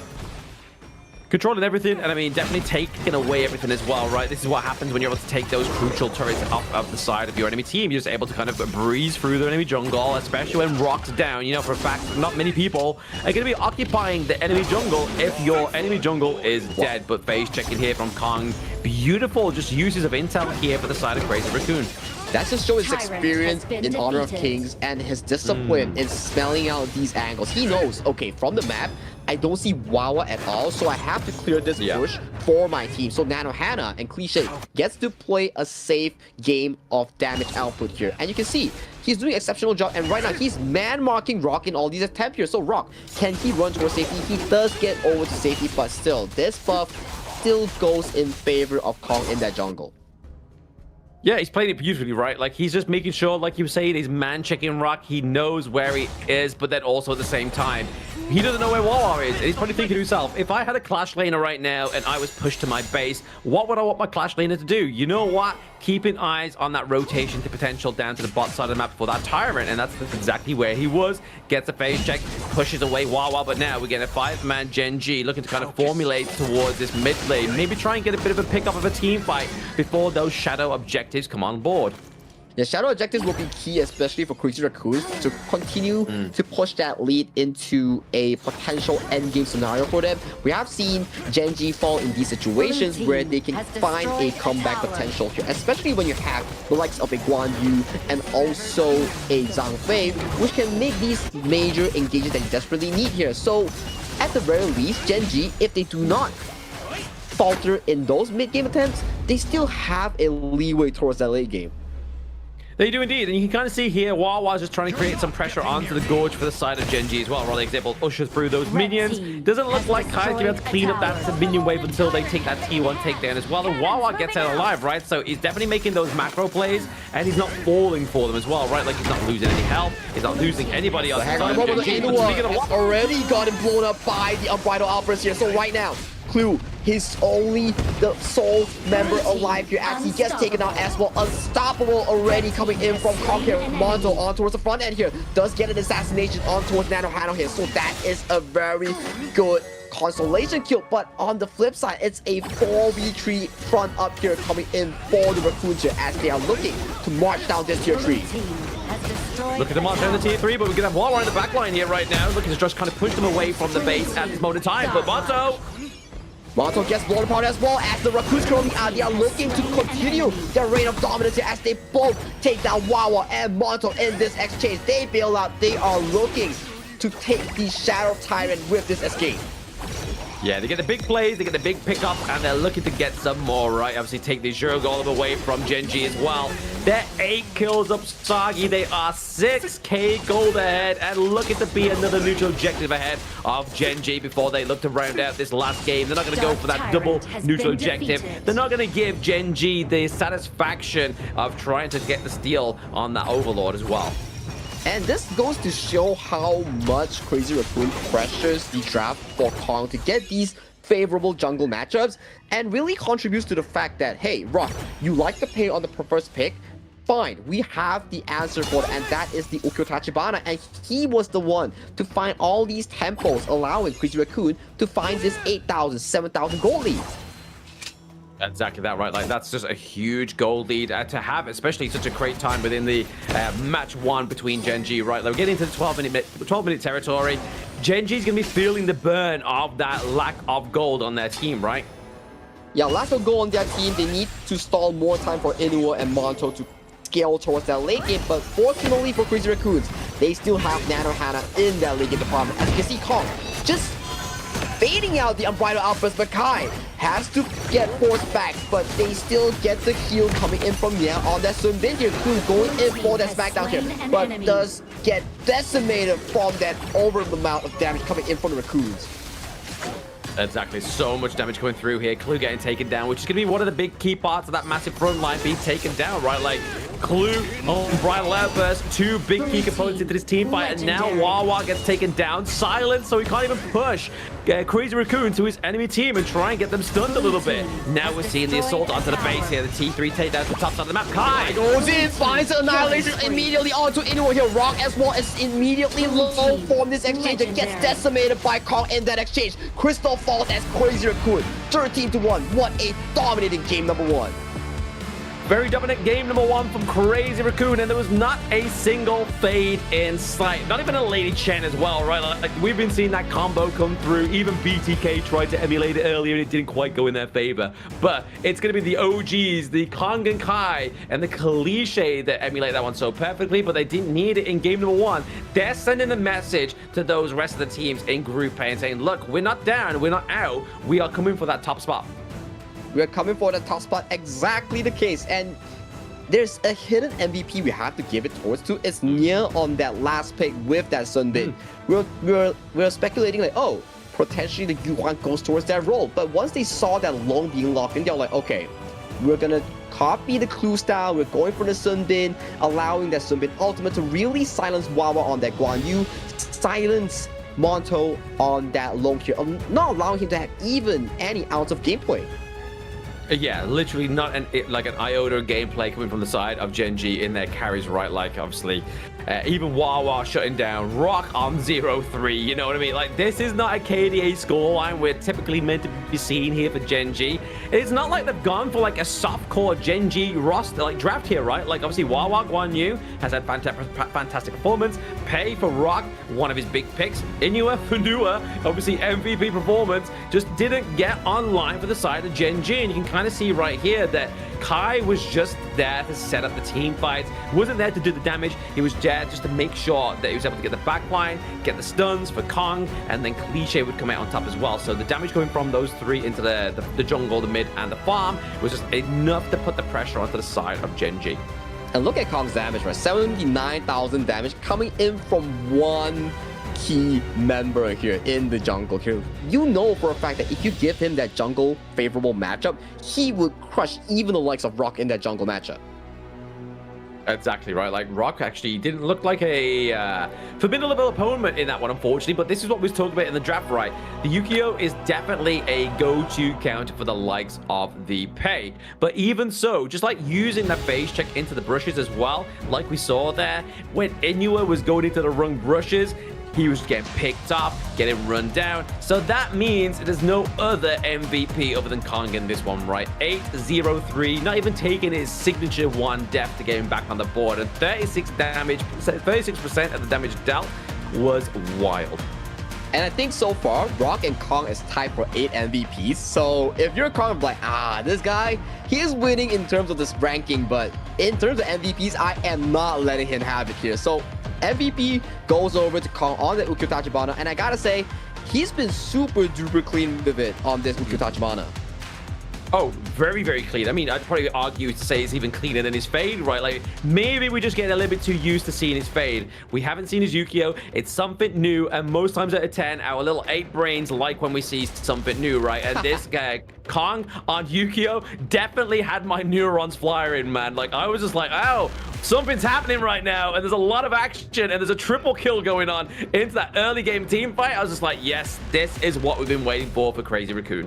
And look at this beautiful engage, right? So Kong was always the one to catch an Inua in these exchanges. I think it was like 2 to 3 times already, making sure that Inua does not have any room of damage department, right? So going into these upcoming games, especially for Gen.G, you will definitely need to lock down Kong in that jungle, because he is that person that will be allowing Crazy Raccoons to fully perform on towards the Gorge. Yeah, he is him, right? Like, he is HIM. Kong was definitely standing up on his business on that Yukio pick. Cliche, I have to say, with the Hue 1, was definitely playing super aggressive, as you saw towards the end there. Flash, stun, beautiful. But we're still 4 games left. Let's go for a short break before getting to game number 2.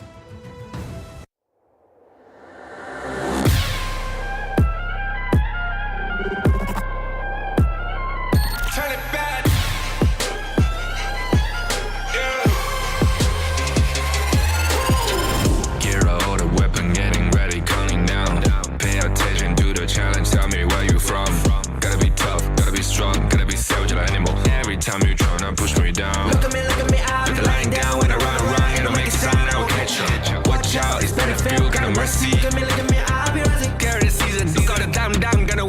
never hesitate for another moment, but my bone is golden.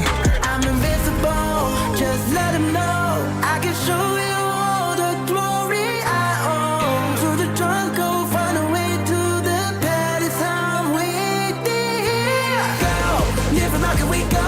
It ain't a river turning back. Storm is coming, tide up your cold. It's my kingdom, fire growing up. We the kings, it's our honor, showtime.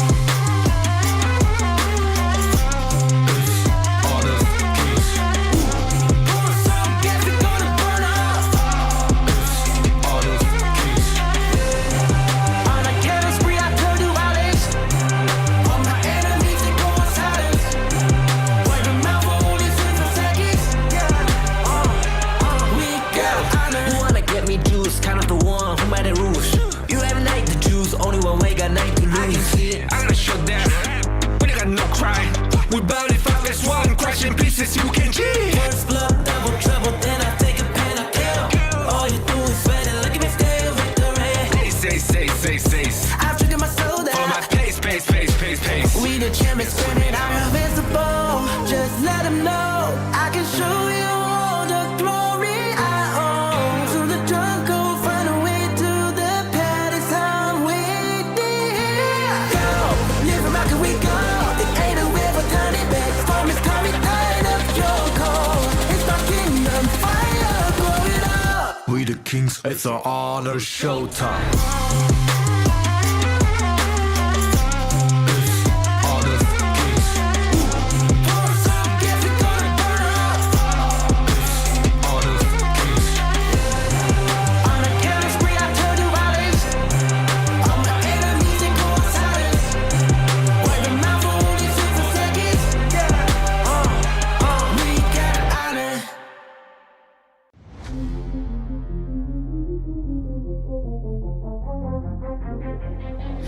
I'm born of this, I'm born this way, ayy. This is my chest and my bonus play. Can't be late, won't hesitate. What do you say? Race to find my face, scars to find my skin. I can't convince them, can't please them unless that I'm the one that you hate. H to the E-R-O. Welcome back, everybody, to the Honor of Kings Major East League Spring Season 2025. And we've just seen that Crazy Raccoon took a very dominant game number 1 from Gen.G. And it wasn't just, like I said, a soft-core Gen.G roster. It's just Kong had our neurons firing. Our 8 brains loved his Yu-Gi-Oh gameplay. And really, it wasn't his fate. It was his Ukitachibana where he found success with, even against the likes of Haku in those week 1s, and right now coming into week 2 where he's against Rock, also one of the best junglers in the KME. He's really coming in for that title, for that best jungler of the KME spot. And so far, I gotta say, Kong, he's not chill with it. He's so darn well prepped for that.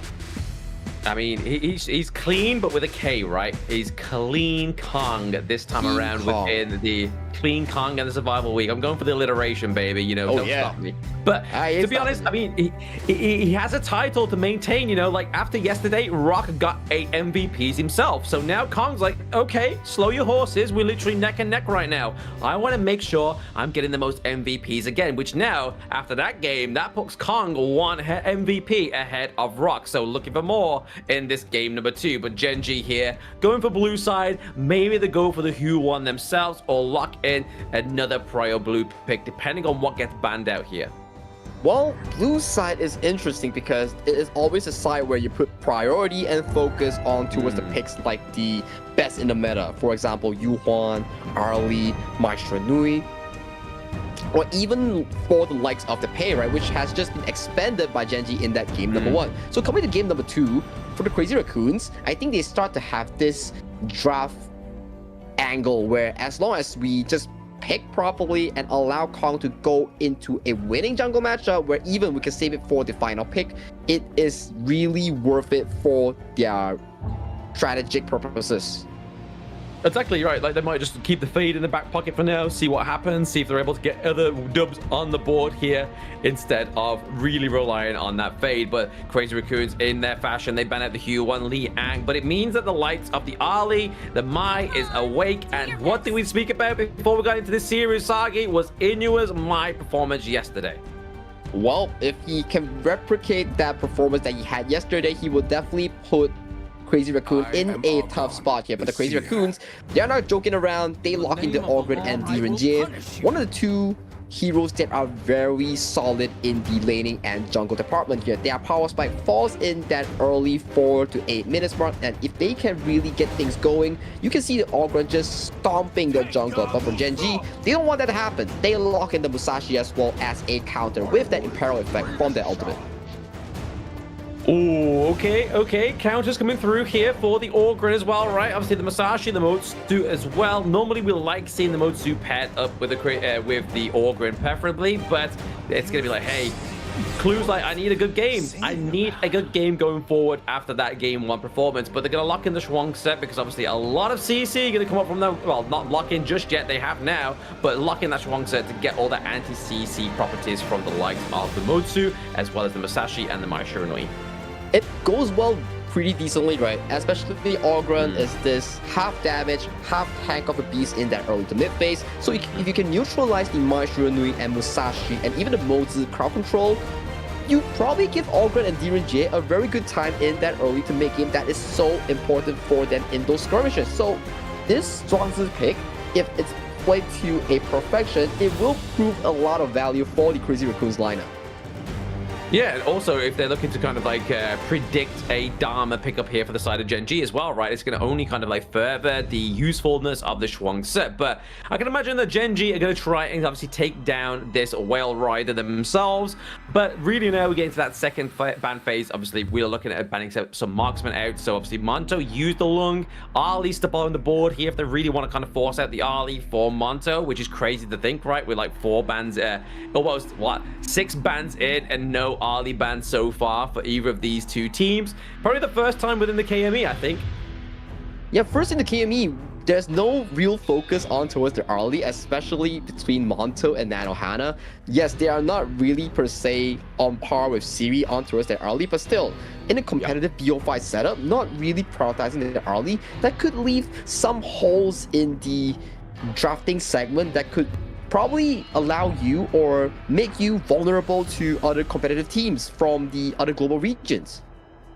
Exactly that, right? But I mean, right now, obviously, for the side of Crazy Raccoon, what are we looking for to kind of like make this Ogren shine, to make their draft shine, right? Like, they need their mid lane, they need their clash lane. The party's been banned out here as well, so it's going to be interesting to see what they do decide to lock in. Oh, they do put their focus on towards the Charlotte for Wawa here. I do think it's the hover. It's not gonna lock yet because Fatih is banned.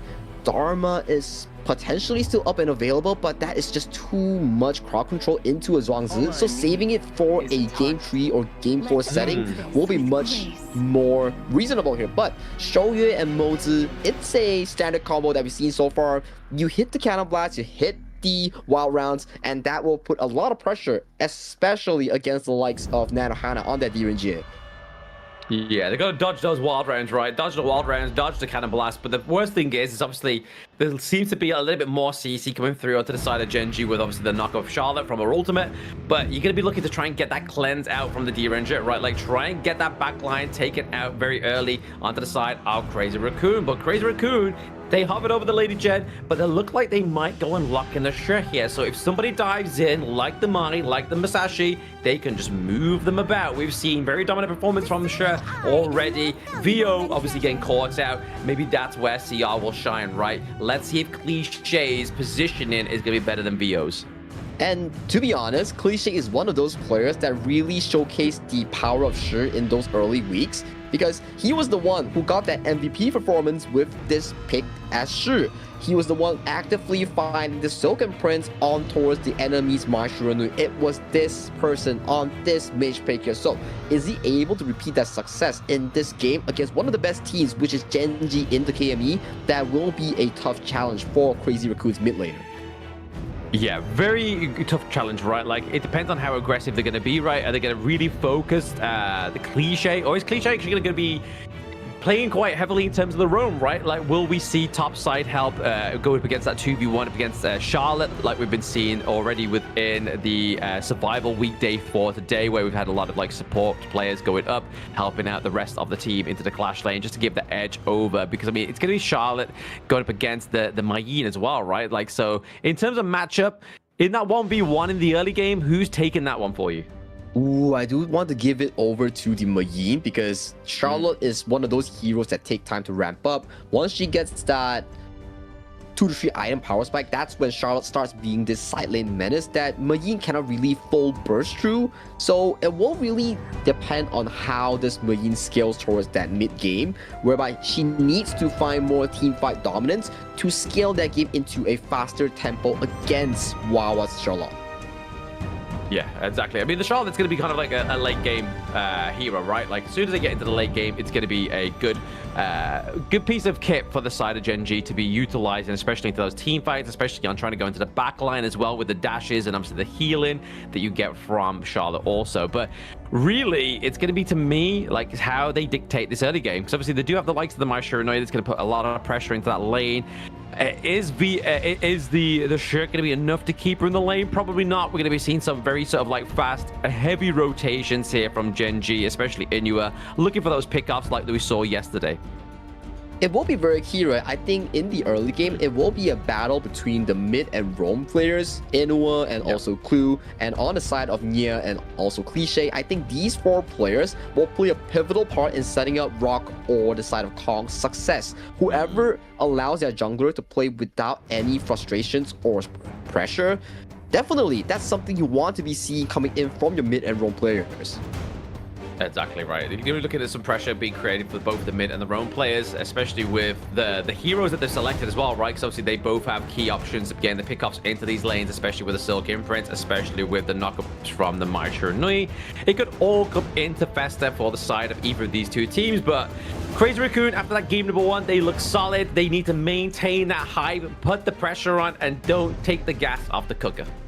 Yeah, don't take the gas off the cooker. That is what they need to do in this series, because for Crazy Raccoons, if they can put their legs on that pedal and push it to a 2-0, you can imagine how much pressure that will put on Gen.G, especially. It matters for that placement for that Group S.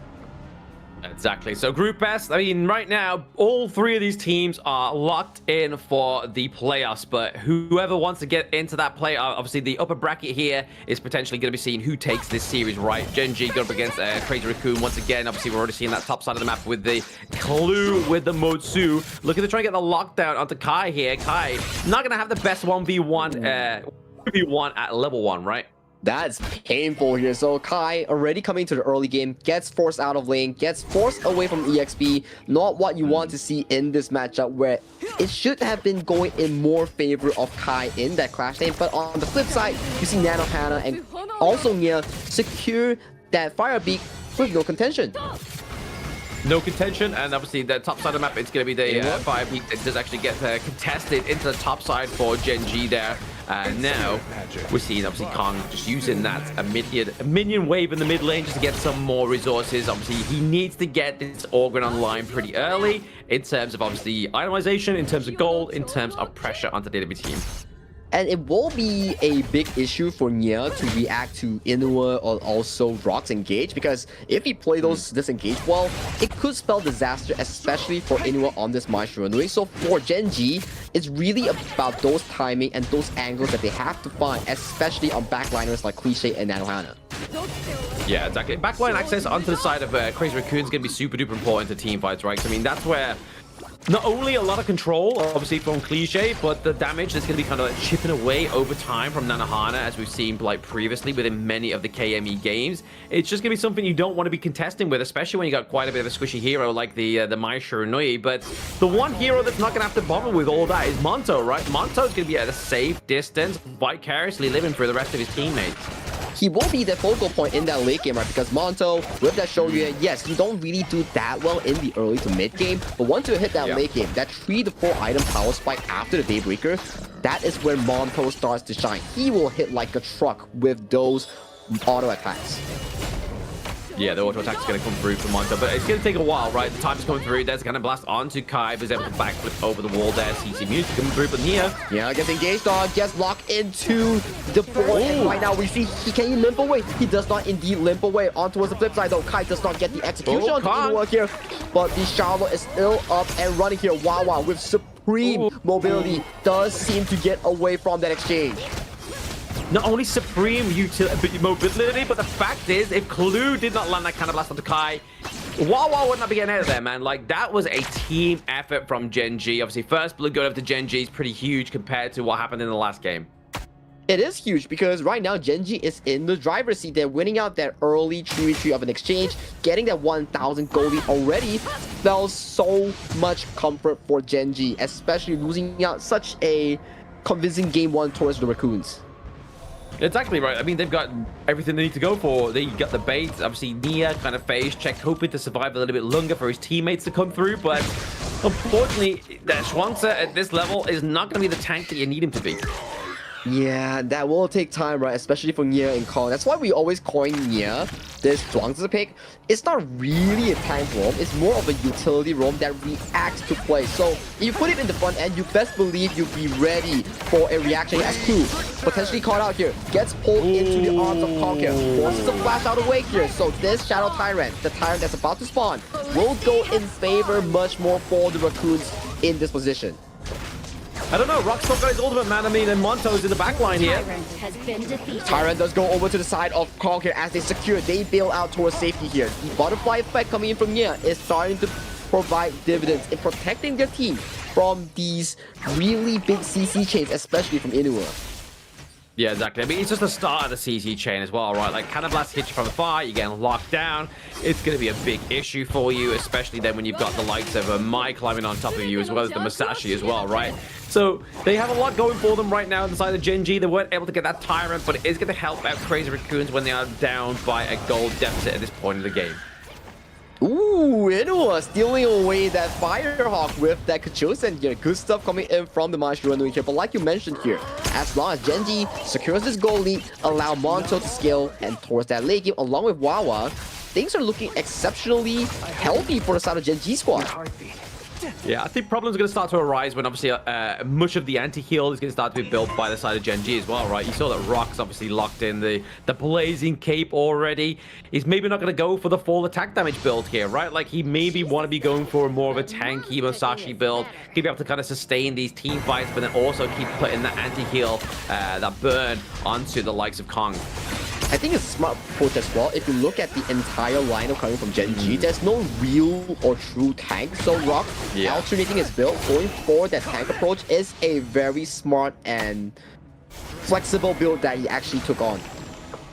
Yeah, absolutely. He's definitely kind of like playing to his experience, playing to know what works best against the roster of Crazy Raccoon here. But so far, I mean, it's not been devastating, right? Like, there has no been, like, massive skirmishes that have gone into the favor of either of these two teams. Gen.G were able to get first blood. Crazy Raccoon's able to get the first Tyrant, so really just neutralizing on different fronts here. But I feel like the pressure into the bot side of the map could actually create a bit of a problem here for Gen.G if they don't try and splinter it right now. They need to really limit Nanohana in the Adherent Gear. But so far, if it's a 50-50 matchup, we can see towards the goal, which is 3.9 to 4.1, is still relatively healthy coming in from Monto. As we mentioned, if you give Monto sufficient time into the 10th minute mark and farm for that 3 items, it's a done deal for the side of Crazy Raccoons, because the Raccoons, their late game is not as strong compared to Gen.G's lineup. Yeah, exactly. The scaling for obviously Gen.G is going to be much better into the late game here, especially with the likes of Monto, especially with the Charlotte as well, right? Like, that's going to definitely be their insurance policy going into that late game, and they've just got to hope that the team fights go in the favor of Crazy Raccoons. They can get the pickups thanks to Kai. Obviously, we've been seeing some fantastic performances here. Inua's got to be careful, though. Getting caught out, getting checked out by Kong. But look at Rock here. Rock does seem to want some business against Kong here, but they know Kong in this early game, he's a mega tank. If you do not have 5 members, do not think about even removing this battle tank from the field here. But Cliche going in for that flash hook here does not seem to get the target on towards Inuwa. No target's been gotten at the moment of this game, right? Like, they just make it, like, this is how, like, cordial they're playing, right? Gen.G know they have to get to the late game to the likes of Monto and Wawa at this point of the game. They don't want to kind of, like, hinder their chances right now. But there's still a very healthy lead coming in from Gen.G, although it's still at a 1-0 in terms of scoreline. You see 1.7k goal lead, especially coming in from Wawa in that crack chain being generated for the game changers Gen.G. Yeah, exactly. It's definitely where you want to put the resources, right? I mean, typically it's going to be... You would predict it's going to go to Monto, but if they're putting it up to the top side of the map, it's going to be where Wawa gets online. Wawa, once again, is just one of those play-making players that we've been seeing and one of the biggest improvements for the side of Gen.G. So it looks like to me that Inu was having a bit of trouble trying to get those kind of like play-making starts here for the side of Gen.G. So they're really relying on Wawa to take this one. And I love the fact that all this goal lead is being generated towards Wawa, because we know if you're Charlotte and you get towards the late game mark, you could really handle Cliche and Nanohana. But look at Rock. He's going in for that flank here. Finds Nanohana here, but immediate butterfly effect is in favor for the side of Crazy Raccoon here. Blood Rage being popped up by Inua flank does seal the deal. Getting Cliche, getting Nia. And if you're Conker, could you escape towards safety here, because you are under fire by 3 members of the side of Gen.G as Wanto picks up another kill. But towards the mid lane, Kai does get a return kill over towards Wawa. Yeah, nice 1v1 there, but I mean, missing out the choosers. Oh, they get the slow. The cannon blast is just a little bit too close on their heads of a chin there to get the takedown, but they could get this T1 here because Kai's pretty low. They don't have any backup here. Obviously, we see that Nanohana and Nia just came back from that death spawn timer, but they're getting 2 T1s for a team fight as well as a Tyrant. This is scary for the side of Crazy Raccoon. I love the team fight capability coming in from Gen.G. In war with the beautiful setup, really setting up his team for success. Just like how you and Holler from yesterday mentioned that this team fight couldn't happen without the likes of Inua and Rock on these aggressive plays, because we see Rock going in for those damages, immediate Inua follow-up on the 2-man engage, setting up success for the side of Gen.G. Yeah. It's absolutely crazy here. Obviously, Inua, Rock really shining there. Wawa not yet online, as we've seen there with the 1v1s. Kai still able to take that within his own strides for now. But we are getting into almost that 10-minute mark with the Shadow Tyrants and Shadow Overlords, right? So that power spike for Wawa is going to slowly but surely come online now as we border into this late game. Yeah, and this late game goes super in favor of Monto because he's starting to hit like a truck on these wild rounds here. Maybe the accuracy could have a bit of improvement here, but you get a general idea whereby Shoyu is that late game mark that you want to be looking at. Yeah, exactly. Shoyu is going to be a bit of a bullet. I mean, I don't think we've actually seen Monto on the Shoyu before, right? Like, I mean, this may be like one of the first times seeing it. And obviously, the Radiant's being built here. Finding out towards Shoyu, forcing out the wild runs to get towards safety here. Butterfly effect has been used here. Check out Inua here. Getting the assassination on the Cliche here. Backing up towards safety here. Inua is still up and alive. Crucial crowd control on towards Tree here. But Kong finding the reverse kill on towards Rock here. So Kong, does he get to walk away towards safety here? Wild Run missing on towards Kong here. But they do get the cannon blast to seal the deal on towards the Crazy Raccoon jungler. Yeah, that would have been over a little bit more sooner if Monto just aimed a little bit more to the left, man. Like, he just could have got that wild round. He didn't have to sacrifice that cannon blast, but a good play here by Gen.G. Opening up that mid lane, opening this Tyrant, the Shadow Tyrant that is, and then you just got Wawa. I mean, not Wawa, sorry, Inua. Getting the split push into the top side, so really now Gen.G's in their stride in this game number 2. Yeah, 11 minutes into the game, 7,000 in a commanding fashion. They are gonna march down this game with ease because in the scaling department, Gen.G is really up in that level. Yeah, exactly. Gen.G definitely up in the level. Definitely a better performance compared to how they played in game number 1, right? I mean, now they are up around about 7k gold in that kind of like 12-minute territory here. So it's looking kind of hairy for the side of Crazy Raccoons. They're just trying to get the CC up here onto Inua. They're just trying to kind of thread the needle with this shirt, but it's just not working right now. I mean, they're playing on the back foot. Shirt is going to be a lot harder to kind of like perform on when you're already playing from behind. But Rock here going in for the engage onto Cliche here. Still has to do to the death here. Cliche forced to walk away towards safety here. But check out Inua. The back line. Think inside the bot. Catches multiple members here. Going in for a due to the death. Sends Kai down towards the grave as Inua once again solo-handedly finding all these beautiful backline engages and the Gen.G roster is going in for the game-winning push. Yeah, game-winning push here for game number 2 of Gen.G as they get a much better performance here in game number 2, and they are taking that crystal from the side of Crazy Raccoon. So it's not going to be a 3-0 here, Sagi. We are looking at a bit of a standstill for both of these teams, but we saw some great picks come out from Gen.G. The Maestro Nui is now off the table for Inua, right? Like, he has now got to start to kind of look at maybe potentially showing his hand at some mid lane picks that we might not be seeing, right? But then Wawa, he hasn't had his Dama yet, he hasn't had his Byron yet, he hasn't had his Infati yet, so there's still plenty of picks here for Gen.G to capitalize on. And especially when you talk about all these picks, there's still the likes of a Zhuangzi that's being already locked away from the hands of the Raccoons due to the global ban pick format here. He picked the Zhuangzi, didn't find the success that they actually wanted to, so right now they will be punished by this GBP format. And this game, to be honest, Gen.G from start to finish was super clean in those team fights. Very good in the team fights. I mean, it took a while for them to get online, right? Like, they were definitely just playing their own game because they were just like, if we take it a little bit too early, we can get punished here by the likes of Kong on the Orgrin. Cliche, if he's in the bush and he catches us out with a Silky Print, that's going to be a problem for us here. And then obviously Kai, with only one of the 5 kills within this one, taking that 1v1 up against the Charlotte Wawa in the early part of this game, was kind of just showing that Crazy Raccoons haven't necessarily drafted the best draft here for themselves. At least they didn't play Kong on the Orgrin the way they should have done by putting the pressure onto the enemy jungle, right? Like, just trying to take away as much resources as possible. You can still see from the stats alone that Kong actually committed a lot of himself towards the team fight. 76k damage taken, 58k damage, the most damage dealt in this team, but against the crazy teamfight setup coming in from Gen.G, that just shows the fact that Zhuangzi, this pick, if you do not draft an engaged heavy jungler, you will always be on that defensive end, reacting to engages from the Mai Shiranui, from the Musashi. So for Crazy Raccoons, yes, the Zhuangzi is great, but maybe the 4th and 5th pick could use a bit of a change. They could use a bit of a change here, absolutely. But here is the MVP, which wouldn't change in my mind. It's none other than Inua, right? That 4-0-7 pickup here, the Maestro really starting to show that this is his golden pick, right? Not only just because he takes Splendor and he plays it very well, but it's just those pickups into the team fights, man, the access into the back line. He's just not scared on this assassin. Yeah, he is not scared, and he was playing against a Zhuangzi, so all his entry moments, all his timing was just so darn beautiful, as we can check from the replay.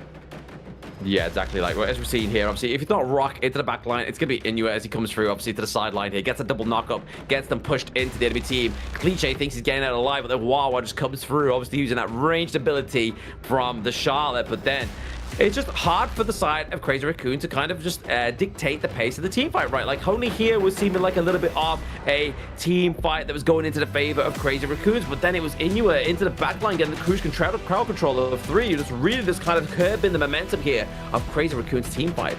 And you can check out this final fight coming in from the side of Gen.G. It was always all these proactive attempts coming in from Gen.G. It was never the Raccoons finding the engages. It was always them on the receiving end, which made it so difficult for the Zhuangzi to really play the game. Because having to be always on the reactive end means that you will always be one step slower compared to your enemies.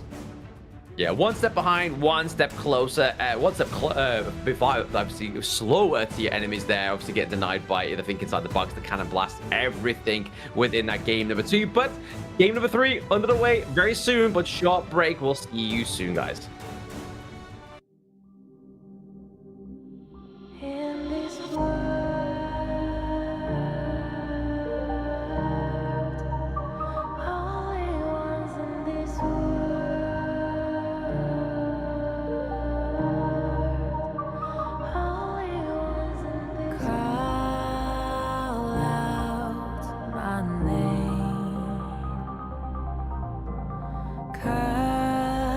Sound of the rain. No matter how I feed the flame, you know I feel the darkness and the pain. All of the ways we tried to break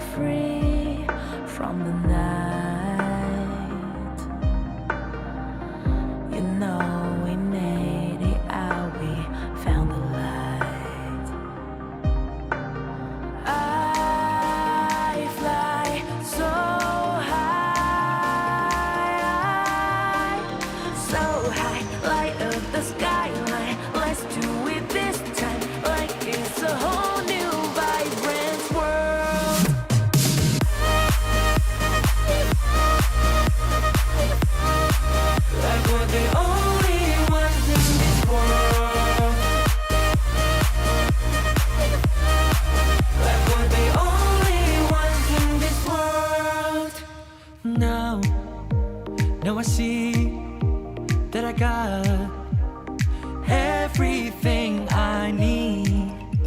It's alright, I'm on fire, I'm alive, 'cause now I fly so high, so high. Light up the skyline, let's do it this time, like it's a whole new colorful world.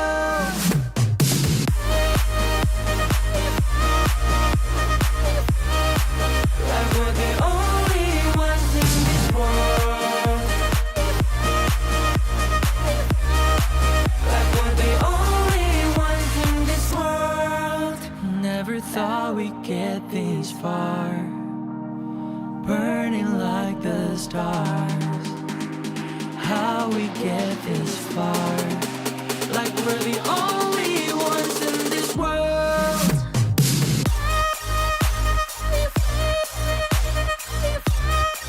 Like we're the only ones in this world.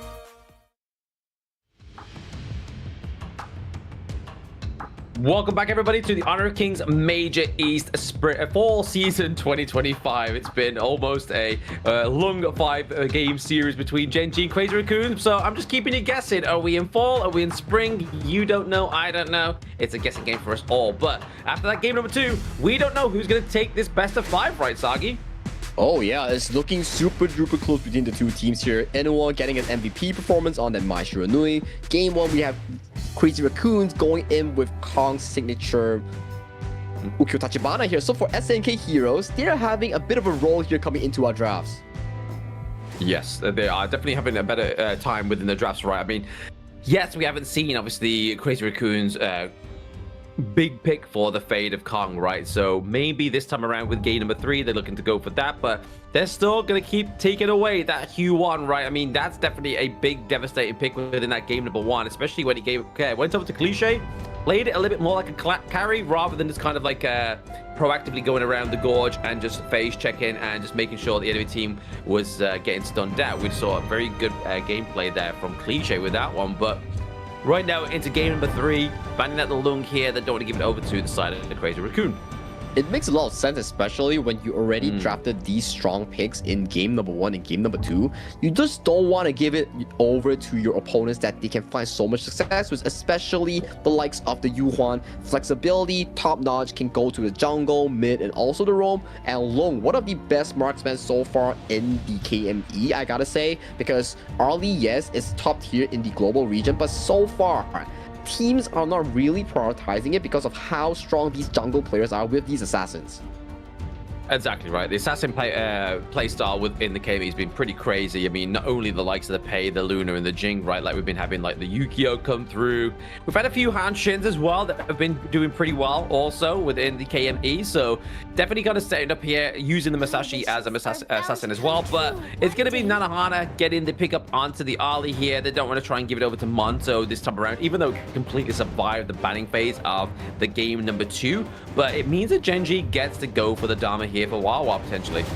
Nah, he's just trolling of his that Arthur. He's definitely going for that Dharma here. Dharma and Channel are the two key counters here that will be exceptionally good against the likes of the Arlie pick, right? Channel does so well against Arlie in that laning phase and also the late game.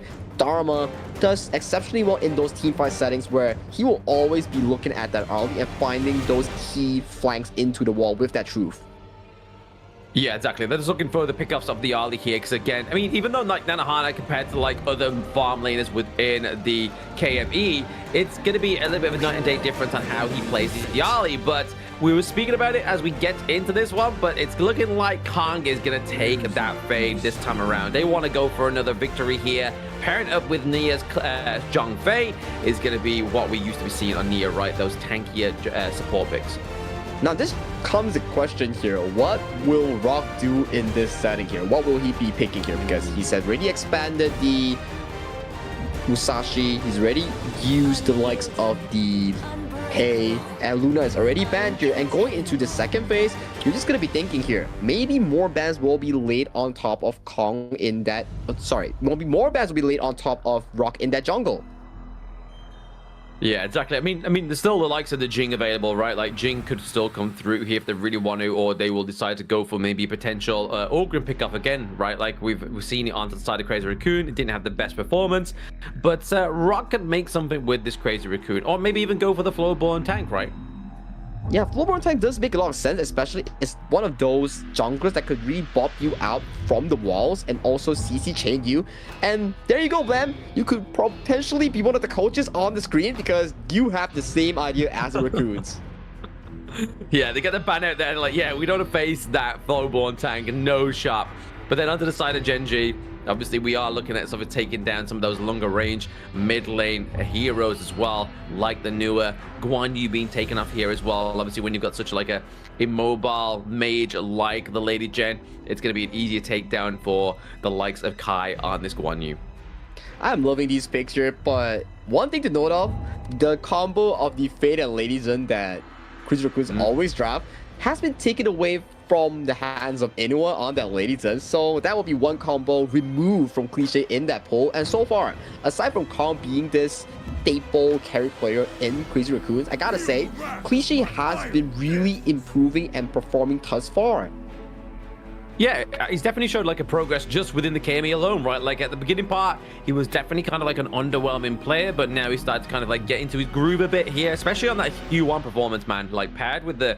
When you get Kong going, it's like Kai and Cliche just kind of like amp up their own spirit, right? And then they come through as well. But potential Nurtza pick here for the side of Crazy Raccoon into the top side of the map. Oh, no, they're going to go for something a little bit basic here. Actually, saying that though, we say basic, but we haven't seen that much Sunset compared to the spring season. Not a lot, definitely, because Sunset, I think it's very all or nothing kind of pick, where either you are the taxi driver for the farm laner or the jungler to pick up resource on the cross map, or you are this backline flanker, hard engage CC layer on the Gorge to really land those key backline catches here. So it's very mechanically heavy, even though it in a term is very basic in the combo chains. Yeah, exactly. Like right now, Crazy Raccoon, they look to go for the party here, look to go for that attack speed, that access into the back line, obviously for the likes of Chano, for the Lady Gen as well. But then we have Cliche on a bit more of a carry role here on the mid lane. We have the Ganon Mo come through, so that long range that we're sort of sacrificing here for the likes of the Ali is going to be great at trying to pick off the back line once again at the enemy team, or even just chip it away at the likes of the Agudo, at the Liam Po before they even get in to get the Tremor Smash or that Gorge mobilization. But you can kind of see here that Rock Gen.G, they're going to go for a little bit more of an early game push with the likes of that Agudo. And especially coming into both of these two drafts, their identity is very similar, whereby it comes in the form of a lot of flanks, especially for the side of Raccoons.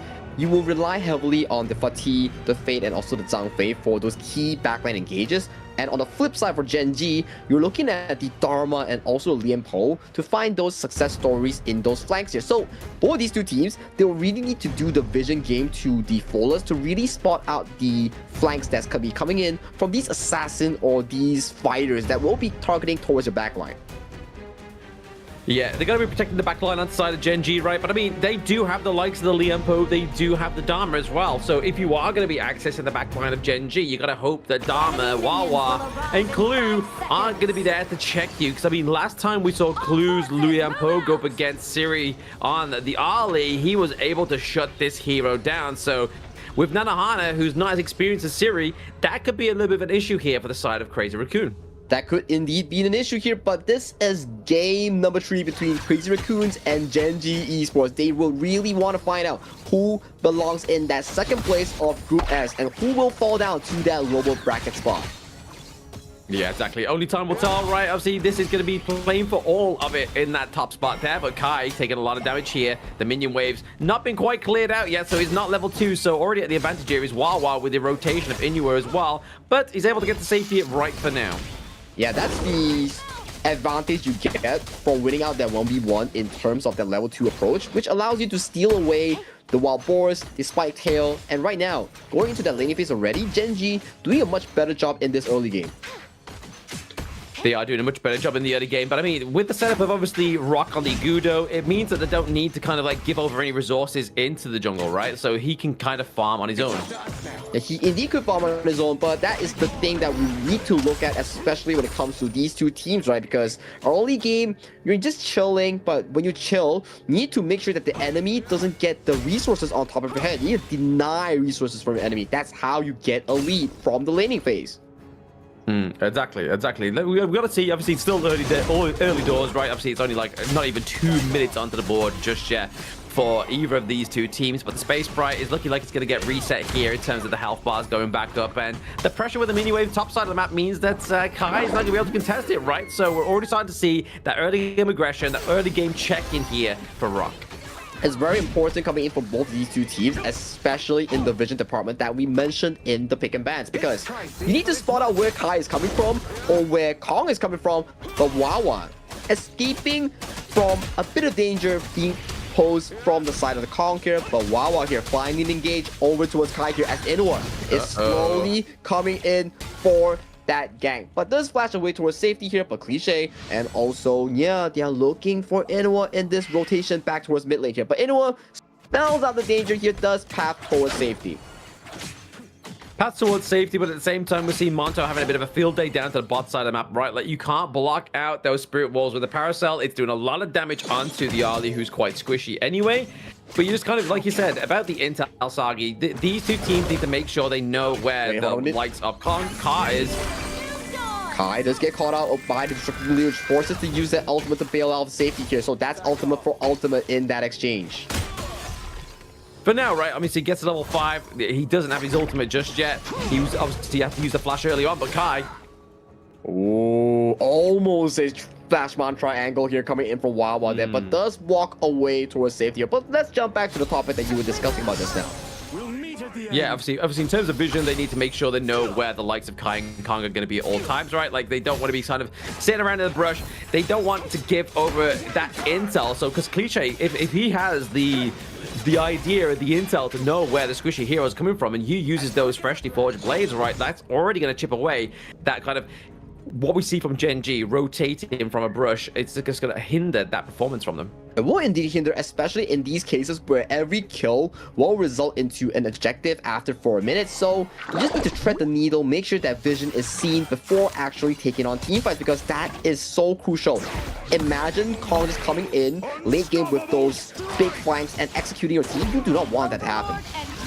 No, yeah, I mean, we've seen previously before, obviously, Kong being able to get like such huge kills into the enemy's enemy team, right? Like, obviously, First Blood we had before.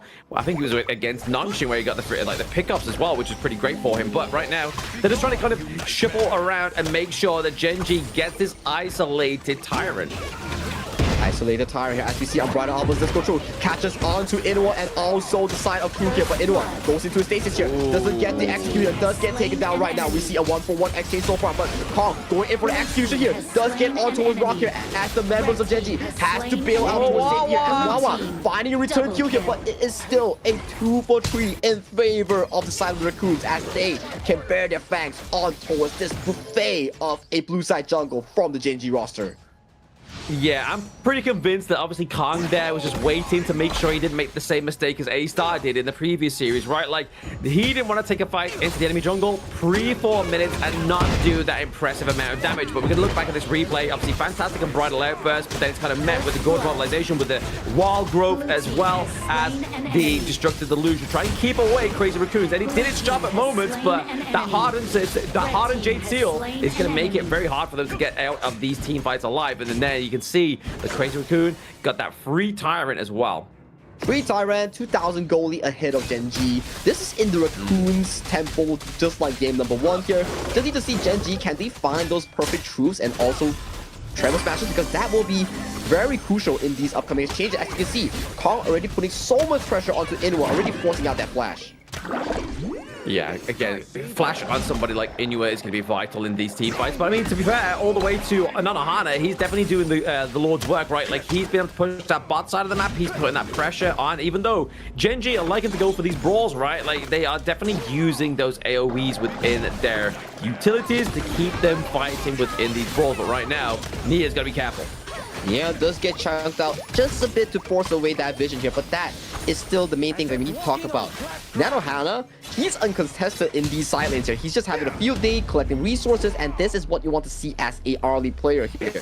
Allowing this early to farm a resource to get that 2 to 3 item power spike, then you will see the performance of a lifetime from this marksman pick. Yeah, using that Hardened Jade Steel just to steal away those little camps from the side of Gen.G, which is also going to just kind of like, if they keep doing this on the side of Crazy Raccoons, it's going to snowball, right? Like that, like a small amount of gold is definitely going to go into a few K as they keep doing it and rinse and repeat it on the side of Crazy Raccoons. But that T1 into the mid lane's looking pretty low, man. Like, there's going to be a lot of like tending the farm going on for the side of Gen.G if they're not careful. Yeah, they indeed need to be careful. Once that mid tier 1 does fall, you will see Kong having much of a free access towards the jungle here. Wawa looking for an engager, does find onto Kai here, but Kai has the ultimate here, forces out and brighter outburst here. Kai, ooh, the flash away. We see Burst Rat going to the back line here, catches on towards the Zhang here, but engage, goes in from Kong, executes inward on towards back line here. Clue gets knocked down by the fears here, and also Kong escapes towards safety here as they only lose Nia in that exchange. Raccoons come out on top once again in this team fight. Yeah, huge trade there for the side of Crazy Raccoon, man. Like, you drop your support for top, mid, and the enemy support, and then obviously you get the T1 into the mid lane as well. Definitely huge setup. I mean, we can kind of see here they're looking to try and go for the Crimson Golem as well. Yeah, Crimson Golem does seem to be the next thing up for grab coming in for the side of Raccoons here, but for the Raccoons, the important thing is, Kong is left untouched in these team fights, and they are constantly finding the perfect flanks to really decimate Gen.G in those exchanges. Yeah, massive. I mean, definitely looking at this replay, like, obviously, it was very well played here by the side of Crazy Raccoons. Obviously, they could have lost Kong, Kai, sorry, but using that flash was able to get him out alive. Yeah, and you just need to wonder, right? What does the flank angle coming in from Dharma that they really need to find to bring themselves back in this game? Because as of this point, it's looking so dire for the side of the side of Gen.G. Every fight that they take, it always falls in favor of the Raccoons. And we will be looking at these things, right, whereby the Raccoons, it's in a state whereby 8 minutes in, they're already ahead by 4,000 gold, which is not what you really want to happen in these exchanges, especially when it is so deadly when your Dharma and your Lianpo doesn't find these key engages. Ooh, okay. So what we're seeing on the gorge here right now, obviously, we're seeing the potential of the next Tyrant get up on the board here. We can see that Crazy Raccoons are definitely ahead in most metrics right now as well, right? Like turrets, gold, kills, they've got it all going for them. And this is all thanks to, obviously, Kong with his big pick onto the fade. But honestly, from that last team fight, man, the pressure that Cliche created there, just the great positioning he had, and just that artillery damage from that Ganamo was just crazy. Oh yeah, he was just providing so much value, sniping the likes of Clue from existence in those team fights, and you're starting to see the pressure that's generated from those team fights start to lead to these structural damage, limiting the growth of Gen.G in these exchanges. And this is the topic that you're talking about. When you talk about Kong and Rock, you always need the team to play around their tempo. Whoever gets that tempo laid down will have a much smoother farming process. And so far, Crazy Raccoon doing a much more splendid job in this exchange. Yeah, but I think to the props of Gen.G as well, right? Like, they haven't given up any sort of like big engages, big team fights over the last like maybe 2 minutes or so. So they're really just kind of trying to like reformulate themselves and reimagine themselves as the shadow objectives come onto the gorge here right now. Obviously, Nia maybe getting caught out. He does use the Unbridled Outburst, but he's gonna be on top of that wild growth. But hang on a moment though, as Kai does force a flash away from the side of Monto here. Inuo and Monto, they are super low in these exchanges coming in for these team fights, as we see the Raccoons getting so much of the control over this Shadow Tyrant here. But Wawa going into the river, forcing away the positioning coming in for the side of Raccoons here, as currently Gen.G have control of this Tyrant.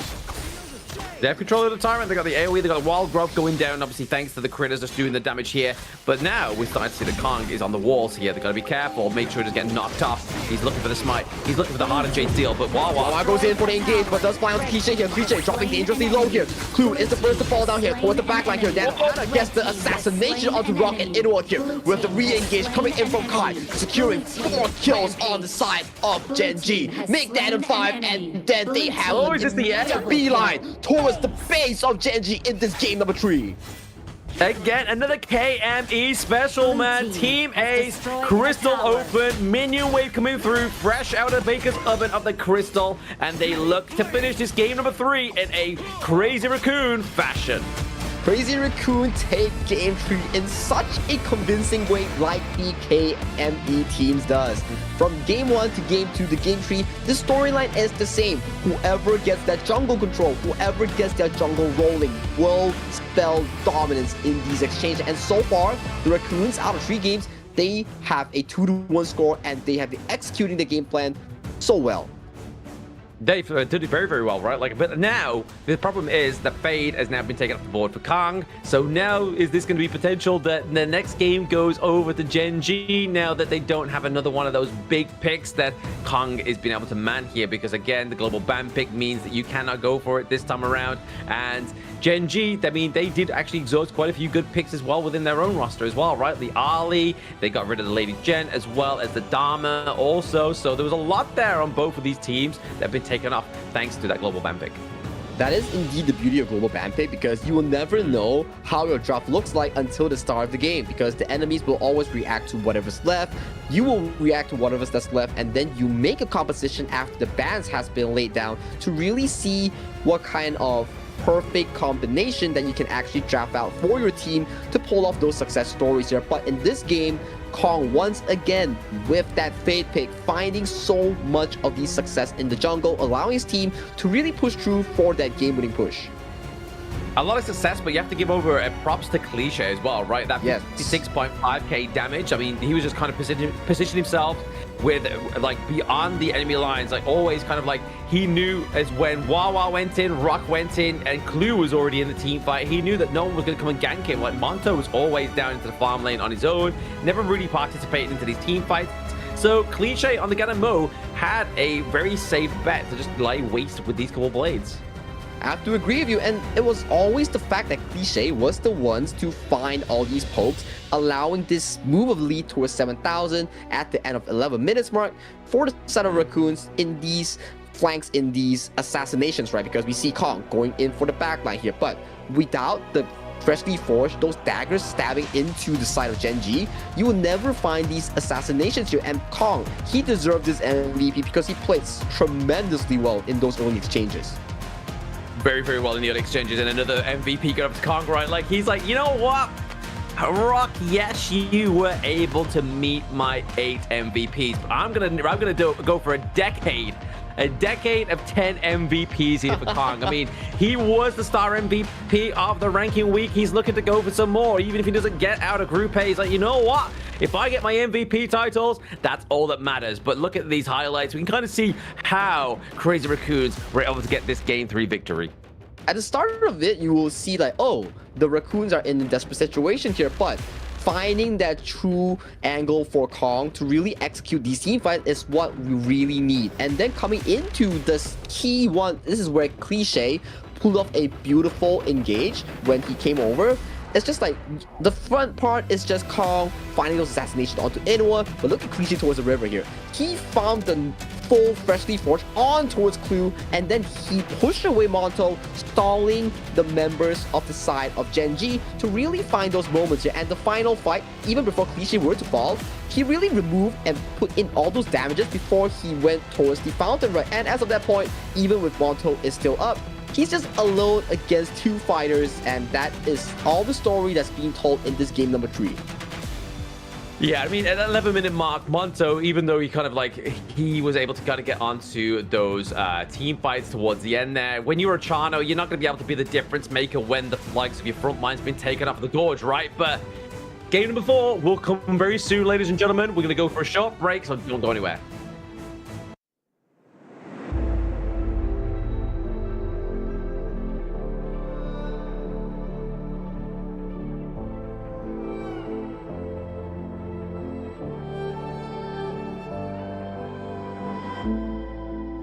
Stranger to the fallout, it's what got us here. Ever changing, some chameleon, blood, sweat, and tears. We'll never make it if we fall to everything that brings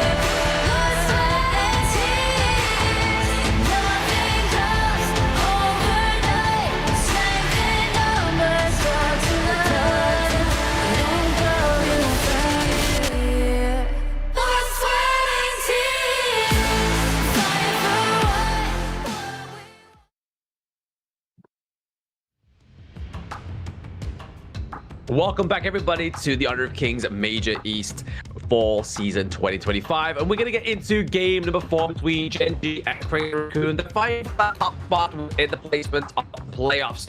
Obviously, no Jim is already up there, but these teams are looking for a little bit of a lifeline as they get into the playoffs, so they don't go for a 1-0 and then that's it, they're out of the playoffs. But now, it's all the fight for, right? Crazy Raccoon are at match point, or is Gen.G going to bring this one back, ladies and gentlemen? Only time to tell. The thing is repeating in these processes because team come back from 2-1 deficit, with teams crumble from a 2-0 lead. So only for the Raccoons, like you mentioned, Kong has already brought out his Ukutachibana. He's already brought out the Kong special, which is the Fate. So coming to game number 4, does he have enough of these heroes to really bring Crazy Raccoons to that 3-1 finish? Or Gen.G, you know they've been in this competitive scene for quite a while. Will their mental fortitude really buffer them to that finishing line? I mean, if it's going to go the same fashion of what we've seen so far, right? Like, obviously, Gen.G, they did lose game number 1, but came back 2. They lost 3. Did they come back 4? And then do they come back 5? It's going to be a little bit hard for them right now because they do have to take 2 victories back-to-back, right? But we've seen it with teams before. And as the global ban pick gets kind of like higher and higher, I mean, we're already at 15 heroes each for both of these teams that they cannot play. Ooh, 15 heroes. That's 3 junglers in the side for both of these 2 junglers. That the key matchup that we really specified in that early game tempo. Because so far in these 3 games, the only similarity that I'm seeing is junglers contesting junglers and bringing the MVP for themselves. Aside from Inuwa and also Cliche being these 2 key players in setting up their success stories. So coming to game number 4, will it repeat the same process of jungle being the main factor in these games? I mean, it's looking like it so far, right? I mean, you can see that the Hue-1 ban out again, like Crazy Raccoon just don't want to let this give over, but the Luna once again. But I mean, the pay for the side of Crazy Raccoons is available here. They could go for it, and then maybe Gen.G go for the Yu-Gi-Oh, but they're going to lock in the Loon here for Nanohana. They will indeed lock in the loan for Nanohana's. Last game when he was on an early, he was very consistent with that pick. So definitely drafting long in these upcoming matchups will be very, very suitable for this marksman player from the side of the Raccoons. Exactly. I mean, they definitely had much better performance on the previous game, right? Like, he was able to play the Ali pretty well. Not in terms of obviously kills. He was able to get a few kills in that first team fight, but hey now, Jing for Rock, and then we're going to get Clue on the Wawa. Clue on the Liang, sorry, not Clue on the Wawa. I didn't know Wawa was a hero until Honor of Kings right now, but I've just made him one. But the Liang is definitely going to be a shutdown potential here if Crazy Raccoons do decide to go for a big assassin hero in the jungle. And this Liang and Jing combination is always brought out by many of these teams to replicate that success in towards the jungle here. So Liang will always help this Jing in that jungle to fasten up that clear, pick up that mid wave, while Inuwa will be picking a utility mage to really annoy that side lane. Make sure that these 2 lanes in the jungle and one of these side lanes gets a stress-free environment that really allows this Jing to scale into that dominant phase in that early to mid phase. Exactly right now. I mean, they've definitely got that crowd control combo come through here for them. And obviously, it seems like a bit of a showing sign, right? Like, Gen.G banning at the Guan Yu meant it's like, yeah, we really need to go for some control here, especially as we try and formulate around Rock's Jing play here. But I mean, I do like Crazy Raccoon's draft as well. Also, we don't know who their jungler is going to be just yet. Maybe they're going to go for somebody that's going to be able to match that combo, or did they decide to leave all the damage for Lung and Yixing to do, and then maybe go for that Floorborn tank again? Ooh, Floorborn tank will be very interesting, especially against Jing in these matches, because that's one of those heroes where it can CC lock the likes of a Jing or a Luna by that they have like immense mobility, right? So being able to triple knock up them or bounce them around like a bounce house, definitely something you can consider in that jungle. But Kong, is he known for his tank junglers compared to his assassin ones? Not really, but I mean, if he's be able to just bear the load onto the rest of his team, right? Like, so just shift the carry potential over to the likes of maybe Cliche, maybe, or maybe get Kai on such a great pick into the Clash lane, right? I mean, like, Dharma's available. He could go for the Dharma here for the side of Crazy Raccoons, but Now, Gen.G's going for something a little bit more siege orientated, right? They got the control. They just need to get some aggression into that lane. And Vang here is going to be able to kind of like roll out of these big ultimates like the World's My Board, like the Tremor Smash. And I'm loving the Fang pick coming in from Gen.G's Monto because one thing's for sure, some people, they really don't notice the fact that when you use Fang, it's a very safe pick. Yes, the laning is not that good, but when it comes to fighting the Long, you can dodge out these flaming pop-ups with that roll of yours. So it's a very reactive pick that really plays towards your favor when dueling the Long in that 1v1 situation here. But Raccoons, we were thinking, okay, is it the floorborne tank? Nah, let's drop another jungle assassin for Kong. Let's go with the Nakaruru. I don't know how successful the Nakaruru's been here for the side of Crazy Raccoon, right? Like, I don't know how successful it's been as in the league as a whole. So there's definitely a lot riding on this one, but I do like the setup that they have, right? Obviously, they got the setup from the Liempo, they got the setup from the Byron as well. So if they can try and get those like crucial crowd controls onto any one of the members of Gen.G, they can just cloud in on top there with Nakaruru doing a lot of damage. But here, we're going to be seeing that the Lu Bang is going to actually come out for Wawa this time around. So it's not going to be Clue Bang, it's going to be Wawa Bang.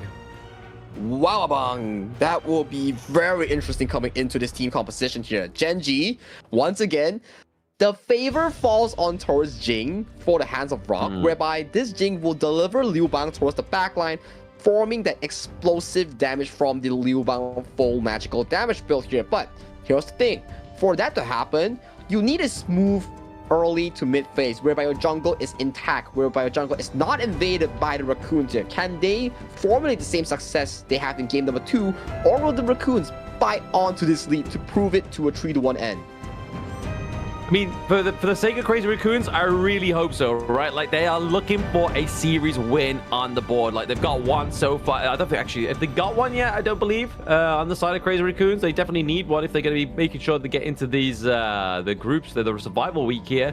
So, yeah, Crazy Raccoons still yet to have a single series for themselves. So, they need this one in the bag, right, if they want to get to that upper bracket placement. So, they've got to pull out all the stops here on the side of Crazy Raccoons going up against Gen.G, but I do like Gen.G's roster as well, right? Like, obviously, say, the Fang can use the roll away to block out the Flaming Palms, but under the pressure, is Monto going to be able to see where those Flaming Palms are landing onto, right? Are they going to be chasing him? Are they coming out of the crowd of a team fight, so he's not able to roll out in time?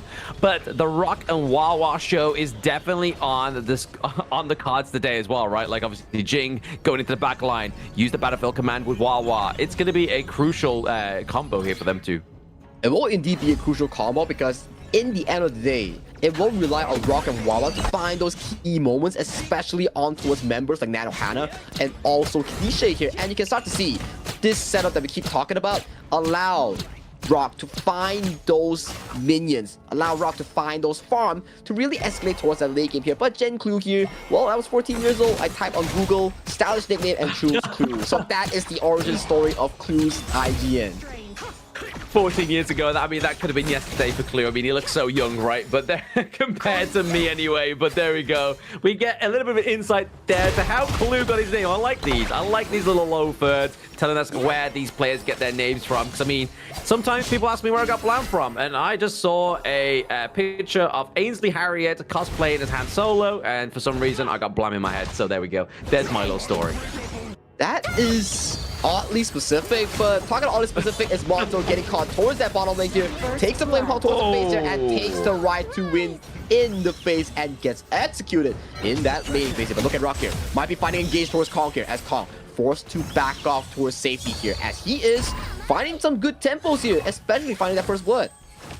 Yeah, that's what I mean, right? Like, if Kong forces away the roll away from Monto already, so that Flaming Palms is just going to land on him regardless, right? Like, he's not going to be able to dodge that, and it depends on, like, how he's going to use it. Is he going to use it defensively? Is he going to use it aggressively? Or is he just going to use it to actually just mitigate the damage from those Flaming Palms? And right there, we just saw that first blood. It wasn't going great. So right now, Gen.G need to make sure they're putting a little bit more kind of effort or attention down to that bot side of Monto, but Clue and Rock are just trying to make sure they get these crucial pickups here.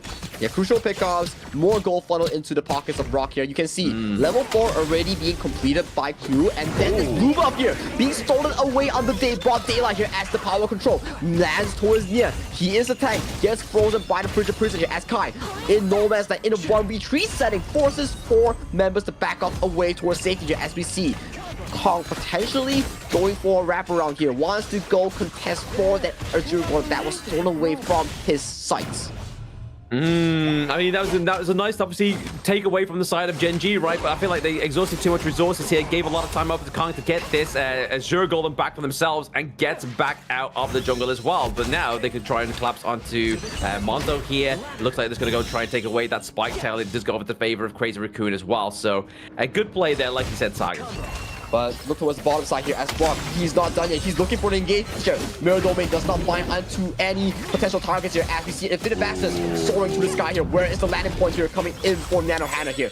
Goes back away towards safety here, as this buff does seem to fall in favor back toward hands of Raccoons. But Gen.G gets a Spike Tail before they leave the jungle of the Raccoons. And that's the thing as well, though. Like, they didn't just get the Spike Tail. They got the fact that the Infinite Vastus off of the board, as well as the Wolves my board off of the board as well. Before those neutral objectives come on. And now Kai going in for the 2v2 engage. Kai going to engage. The first one to fall is Inuwa in this exchange, but trading the Kong, the main jungler coming in with Raccoons here, as Kai does not have the flash here. Rock, does he find the perfect engage on towards Nia here? Nia flashes away towards safety here, as Wawa still relentless on the hunt, wants to chase down the Roamer coming in for Raccoons, but it is a one-to-one exchange thus far in this early game. Yeah, I mean, it's not that much of a bad punishment here for the side of Crazy Raccoons, right? Obviously, we see Kong is back online as the neutral objectives come onto the Gorge as well. So, really, anywhere for Kong, yes, to slow down the pace and the jungling of their enemy jungle, but at the same time, it's not going to have that same knock-on effect here for these neutral objectives, because they're both taking their time. They both want their own Azure Golem, as you can see. Rocket going for the Azure Golem paired up with Blue here. Yeah, it's the jungle assassin daily routine, right? Whereby, I don't see the tyrant, I see the buffs only. And buffs is what keeps me going in these team fights. So when there's no buffs, that's when you see junglers starting to pick up more attention on these jungle resources, which is tyrant, which is the overlord. That's why you need to maintain your farm as an assassin compared to a tank. Yeah, exactly. You got to make sure you get all the right things. Goes towards the back, onto his Stormstrike, finds towards Monto and Inuwa as they get decimated. Clue! Kai finding the perfect engagement as Clue, bashing away towards safety here, but that is not your base here. Forcing a potential execute here. Gonna say, yeah, bashing towards safety. Safety from who? The turrets? Lian Po? I mean, he's able to get out alive, but now the Mirror Domain's being committed here, but Kong maybe get taken down. Ooh, a very good trade here coming in for the side of Gen.G here as they take a 1-2 exchange. Getting another key kill on towards Kong here is what they need to really recover from those team fight losses here. And Kai, what a beautiful play here, finding that perfect Storm Strike. Right, the perfect Storm Strike, found the perfect engage. Maybe looking for more for here for Kai. He has to get out, but now Nia is here also to give overheat to the top side of the map. So even though all that ensued, all that chaos happened, we still had some breathing space here created by Nanahana, right? He was able to get that T1 down to the bot side of the map. That is still something to really take note of, as we see Rock here potentially going for the steal on this Azure Golem here. He has Superior Smite against Rock here, as Rock gets immediately an execution on towards Kong here. Kai is the next one to fall as well here. The jungle is so much in favor coming in from Gen.G as they decimate the members. 3 goes in favor of the Gen.G roster as they also take the Azure Golem. What a price to pay coming in for the Raccoons. Yeah, definitely a lot of damage coming here from the side of Gen.G, right? There's just too much burst, too much of the Jing coming through with the Mirror Domain, but there's the freeze. You don't really want that until Lianpo, as you've just been getting your T1 pushed in that mid lane. So really, this is the bounce back here for Gen.G as they go for more with the Crimson Golem. What an easy steal here. This is the Jing tempo that we want to see coming in from Rock here. When you get the Jing going, she can really bully you with the Superior Smite, because when she has that Mirror Domain or the Mirror Shattered Mirrors, the Smite gets almost doubled depending on how far Jing is away from her mirror itself. Exactly right. They gotta be careful here for the side of Crazy Raccoons, because I mean, Kong's getting picked off too easy for my liking here as well, right? Like, as soon as he comes through, obviously Rock here on the Jing with Clue coming by as well. It's too much damage for him to even like trying to mitigate. I mean, Kong is gonna be a squishy hero. He's gonna be able to kind of like lay the smack down, but it's kind of like a glass cannon at this point. Yep, a glass cannon here, but Riche in no man's land gets caught by the power control here. Kai goes in for the disengager, catches onto Inuwa and also Clue here, but flash towards a disengager as there is not enough damage to supplement that follow-up coming in from Kai, as 3 members once again going into the hands of Gen.G as the jungle is once again under fire. Under fire as well, exactly. Cliche, Kai, Nia, all going down here. Means that Gen.G are looking for that Game 4 victory already, right? Like, I mean, at this moment in time, they are only 3k gold ahead, but this is pre-10 minutes, right? This is always going to be a devastating knock-on effect to your enemy opponents if you are behind by a few k gold. Exactly the case here, and 3,000 already in favor in Gen.G, just 8 minutes short, and once again, Cliche gets caught out again single-handedly, but Inwa also burning the Splendor.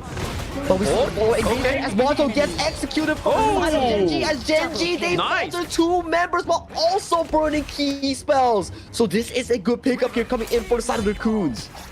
Yeah, very good trade there. Obviously, looked like he was going to get Cliche get taken out, but it was also the thanks to the Splendor, the passive of Yixing, the invincibility there. And then obviously Nia, as well as Nanohana reacting very quickly. They get the T1 into the mid lane, which is also going to create, again, that space that they need, right? Was wondering how they were going to come back, and that's how, right? They think they're going to punish Cliche, but then Crazy Raccoons, the CR Nation, punish you.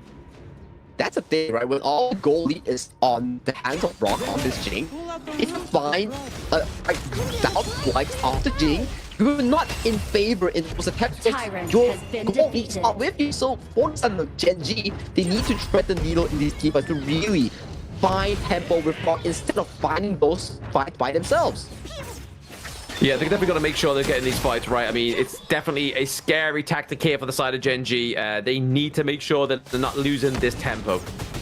Yeah, this tempo will prove super difficult coming in for both these two teams, as we see a board catching onto Inuo here. But is that the correct member you want to be singling out? Because the backup is so much pressure being put in from the side of Raccoons to really defend their Princess Frost in these occasions. I mean, it was a good play, though, right? Like, I mean, the board was enough to zone them out and stop them rotating down to the bot side quicker than they actually did, right? Like, he was able to get quite a bit of damage onto that T2. So it was still little bits of pressure being put onto the Gorge here for the side of Crazy Raccoons. Now they get to go back into their own base, into their own jungle, clear up their buffs, ready for those Tyrants, Shadow Tyrants and Shadow Overlords in about 2 seconds. But talking about objectives, it will be called being immediately blown to pieces by the Wawa Rock combination here. That is the delivery system that we've seen so far coming in from this duo here, and it is proving to us that it is so darn good. It's very good, right? I mean, so the Tyrant takedown, but not only that, but Rock, he literally came out of bush 1 second, and it seemed like it was like 1-2 hits, he was down, and Kong really isn't the tankiest of heroes, right? Like, he definitely needs a little bit more help here, the suppression keeping Nia in place. And that is a beautiful suppression on towards Nia here to really defeat the purpose of having a Lianpo, because once you have this Lianpo, you need to be finding these active engages, forcing Clue to out onto you reactively instead of Clue finding these solo catches onto you. So if you are Nia and you are Crazy Raccoons, you need to stop this bleeding that is Gen.G, really tearing up the wound from the side of Raccoons. But how do they do that, right? Because Monto now, he's within safety, but this is going to be the same fight here between both Byron and Rock here, but now Wawa comes through. Yeah, Wawa does come through, but the delivery system doesn't really do that much effect, especially against Kai on that Byron, because with the Purest Guy, with the shield coming in from the ultimate of the Byron, you can survive lots of these bursts, so not the best targets here. So if you're Rock and Wawa, it's better to invest your damage and the cooldowns on the likes of Kong and Cliche, or even Nanohana. Yeah, they got to make sure they're taking those prime opportunities to take out those squishy heroes onto the side of Crazy Raccoon, right? They've tried it once, they thought, you know what, let's see if we've got enough damage to take down Kai on the Byron, but they haven't. But now, they're looking to go for the Overlord. Obviously, got 4 seconds left under the Tyrant. That means that the Primal Bond's going to get wiped up as soon as this goes down, and then that's it. It's just easy takedown of that Shadow Overlord, which means they're now going to get the Vanguards. They can take a team fight on their own terms.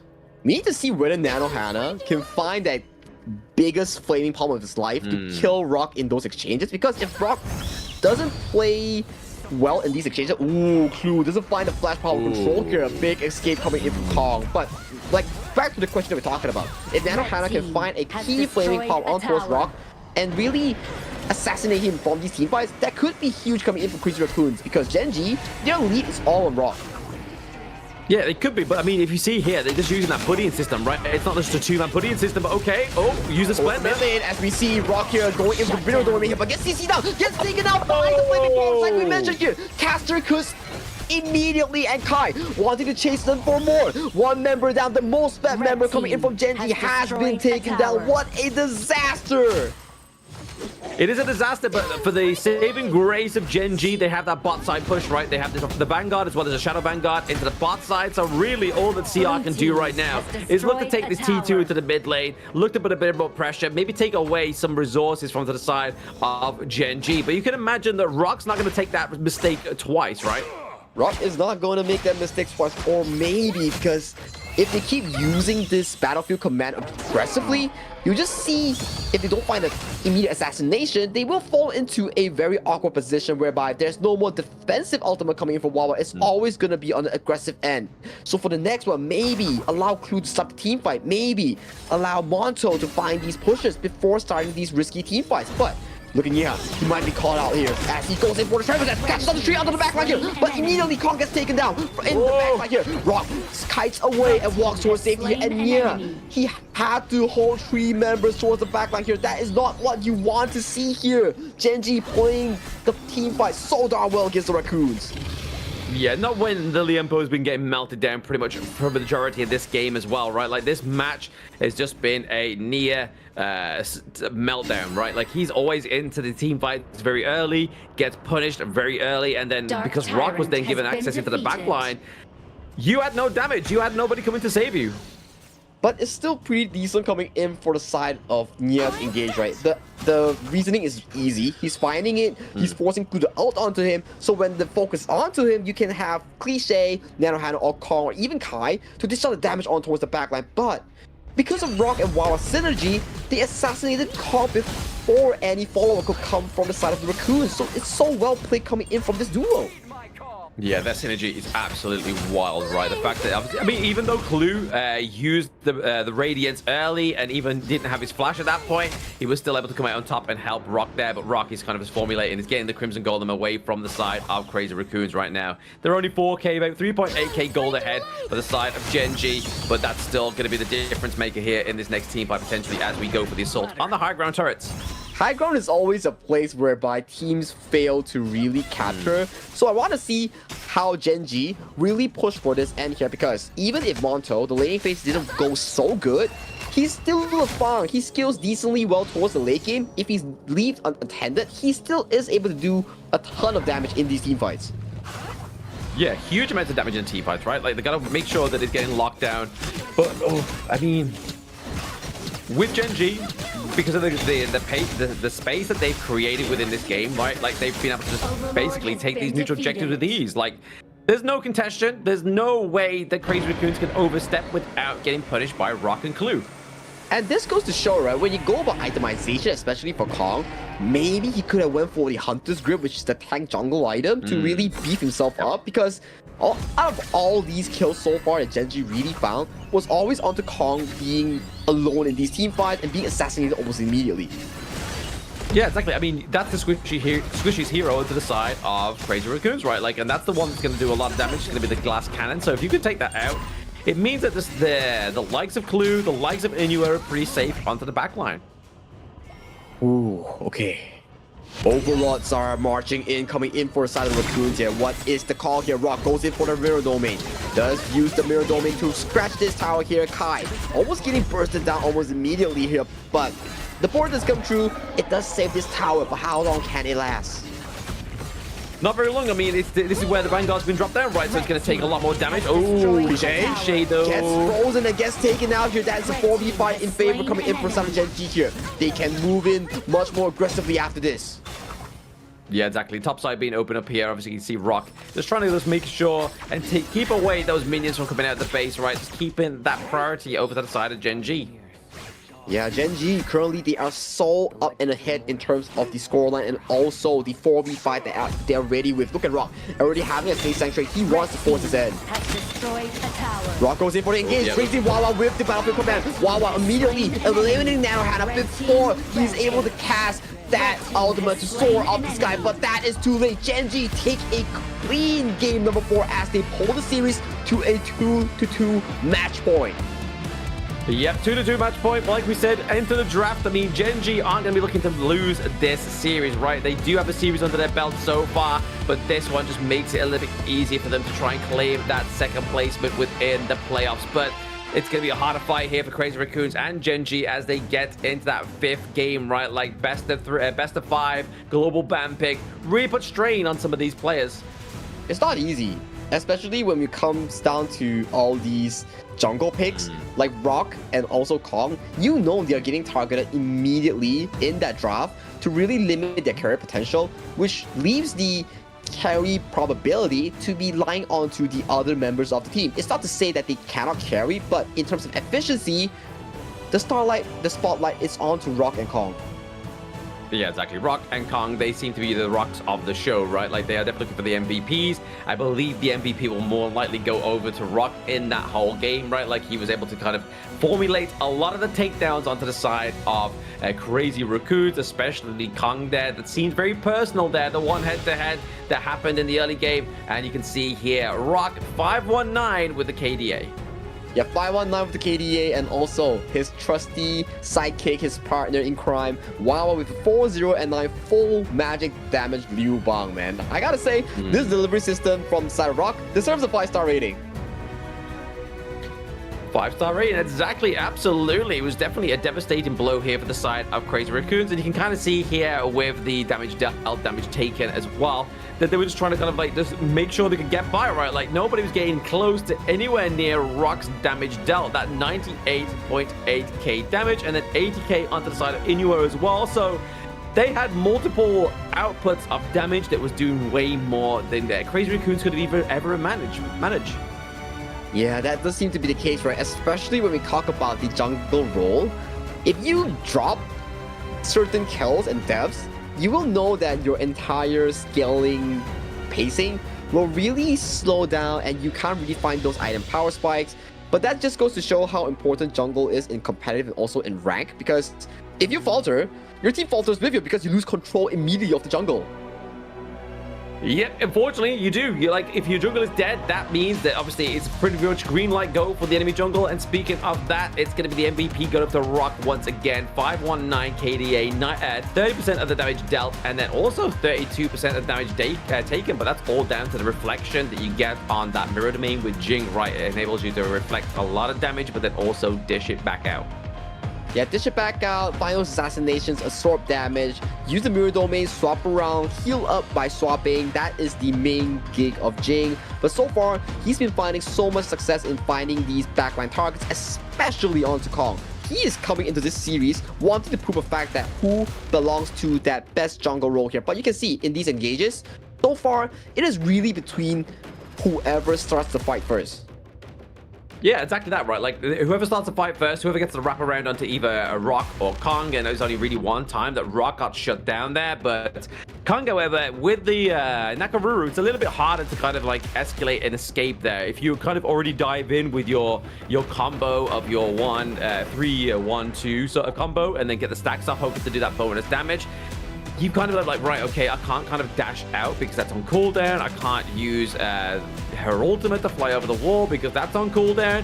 And it was only these little key moments, right, where we started to see the little pickups here. Obviously, Monto getting picked up onto the likes of Fang, and then obviously Inuit as well. But it was just all at this point, right? Like, just the amount of burst, the amount of melting damage from Rock on the side of Gen.G was crazy.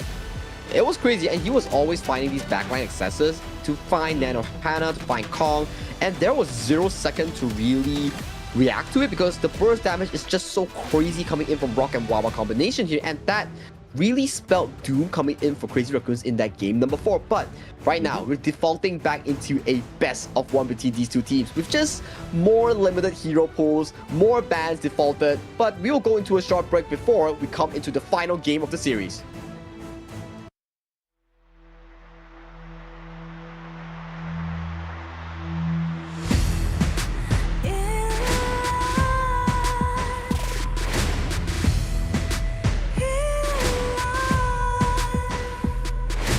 What's a life without its worth? Compromise dancing with what hurts inside.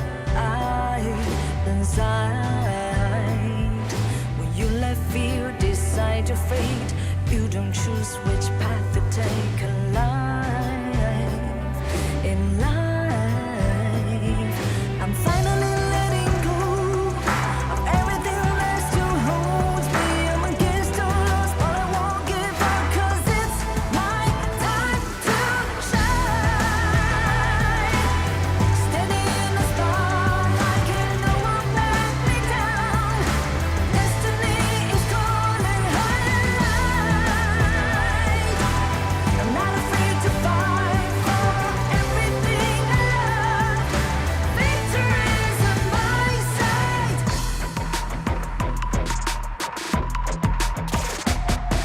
The more we lose, the more we gain. The more that nothing stays the same. In time, can't love ever, can't forget.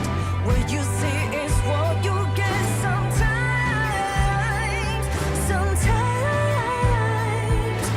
gonna show the world tonight.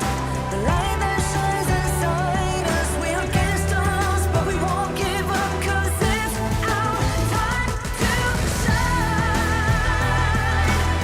Standing in the spotlight, can't no one back us down. Destiny is calling highlight. We're not afraid to fight for everything we love. Victory's in our sight. Takiki takiki takita. Takiki takiki takita. Takiki takiki takita. Takiki takiki takita.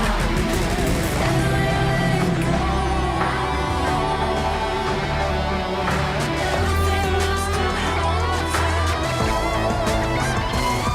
'Cause it's our time to shine.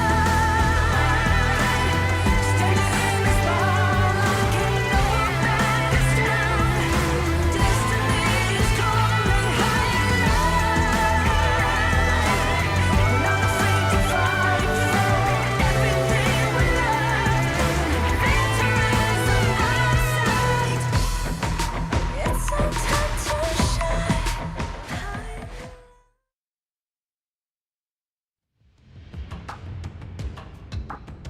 Welcome back, everybody, to the Honor of Kings Major East Fall Season 2025. We are going to be getting into, obviously, once again, that best of one between both of these teams. Only one can come out on top of this one, Sagi. And so far, what you've seen within this series, who's looking like it's going to be the top dog?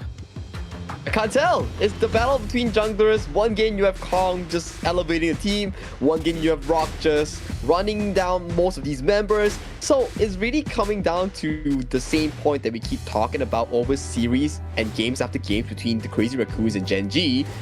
Who can handle the mental pressure in the best of 5? Who can play better setup for their carries, which is especially the junglers in this game? Oh, absolutely. I mean, obviously, Luna's still on the table here for either of these two teams, but for me, I don't think Luna's been like the biggest performer for either Kong or Rock, right? I mean, like, Kong hasn't really had his pay, but then again, it's not the most like memorable performance I've ever seen from him. But it looks like they're gonna go with the tried and tested, right? They're gonna ban out the Huan onto the side of Crazy Raccoons. They got it in game 1. They don't want to give it over to Gen.G, because if they give it over in this game number 5, it just means so much kind of like crucial kind of crowd control. A lot of sustainability, a lot of intel they can gather from this one pick. Hey, intel is wintel. That is what we always talk about in Honor of Kings Esports. You need the information to process it, to make better decisions in life and also in game. But talking about decisions, it will be the final pick and ban draft between Crazy Raccoons and Gen.G for potentially the final time of KME Fall. So right now we're looking at, again, the Yuhuan being locked away, the Luna being locked away, Musashi, and also the Maestro Nui being locked away from both these two teams here. For Raccoons, they could go for potentially pickups such as the Clash Lane picks here, because so far Clash Lanes, they have made pretty big plays thus far in this series. They really have, right? I mean, we've got, obviously, Byron's been used, Vati, Mayin, and the Dharma's been used already for the side of Crazy Raccoon, right? So Really? Are we going to be looking at the likes of maybe a Guan Yu coming through for them? Because that's been banned for like the previous series, but it looks like it's going to be the Sun Tzu here. Ooh, Sun Tzu here. Like that's the thing, right? Because you come into a game 5, all of these first pick priorities have been removed away from the pool that you don't really want to see, right? So trading all these clash laners will be something you want to do because they are your early game tempo. They are your backline nightmare that you really want to find out for. Exactly. I mean, Byron being picked up here as well as the Ranger is going to be spelling kind of like a potential a very frontline heavy team comp here for the side of Gen.G, but I mean right now we're going to get the Sunset. What's going to be kind of looking to get that set sail up onto the board here? Is it the potential of like a Dolly coming through? If we're going to get the Dune as well as the Lady Chen as well here, maybe potentially. But if you were Gen.G, you're going to be like, okay, let's really force that ban on towards the Dolia because we do not want to see that going for the side of the Raccoon because you see the Dune, you see the Dolia, that could be super huge, especially you do not want to give someone like Kong in that jungle. Exactly that, right? But oh, okay, Anywhere maybe looking here, but go okay. The Xiao. Yeah, we got banned out in the first game for the side of Gen.G. We haven't seen it yet for themselves. They do lock it in. Obviously, it's gonna be great because again, we don't really get the poke of the long range from the D-Ranger until we get that Spark Forge Dagger. So giving over that kind of like that umbrella, that fan that gets sent out to the enemy team, it definitely kind of creates the illusion of that long range for the side of Gen.G. Which makes sense, right? You have the early game that's being built by D.Ranger and also Byron with the strong side lanes. You leave the late game towards Xiao Qiao and also the potential final pick that's going to be locked in by Rock later on. So for Gen.G, the only thing that they need to do is maintain that early to mid tempo, allow this team comp to win out that early game push, to win out those early game team fights, and then this Xiao Qiao on Inua will prove dividends in the later stages of the game. Yeah, exactly right. I mean, obviously building into the late game is going to be a lot better for Inua. I mean, he's definitely been playing the setups of these team fights and the takedowns, but that's speaking of the Dolia, they're going to take that down on the side of Gen.G right now. So in terms of the support pool, I mean, they still have the likes of the Diadem if they really want to go for that one. But when you got something like a Xiao that has like a big AoE and magic damage, is that going to be the best call here for the side of Crazy Raccoons? Or did they go and try and lock in that double knock up here with the Sakia, right? Like we haven't seen any Sakia today. Haven't seen any security today. Potentially might see at the pick number 5 because both of these two roamers have yet to decide what they truly want to contribute to the team. For Gen.G, they could potentially lock into Ogre here because I believe Gen.G has yet to pick that thus far, if I'm not mistaken. Yeah, exactly. Yeah, Gen.G hasn't had the Ogre just yet, and it would make sense, right? Obviously, the D-Ranger as well as the Byron. Byron's going to be that front line. They need a little bit more of a front line here for the side of Gen.G. Means that it gives the space over to the Xiao as well as the D-Ranger, but right now we could potentially go for those last two picks. Obviously, we need the support where we haven't seen the Liampo for the side of Gen.G right now. They're going to go for the Arta. Okay. Power, fight healing with healing. That is what you want to see coming in from Gen.G's draft here. So Arta being locked in for Rock in that jungle. This is why I love Global Ban Pick, because how else will we see Arta in a competitive setup? Right, like what? We will never see Arta in a competitive setup because it is such a rare pick. Just go watch Chuck BR.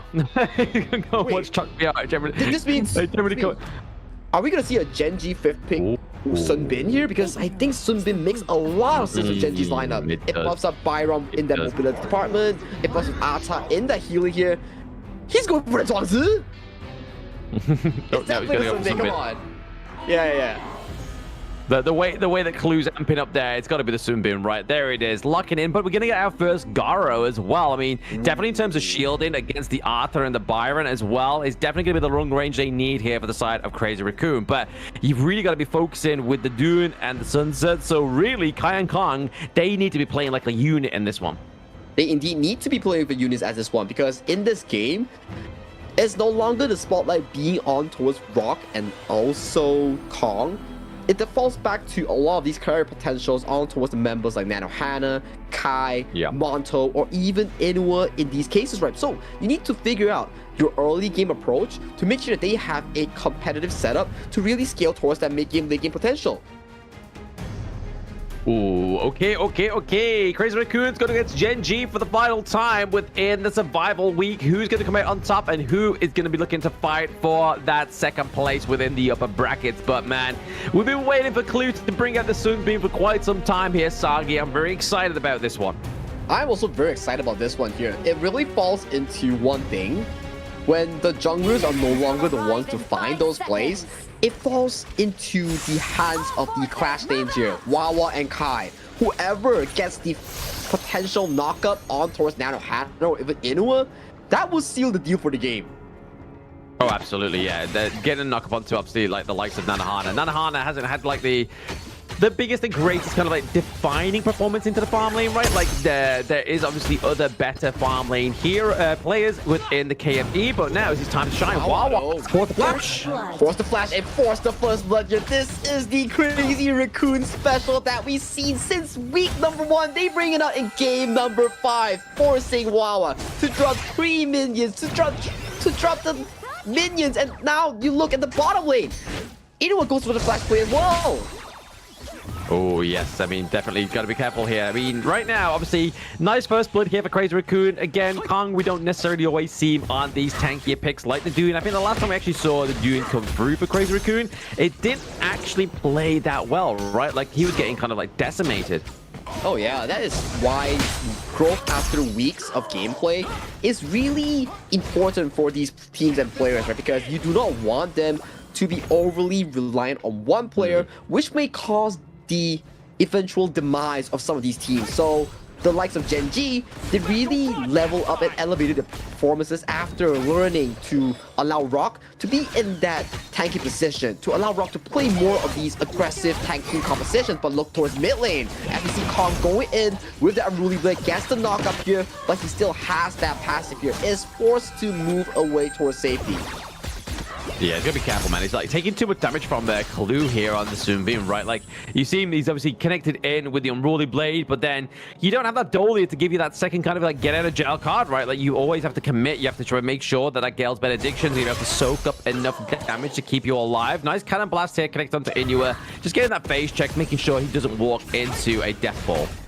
Yeah, no death ball in sight for the side of Crazy Raccoon, so the minimum that Nia can do is to really just provide these reactive cannon blasts and to save his team from all these vision games when Kong is not around, when Kong is busy with farm and such, right? So, carry potential. Let's talk about carry potential here. So, Nanohana actually plays a very important role in that late game on this Garo. Yes.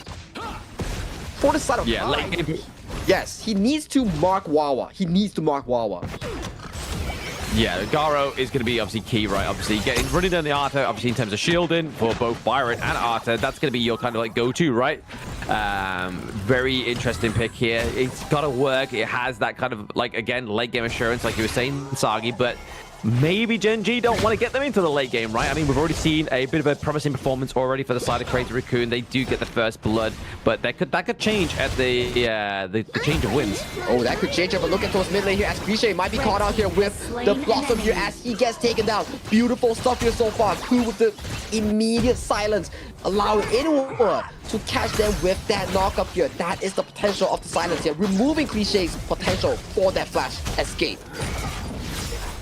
Exactly right. That's using the flash to try and get the escape there, but it was just a little bit unfortunate for both of the teams. Obviously, there was just a bit too early, a bit too quick with the damage before they could even use that flash, right? So now it's going to be a 1-1 tie in terms of the kill lead between both Gen.G and Crazy Raccoon. But you're already seeing the obviously Kai, Kong, they need to start formulating together. We need to start seeing some of those set sails coming through to set up a huge team fight, right? I mean, maybe at that 4-minute mark when the Overlord and the Tyrant comes through, that's when we'll start to see it. And we will also need to see some of these mid laners start racking up those venomous stats here because these two junglers, they are healing extremely hard here. Look at Rock here, but we see a Unruly Blade landing on Inua here. Inua already being forced out the flash, and as we see, an immediate decimate the backline here. Clue is the next one to follow here. Kong falls as well as Monto. Repositions himself into safety here. Does take the return kill on towards Kong and also Kai here. 2-for-2 exchange thus far.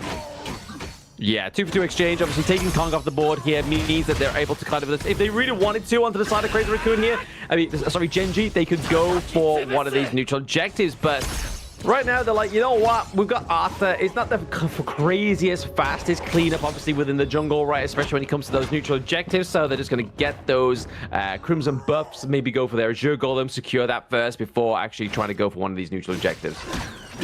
Neutral objectives are definitely the core of the essence here coming in for both these two teams. As you can see, they keep fighting for this mid lane to really get control of this river here. And this river allows them to go for these aggressive push, to go for this aggressive objective here as 1v1 towards the bottom lane as Nia gets sniped down by Clue on that time bomb. Yep, Kai coming in with Kong here onto the neutral objective. They're going to try and contest it here. As we see more of a contention coming from both of the teams here, Smite does go in favor of Rock. Rock wins that Smite war here, but look at Wawa's position here. He finds Nanohana. Nanohana does not have the flash here. More of these damage comes through as Inward comes in with that storm, with that meteor here. 3 members fall for the side of the Raccoons as almost making a fourth as Cliche gets caught in the ship, gets almost executed by Rock here as Shutdown gets taken down as well. Shutdown goes towards the mid lane of Crazy Raccoons. That was like, I don't know, like an after death grenade, right? Like that's what you normally just throw in like an FPS game before you die and then just hope that it kind of does enough damage. Just like everybody was dying, but they had effects onto the board like the Destructive Deluge that was going to just do the damage to get the kill after they died. And it just made the fight just prolong a little bit longer than it needed to, but it was a good little trade there. Obviously, it did mean that Gen.G did come out on top of that one, taking the T1 into the mid and the bot side of the map was a pretty huge trade here. That was super duper huge coming in from both of these two teams, but Tyrant falls in favor of Gen.G, Kills fall in favor of Gen.G. Rock played extremely well in those team fights. This is the power coming in of the Sunbin and also the Ata combination here. You think they are strong early? Wait till you see late game here. This Rock Ata is indestructible. Oh, it will be very indestructible, right? I mean, unless they get Garo to the late game, right? And that's going to do a lot of damage onto the Arthur as well as the Byron, but still, they've got to make sure to keep themselves alive. But Kong getting caught out here. But Kong does get caught out here by the side of Damager coming in from Inward here. He does a really big back to his safety here as we see. Health bars are blinking low coming in for both of these two junglers here. But Rock is on the Arthur as long as he damages someone with that great health. He does get his health back relatively easy. Relatively easy, gets it all back and gets that T1 into top side of the map, which is going to be the most important thing here for the side of Gen.G, right? Like they've now run down every single T1, and you can kind of see what they're trying to do here on the side of Crazy Raccoons. They're trying to like commit Kong into the team fight a little bit early and then allow Nanohana just have the safety to just blast the damage, but because of that huge AoE from Inoue, it's just hard. It's just hard, and he is going to be scaling towards his late game exceptionally well here, but we see an engage coming towards the backline here as Wawa finds the key knockup on towards Kai here. Kai forces to back away here as Monto does secure away that Crimson Golem. So that is a small win still coming in from Gen.G in this exchange. Yeah, exactly. They got to make sure they get the small wins here for the side of Crazy Raccoon, right? Obviously gaining their own Crimson Golem, making sure that not all their buffs are being taken away from them, because if you have a Dune without an Azure Golem, it's going to be a harder fight. And then if you don't have the Crimson Golem, I mean, that's a lot less damage than what he normally would do, right? Like, he's definitely there to soak up the damage, but to deal the damage is not always a specialty here of the Dune pick. It seems to be the case, right? And right now we see more of these engages being focused on the side of Gen.G to really allow Inoue and also Monto to pick up some of these resources here, because you need them to be really fed towards that late game, because you need to combat this Garo's potential in that later stages of the game. Yeah, exactly. I mean, being unchecked for the past, like, few moments, right? Obviously, they have the Shadow Ripper, they have the Eternity Blade as well, so going for a lot of crit, got a lot of attack speed going on right now for Nanohana on the Garo, but they've got to make sure they're checking her out a lot more. They've got to make sure with this Sessel that they get some... Sessel catches on two, Inoue gets caught up, but gets bursted down. Kai is sent away by the Manga Sorceress Xiao Qiao. I gotta say, I was worried for Inoue, but got blasted by the likes of Kai, but his return damage is just so darn high.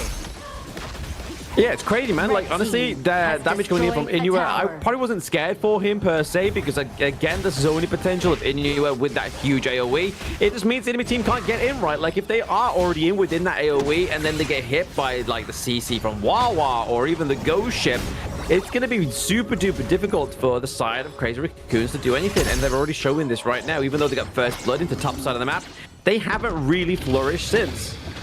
Nope, not fluorescence, and we're starting to see a death ball being formed by the side of Gen.G. 5,000 gold lead in the hands of the game changers here for the side of Gen.G Esports. Gotta say, it's looking a bit rough for the Raccoons in this mid game. Very rough indeed, right? I mean, the fact that they don't have any mid turrets other than the T3, which is obviously quite scary if you are Crazy Raccoons, around about that 10-minute mark as we get into those neutral objective shadow variants. But bringing Kong into your enemy team and then cutting him up from his own team with the ghost ship is not the case here. And Kong here is going exceptionally low here. It gets taken down by one last hit here as we see Kong going into the backline against Nanohana. And Nanohana goes dangerously low as we see Inua gets flanked from behind, gets taken down, but that is still a 1-for-2 exchange in favor of the Gen.G roster here. But they have to back off as they have set their sights onto the Shadow Overlord or Shadow Tyrant. Yeah, why rush it now, right? Like, why rush the base and then you'll lose the game? Just go and get everything that you need and then finish the game if you're Gen.G, right? 'Cause you're already playing on the front foot. You're already having that 6k gold lead right now over to the side of Gen.G. So you don't need to rush this if it's going to mean you actually get a clear, decisive victory, right? Clear decisive victory, gets a hold of the Shadow Tyrant here. Now, the key thing is, can Crazy Raccoons really push this towards ultra late game here? Even if they do, you're fighting a Rock Ata with the help of Sun Bin here. So you might need like what, 40 shots of Figaro Arrow to really take down this big of a tank? Yeah, I mean, they're trying, right? They're trying to get, obviously, all that damage online so they can actually get the shutdown of this tank, but it's not enough. It doesn't seem to be enough damage. I mean, Cliche would definitely be doing the damage difference if they could just get close with a Destructive Deluge, but they can't. They're getting punished by either Wawa, Rock when they are close. That is the key members here as we see a time bomb here landing onto Nia. Nia gets blown apart almost immediately right now as we see more of these follow-ups here being pushed back to the Crazy Raccoons as Crazy Raccoons finding those arrows onto Wawa here. Inua gets taken down. Inua, he flashes towards his demise as there was a bolt waiting for his arms. Yeah, straight into his loving arms with that boat, set sail from Sunset into the back line. But I mean, that's not going to be stopping the side of Gen.G, right? They are looking to keep pushing, getting those higher ground turrets into the bot side of the map. They can still go for more, but they're deciding, you know what? Let's not rush this. And you can't hurry love, and you can't hurry a game 5 win. Yeah, you can't hurry a game 5 win. It is the most important time right now in a BO5. If you rush it and you result into a comeback for your enemy, that is not the best way for you to sleep tonight, because that is kind of tilting per se. Oh, absolutely. Definitely tilted. If you manage to go all the way for a full best of 5, and then if you are Gen.G at this current space in time where they are ahead by every metric within the game, within this number 5 game, and then they lose, that's going to be a hard comeback, right? Like, they don't have any T1s being taken off the board just yet. They still have a lot going for them. So even if, like, Crazy Raccoons is able to get a team fight at their base, it's still going to mean only a matter of maybe a T1, T2 takedown. And we're starting to see some of these pushes here coming in for a side of Gen.G here. They are starting to stack up these waves, attack on 2 fronts here. But Nanohana is scaling exceptionally well. Look at those arrows here. It's doing so much damage towards the members of the side of Gen.G here. But the return fire coming in from Gen.G is also super duper painful for this Garou. Yeah, very painful for Garo as well, right? Like, obviously, just laying down the smackdown, trying to get that damage onto the enemy team is what they're trying to do here from the side of Crazy Raccoons. And Nanohana just not having the greatest effect here with this one so far. They've got to keep going, keep pushing, and keep persevering right now. Yeah, top tier 3, another one does go down in favor of Gen.G. The last one stands towards the mid lane here as we see it engage does go through. Kong forced to unruly big back, and Wawa doesn't find Nanohana. Nanohana with a quick disengage, flashes away from safety here, but the damage has already been done. Sacrificing a Wawa for 3 of these tier 3 towers is so worth it coming in from Gen.G. Yeah, unfortunately that, obviously Gen.G, they were looking for the win, right? But then obviously the takedown of Wawa is going to be crucial to their front line. And Rock, I feel like alone with especially a 5v4 here, would definitely falter. But even if they were, like I said like moments ago, even if Crazy Raccoon were to even take a team fight right now, they would at best be able to get that T1, T2 in the mid lane, and then they would still have to potentially go for Tempest Dragon, right? But no, Gen.G cut away, they cut the losses, and they're looking to try to just keep their minion waves kind of like clashing in naturally right now. Yeah, crashing in naturally, allowing this form of minion wave pressure to always make Raccoons stay in base. But this is also an alarming factor whereby you allow all these minion waves to crash into the enemy tower, it gives them a lot of gold to potentially come back from the game if you do not end them within the next few pushes, which may delay the game into that Tempest Dragon momentum that you mentioned just now. Yeah, it's going to be, I mean, there's so much that Crazy Raccoon can do, but there's also so much that can go wrong for them here as well, right? I mean, Gen.G's already got that Shadow Tyrant onto the Gorge as well, so a lot of damage already coming over that they didn't really necessarily need, but right now, taking a fight down bot side of the map. As Rock already engaged on towards Kai, and Kai is the first to fall, coming in from the Raccoon side, as we see two waves marching towards this crystal here. What is the call here coming in for the side of Crazy Raccoons, as this is the final attempt that they really need to defend, as we see Rock it already been taken down from the sides of the side of Gen.G as one the safety here goes to three, but still getting taken down. Waiting for him is the box coming in from the Raccoons. This is the high ground defense coming in from the Raccoons. Yeah, very good high ground defense there from the Raccoons there, but it's still, they have no minion waves, right? Like, what are they going to do realistically other than kind of just try and take back some of their jungle, take back some of the gold here? But you can kind of see the gold that you kind of see funneling being over to Nanohana is like, he's 6-slotted, man. Like, there's nothing else he can buy. Well, that's the thing, right? When you're 6-slotted, you have more of these approaches to go for that 6 Sanctuary into the Destiny, and they keep swapping around until late game, right? But right now, if you're Raccoons and you're in this stage, you get a free access towards this Shadow Overlord that will relieve your wave pressure later on in those upcoming team fights, which this game, I gotta say, is looking like a Tempest game. It is looking like a Tempest game here. Can they get the steal? Oh! Look at the steal! How in the world did he get that? Blue team has destroyed I'm pretty sure it was a time bomb, man. He just dropped his ultimate. Yeah, look, he's got no ulti. He just dropped that down and just hope for the best. That is such a devastating to lose the Shadow Overlord for the side of Crazy Raccoons. That is not what you want to see here. They fought so hard for the lane control. Right now, they are back to square one. Ladies and gentlemen, let's see who wins these team fights. Yeah, with the minions coming through here for the side of Gen.G, they've already defended their crystal many times. Here is Crazy Raccoon. They're not looking to give up just yet. It won't take a miracle of a defense here as we see Wawa gets engaged and gets stunned off by the Sun Till here as towards the back right here. Rock finds the angle onto Nanohana. Nanohana caught into the hole here.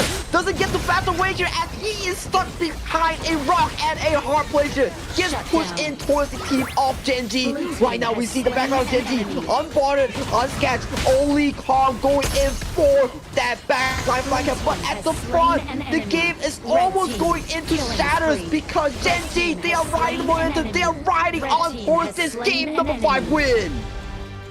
Yep, Gen.G finally taking that game 5 win. We saw towards there the end, Nanohana getting caught out. As soon as Nanohana got caught out, there was just no range onto the side of Crazy Raccoons. No safe space for him to stay. And even with that Sage's Sanctuary, right? Like,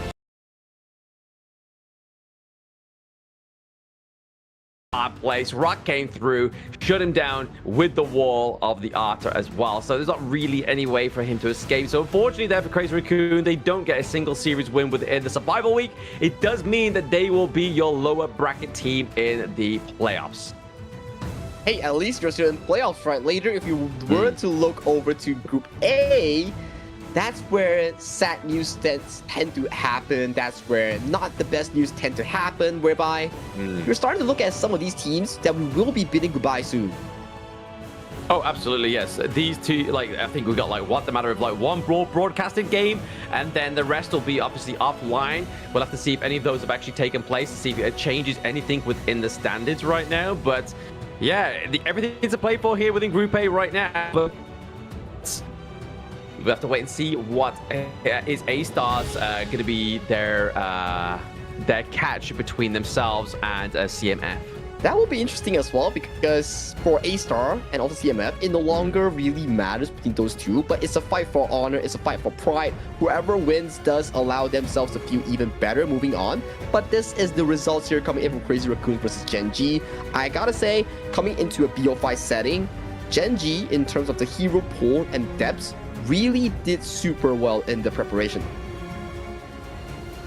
Very well. I mean, I feel like their strategy is if they lose the first game, it's not the end of the world, right? So they would rather lose the first game than and then take game number 2 and then try and take another back-to-back victory there because they still have so much that they can pull from. Whereas the enemy team, if they put their best draft in game number 1 just to get that victory and try and burn out some of their suggestions and some of the hero picks here from Gen.G, it's still showing that that's not an effective strat here for the side of their opponents, Crazy Raccoon.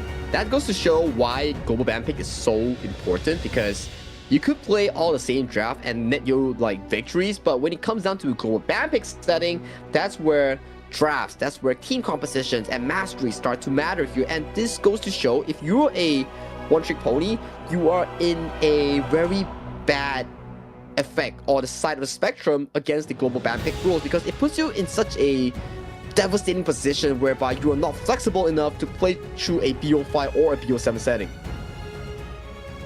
Yeah, exactly. It definitely shows obviously flexibility and lack thereof for these teams, but as you can see here, Gen.G rarely gave up the mark, right? Obviously, Crazy Raccoon were able to get that first blood in top side of the map, but it wasn't going to be the thing that needed them to be it, but it's going to be that clear clue MVP that we really hope for here, especially after his first Zoombin performance.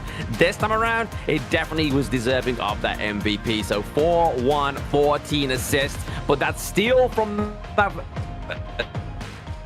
The Overlord, man. That's what definitely got him this MVP. He was so crucial in that draft. He brought out this miraculous of a pick, and it really showed dividends in game number 5 here. So, gotta say, even though the early game wasn't looking the best of the best for the side of Crazy Raccoons, they were still finding lots of way to come back to the series here. They look towards this early game team fight. It was very 50-50 between these two teams. Yeah, oh, super duper. I mean, we were always alluding to the fact that obviously Crazy Raccoon needed to get Nanohana into the late game, right? But it just wasn't always the way. Like, it's just always catching out the bad kind of positioning. We always had Wawa onto the back line, even when there was fighting behind the Tyrant, as you just saw there. So it was just really kind of just like, when Nanohana finally got the chance to have the positioning that they really was desiring in that early to mid game, it was already too late. They were already at that crystal, and it was already too much of a challenge for them to come back out.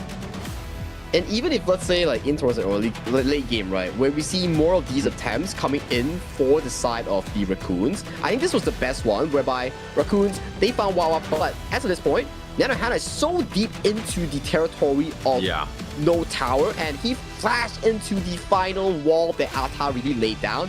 He couldn't really escape, and there was just no incoming damage coming in for the side of Nanohana, and that just felt doom in the eventual endgame state for the side of the Raccoons. So going into that steal coming in from Clue really just showed why he deserved that MVP title and that performance that he did. Super duper well done. Yeah, absolutely. Clue with the MVP there. But that's it for this series. We'll take a short break before we get to the next one. Don't go anywhere.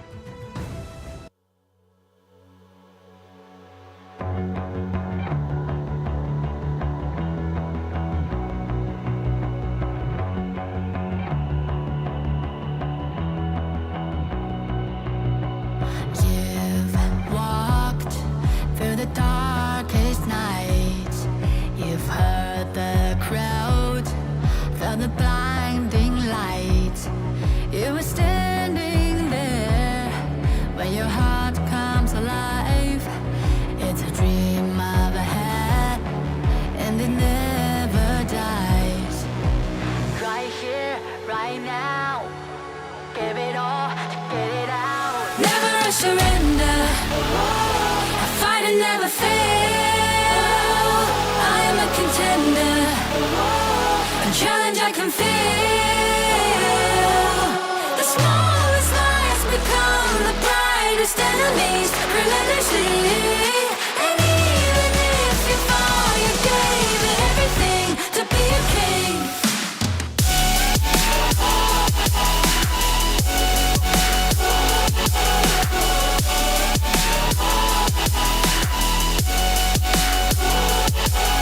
The smallest lies become the brightest enemies, relentlessly. And even if you fall, you gave it everything to be a king.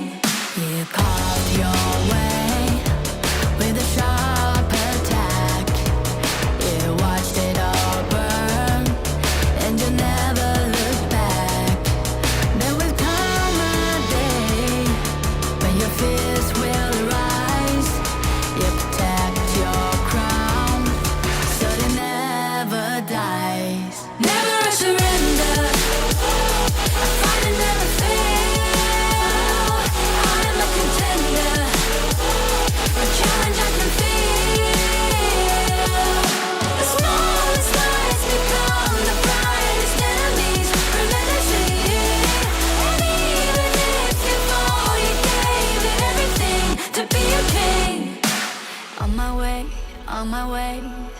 Find my way, find my way. On my way, on my way. Dream my way, dream my way. Never a surrender. I find it never fail. I'm a contender. And change I can feel.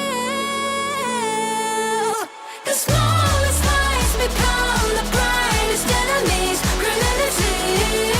And even if you fall, you gave it everything to be a king.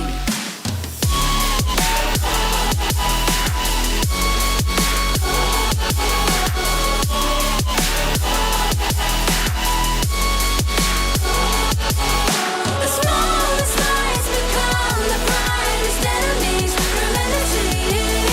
And even if you fall, you gave it everything to be a king.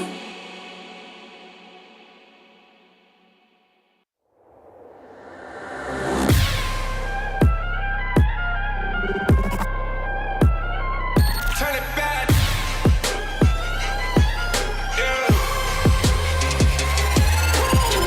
Gear out a weapon, getting ready, counting down. Pay attention to the challenge, tell me where you from.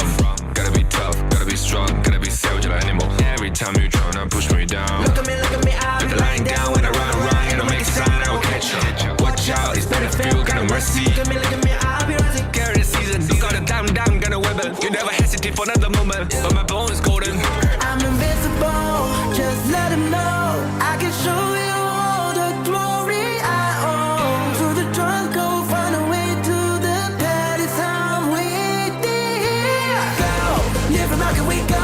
It ain't a river, turning back. Storm is coming, light up your cold. It's my kingdom, fire growing up. We the kings, it's our honor showtime.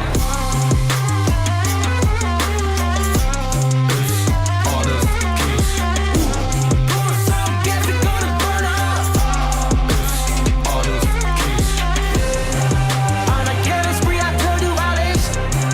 All my enemies, they go on silence. Wipe them out for only 6 seconds. We got honor. You wanna get me juice, kind of the one who made the rules. You have night to choose, only one way, got night to lose. I'm gonna show them. We got no cry. We barely. Welcome back, ladies and gentlemen, Honor of Kings fans. You are back into the KME Fall 2025 Survival Week. My name is Sangi. Alongside me is Blam. We had a best of 5 series played to full between Gen.G and also the likes of Crazy Raccoons. But we are definitely going into the next series right now. Yeah, next series is obviously going to be none other than Astar against CMF. But before we get into that one, we are going to be giving a big up to obviously Honor of Kings, the game itself, because it's going to have a big update on the 24th of this month. Not only do you get Umbrosa, the new hero, we have the sprite links coming through as well as a new in-game mechanic. We're also going to have the rank and reset as well, which I know a lot of people within my community are very excited about. Oh yeah, rank reset is definitely something to always look about every few seasons, especially this rank season has been delayed towards the 24th September, but also another mode that will be coming along with the update will be the Ultimate Awakening. You have different ultimates, buffed up heroes, jacked up spells coming in for the 27th September new mode. If you are tired of normal matches, rank matches, or all these peak tournaments, do give Ultimate Awakening a try once you get that new update. Exactly so, right? Like, obviously, these are going to be matches that are going to be super duper fun. They're going to be ultimates out the wazoo. It's like definitely ultimates on steroids as well. That's going to be super crazy to see, especially the Angela one that I saw. I mean, just like firing like 3 lasers at once, and then her first skill shoots out so many more fireballs. It's so crazy. So I can imagine it's going to be super duper fun to play. I'll be definitely giving it a go when I get onto that one on the 27th of this month. Grab King, grab Hollow, grab everybody. Let's go for a 5-man Ultimate Awakening because that does seem to be a very interesting mode. But enough about the new patch that's going to be coming up in a next week or a few days time. Let's focus on what we have at hand because this is the last series of the Survival Week that we'll be broadcasting. It will be between Astar and also CMF Esports. Yeah, again, this is going to be an interesting one. Obviously, this is Group A. Astar definitely would have had a lot more opportunity to get to the top of Group A if they bet R8 Esports earlier. But now, going against CMF. This will be their last match of the Group A series as well, right? Like, so they've definitely got to try coming out guns blazing to try and get top of, if not the top of Group A, but at least the second best, right? Yeah, at least the second best, so they can feel good about themselves, prep for the upcoming season, so they could improve as days goes by. Not all of these teams over the cross of the globe, they come out huge at their first appearance. It all takes time, pressure, and practice to really allow themselves to formulate into a championship winning team. So for them, props to them for making this far. It will still take them some time to improve. Yeah, I mean, Astar's been one of those teams where it's kind of like they weren't doing too great within the ranking week, and now they get into survival week, they definitely start to show their true colors. Definitely synergize a lot more better as well, right? Like, especially with the players like Abdo and Gen.G as well, playing very well together into that top side of the map, and also just kind of like giving over the experience that are not so experienced players on their team also. Yeah, experience really makes a team go even further, right? We've seen teams really struggle at the start of the HOK Esports, and then when they got more experience, when they improved their hero pool, they start to blossom even more. Even the likes of Nova Esports, the likes of Blackness International, they didn't really start off as the favorites of any tournaments. It always takes time and practice to really flourish themselves into a better team here. So for our KME teams, we have examples as well. Nongshim was the unbeatable team in spring, but look at where are we right now. We have teams like Crazy Raccoons, Scarz, and also Gen.G starting to take games away from the KME bosses, which is Nongshim Red Force. Exactly that, right? I mean, we don't like to bring them up too often, but obviously within KMW as well, you have teams that were 4th place in the KWC, and we have teams like 9Z Globen that have beat them 2 series in a row. So it wasn't just a fluke, it was actually just 9Z Globen being that much better against Twisted Minds. So that's also one for you guys to go and watch out for, because obviously, depending on your time zone, you are asleep just like I am when it's going on. So I don't get to catch the action live. I do have to watch it back on the VODs, but they're all available on the Honor of Kings Esports channel on YouTube, and obviously wherever you watch your Honor of Kings Esports. But we're gonna go into and introduce our teams for this last match of the day. So let's go look at Astar. So you should never give up.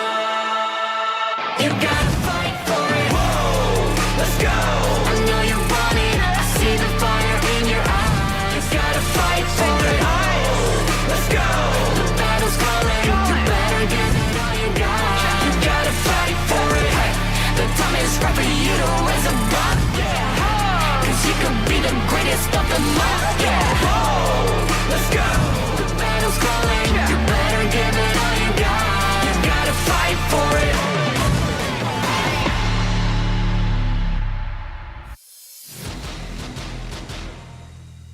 This is Astar Esports, the Astromancers, and they are represented by Abdo into the Clash lane, Gen.G as their jungle, Vio as their mid lane, and Mirage and Zugzwang as their farm and support duo. And this team, like I said earlier, they've definitely come into their own stance as we got into the survival week, and now they're looking to kind of like keep their mark going within this best of 5.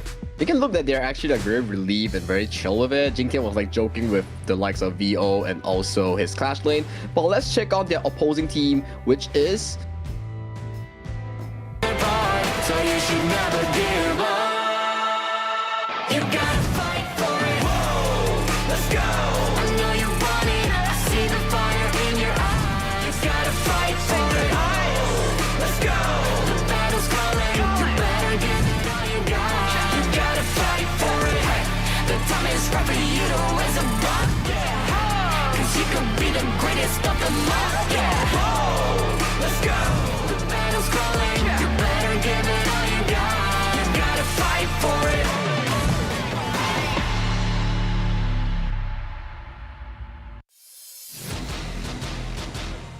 CMF Esports, the Undertakers coming in from Bangladesh. We have CMF Psychonoia in the Clash lane, Wei, their import in the jungle, Assure in the mid lane, Anson and Samit for that farm and roamer duo. So for this team, they have really a lot of struggles coming into the fall season, but so far they have started to pick up games against all these top tier teams.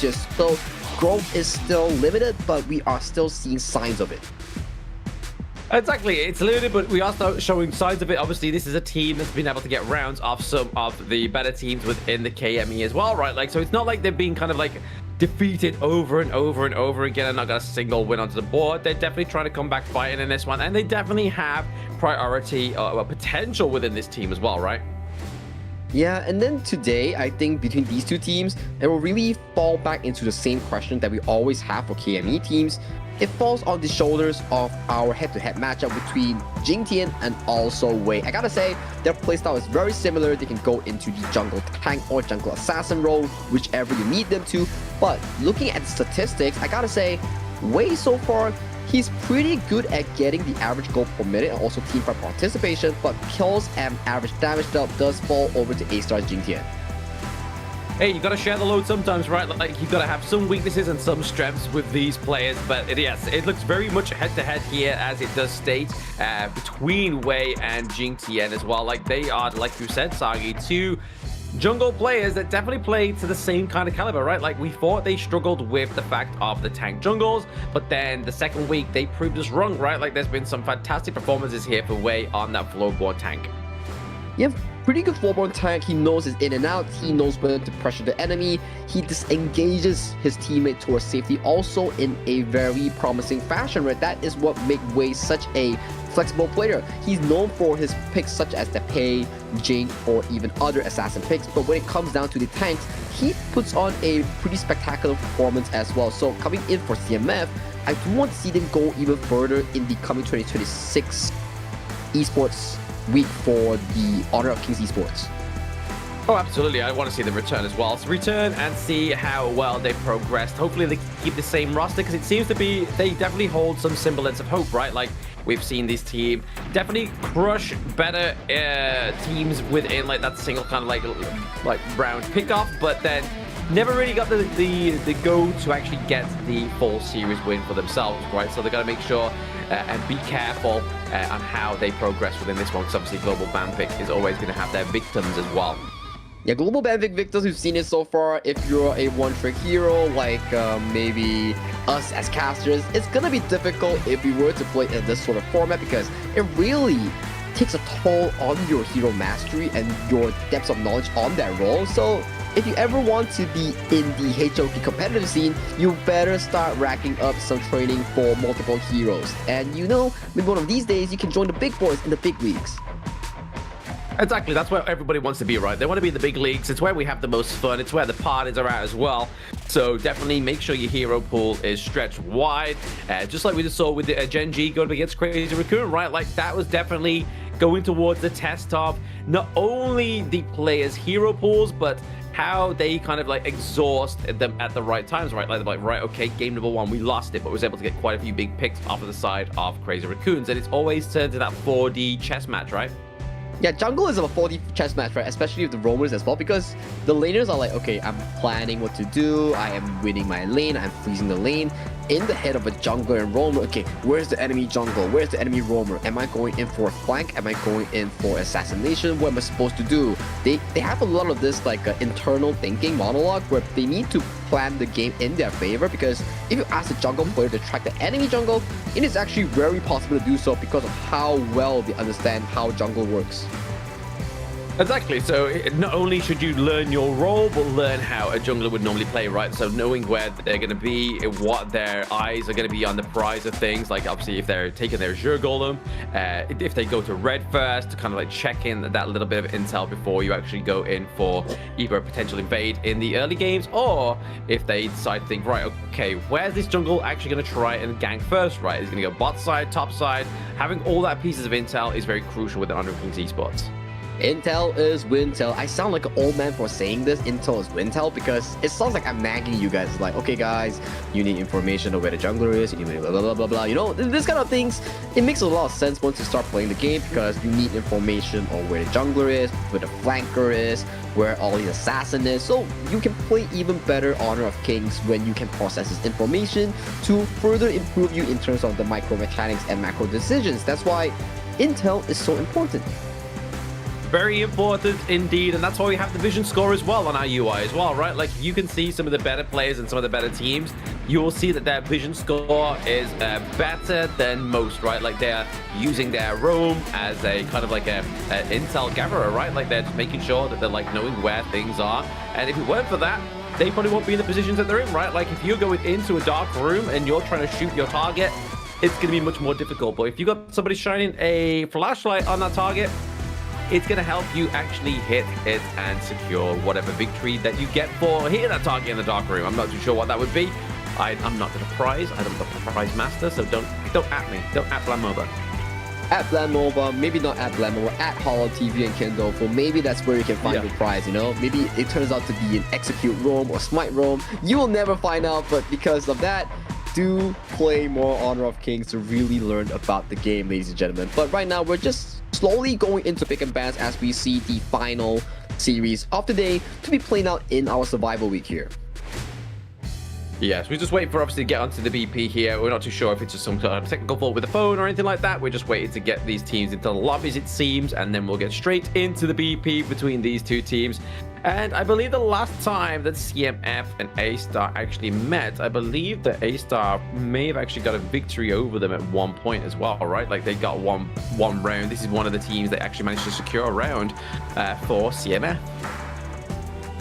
I do think for CMF, they always come into one thing whereby they need to really master their laning phase. So far, we've seen Astar and Timid, you're not the most consistent pairing so far, but when you give them enough room to actually play the game without exploding in that early game 2-minute mark, you can start to see that they actually have what it takes to push the game into a challenging sequence of events. Like, for example, they have taken games off Scarz, and especially in the way whereby they do games in a way that they allow Wei to dictate the game tempo here. So coming into this series against Astar, they really need to make sure that their laning phase doesn't go into the hands of Astar so easily.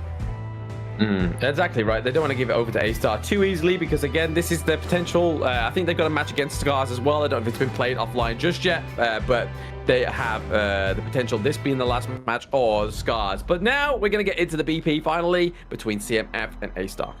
I want to see their priority here coming into this game. Although it doesn't really count into any effect towards the rankings, I still want to see how they formulate their draft. Are we going to see exciting picks? Are we going to see serious picks here? What is the game plan coming in for both these two teams? Because we see Zhang Fei, a first ban being dropped by CMF in that ban slot.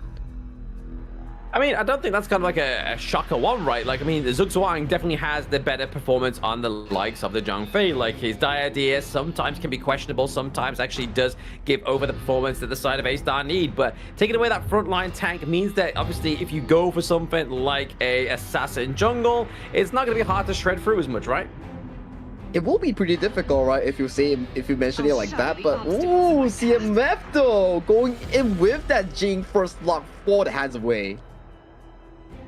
Oh, there we go. Yes, absolutely giving over some prio picks here for the side of CMF. But maybe just it's going to be a bit of a, hey, you know what? Let's get the big picks off CMF first, and let's see if we can beat them with them. Fight fire with fire. That is the way of the jungle role. It's like, you know, the rule of the jungle, you win by dominating or having absolute dominance over your jungle opponent. That is what we usually call a jungle gap. But to really lock down high frame targets, you will probably put in the focus onto Diadea and also Floorborn Tank. You know the bounce house, you know the point and click CC, that's where they come from. Exactly so, but now we're going to get obviously the Marco Polo with a Guan Yu here as well. Obviously, Marco Polo does great against those tanky heroes, right? As soon as you get those marks off for the passive, you're going to do a lot of true damage onto the likes of the Floorborn Tank, but it was going to be no surprise that Jing TM was going to pick up this one, especially going up against the likes of the Jing. Against the likes of a Jing here, I gotta say Astar in those first 3 picks, they're looking very, very dominant and also very specifically man-marked towards Wei on that Jing. Because you look, okay, Marine has the grapple, can also always like block you down. Diadea has the second spell that can point and click CC you. Floorborn Tank can provide a bounce house that can also CC lock you. So for Wei in these team fights, he wouldn't want to be engaged first in these attempts. Oh, definitely not. No, you don't want to be a Jing getting picked off that early within a team fight. I mean, we saw a masterclass from Rock earlier, so hopefully we're going to see the same kind of thing here from Wei on the side of CMF. But looking at these bans, right? D-Ranger being taken off the board. We see the Yixing, him and his board being taken off the gorge here as well. And then over the side of Astar, a lot of like attack on these carry control focused heroes. And who wasn't banned in the early part of the game? It wasn't SpongeBob, it was Arlie here. And Astar is going to pick up the Arlie for Mirage. Very rare occurrence that we always see Arlie surviving through the first banning phase, but okay, picking up the Arlie here is something pretty good into the Marco Polo, Guan Yu, and potentially the Jing. It does really require the Arlie to have magnificent positioning and also awareness towards the map. But coming into this final pick here coming from Astar, are they really going for the calming here to formulate this double carry composition that they really need? Or it will be the Yuan? Potentially here, but I mean, the Huan makes sense, right? I mean, this is a hero that wins a lot of matches. It's a hero that's able to get that Wintel is the Wintel. Intel is the Wintel, right? Intel is the Wintel, but locking in Yuan into the 5th pick along with the Arlie, I just gotta think one thing. Astar's drop is a bit probably expensive in this case, but if you look at the hero assignment, Jing.G is going with the Main Jungle once again. Going for the Main Jungle once again, very interestingly so, right? I mean, we thought there was going to be Abdo going for that one, but hey, he's like, you know what? Let me get a dub on my Main Jungle. Just give me it. Give me the satisfaction. Yeah, give me the satisfaction. I want to prove to Blam that this actually works. It wasn't a fluke when I picked against Kong on that one game series. Maybe this is what they practiced so far in their scrims. I am excited to see whether he can actually pull off this Main Jungle for this one time in this one series.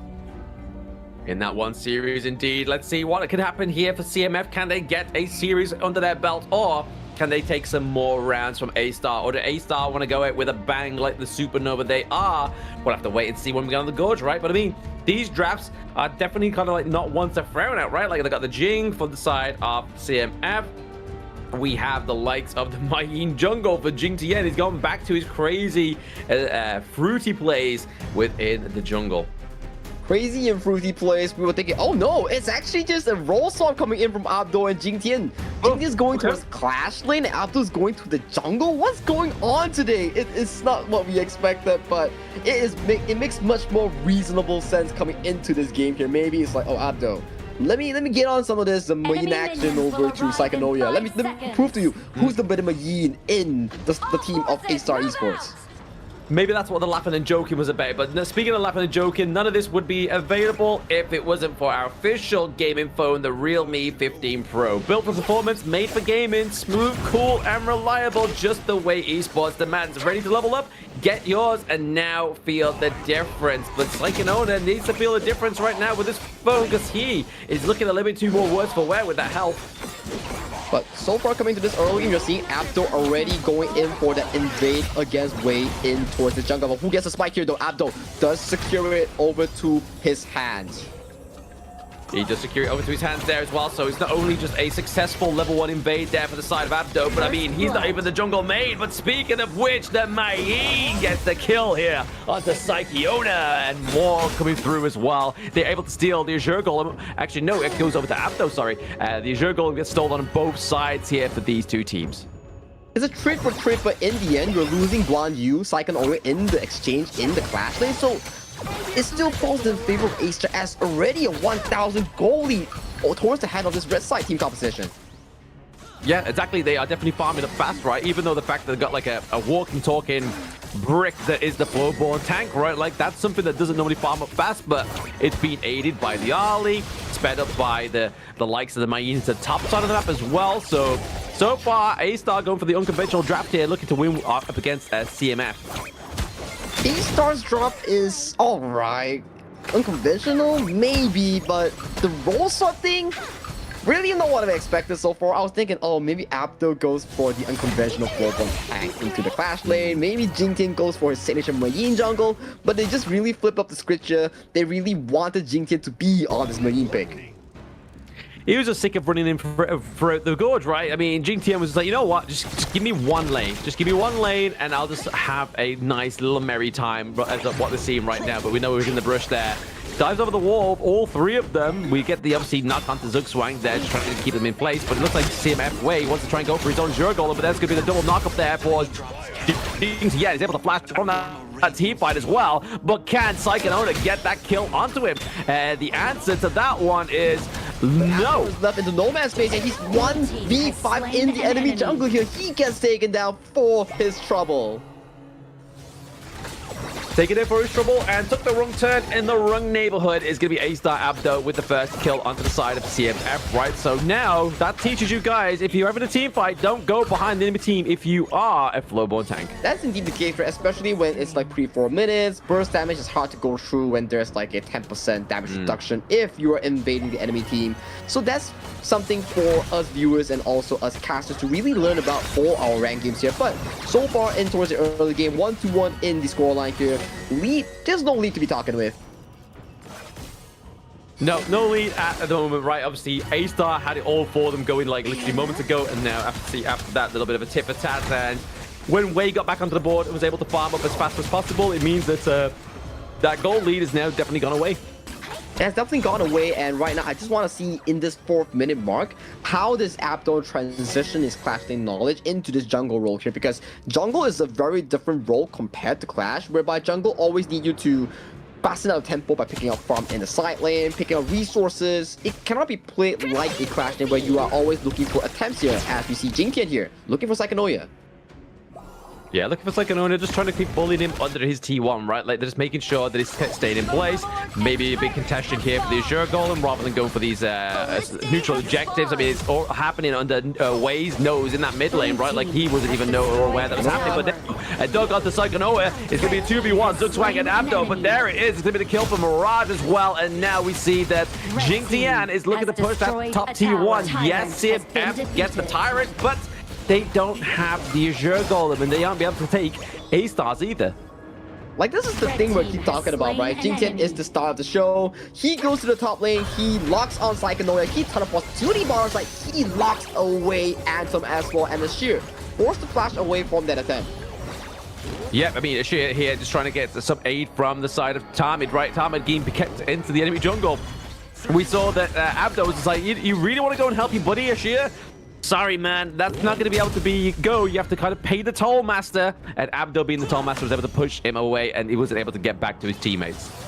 That's the Abdo thing you keep talking about, right? It's like he's so well experienced, he's so well known in his gameplay, whereby if he's not a jungler, him being a Clash Lane, he always provides you all these backline flanks, backline zoning, and that's sufficient enough for Mirage and also Zugzwang to really play this Arlie and Diadea combination to a perfection here. But jumping back to the A-Star topic that we had, Jinkian is the star of this A-Star Esports, right? He always has his teammates playing around him to find these success gameplays. But look at Oh, Zugzwang, wrong bush, but he wrong neighborhood again.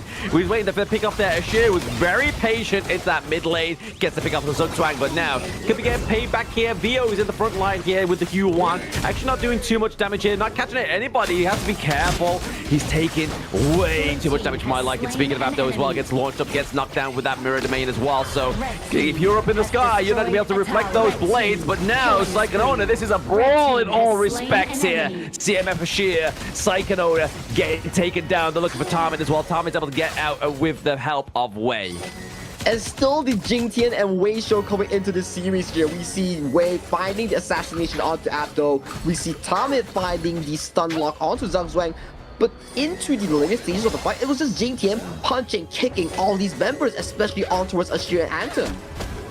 That's exactly right. Just kicking, punching, screaming. Everybody was doing everything within that brawl. And here's the replay. Here's the replay indeed, as Jinkian finding the 1-2 knock up here onto a Psychonoia, kicks him towards his demise, and then Astar. Not long to live as well, wandering through the river, flashless as a Xiao Xiao. Yeah, flashes as Xiao Xiao. I mean, good pick off there, though, for the side of CMF, right? I mean, they're able to kind of, like, trying to mitigate that gold lead. But for now, the CMF Astar is just putting those placements down of that first skill of the Xiao Xiao very well. Just chipping away the damage here. There's the unending sorrow for VO on the side of A-Star, but that's just going to mean it's going to delay the inevitable, and he gets taken down anyway. He does get taken down anyway, and he falls heavily towards in favor of CMF Esports. That does leave the jungle open for CMF if they potentially want to invade this for a scrappy teamfight. But that does show that the mid turret is not long for living at this point. Oh, Jinkian overcommits there, gets hit with the thing inside the box, and then it's going to be Anthem who gets the pick off there. Now Abdo with the help of Mirage, Zugzwang, can they get more? But no, Anthem goes in with a fever barrage and gets a triple kill. Beautiful Fever Barrage coming in from Anthem, finding the 3-man stun lock into the 4-man Fever Barrage, annihilating all members aside from Astar Esports. Beautifully played coming in from CMF. Yeah, CMF played very, very well there. Ashir, Anthem, definitely playing like two heroes they seem to be having a lot of comfort with, right? Like, you can see how they're handling them, using the skills, getting those trick shot knockups as well onto Astar. Definitely where they want to be with this and this one. Let's check out the replay here. So Jin goes in, gets CC locked by the Moses, by Psychonoia here, and check out this Marco Polo play here. He's desperately waiting in the wings, and he jumps in with the 2-3 combo here, finds the 3-man stun, finds triple kill. Yeah, finds the triple kill. Can they get some more here on the side of CMF? Abdo looking a little bit worse for where he has to escape using that second ult there. But Psychonoia, even worse, gets taken down as well. The Cannon Blast is going to stop them in the tracks here for the side of Astar. But, I mean, they do have that bot minion wave to kind of like usher through here, trying to put some pressure onto the side of CMF within that farm lane. I'm loving these micro team fights coming in from both these two teams. After a long day of long macro gameplay from the top teams, coming back into the most original MOBA game whereby you just fight, and fight. It's a different kind of taste, an assorted and quiet taste, you know? It has been quiet taste, but I know a team in the KMW that would love that taste, and they would be loving it right now if they were here against CMF. But Wei, gotta be careful, as well as Abdo. I mean, he's trying to push him out of that mirror domain, but there's the blades going through as well. Gets a takedown onto Xiao Xiao. Vio as well as Shia. Hello! Where was his plays like last week? Like, he's coming off, popping off, but he's gotta be careful though. Jing-Tian into the back line. He's looking for more. Mirage gets taken down by Anthem as well, but that's gonna be a double kill as Jing-Tian just opens up and clear shot there. Triple kill, but it's going to be the rotation here from Anthem. Can he help Psychonoia stay alive? And the answer is yes.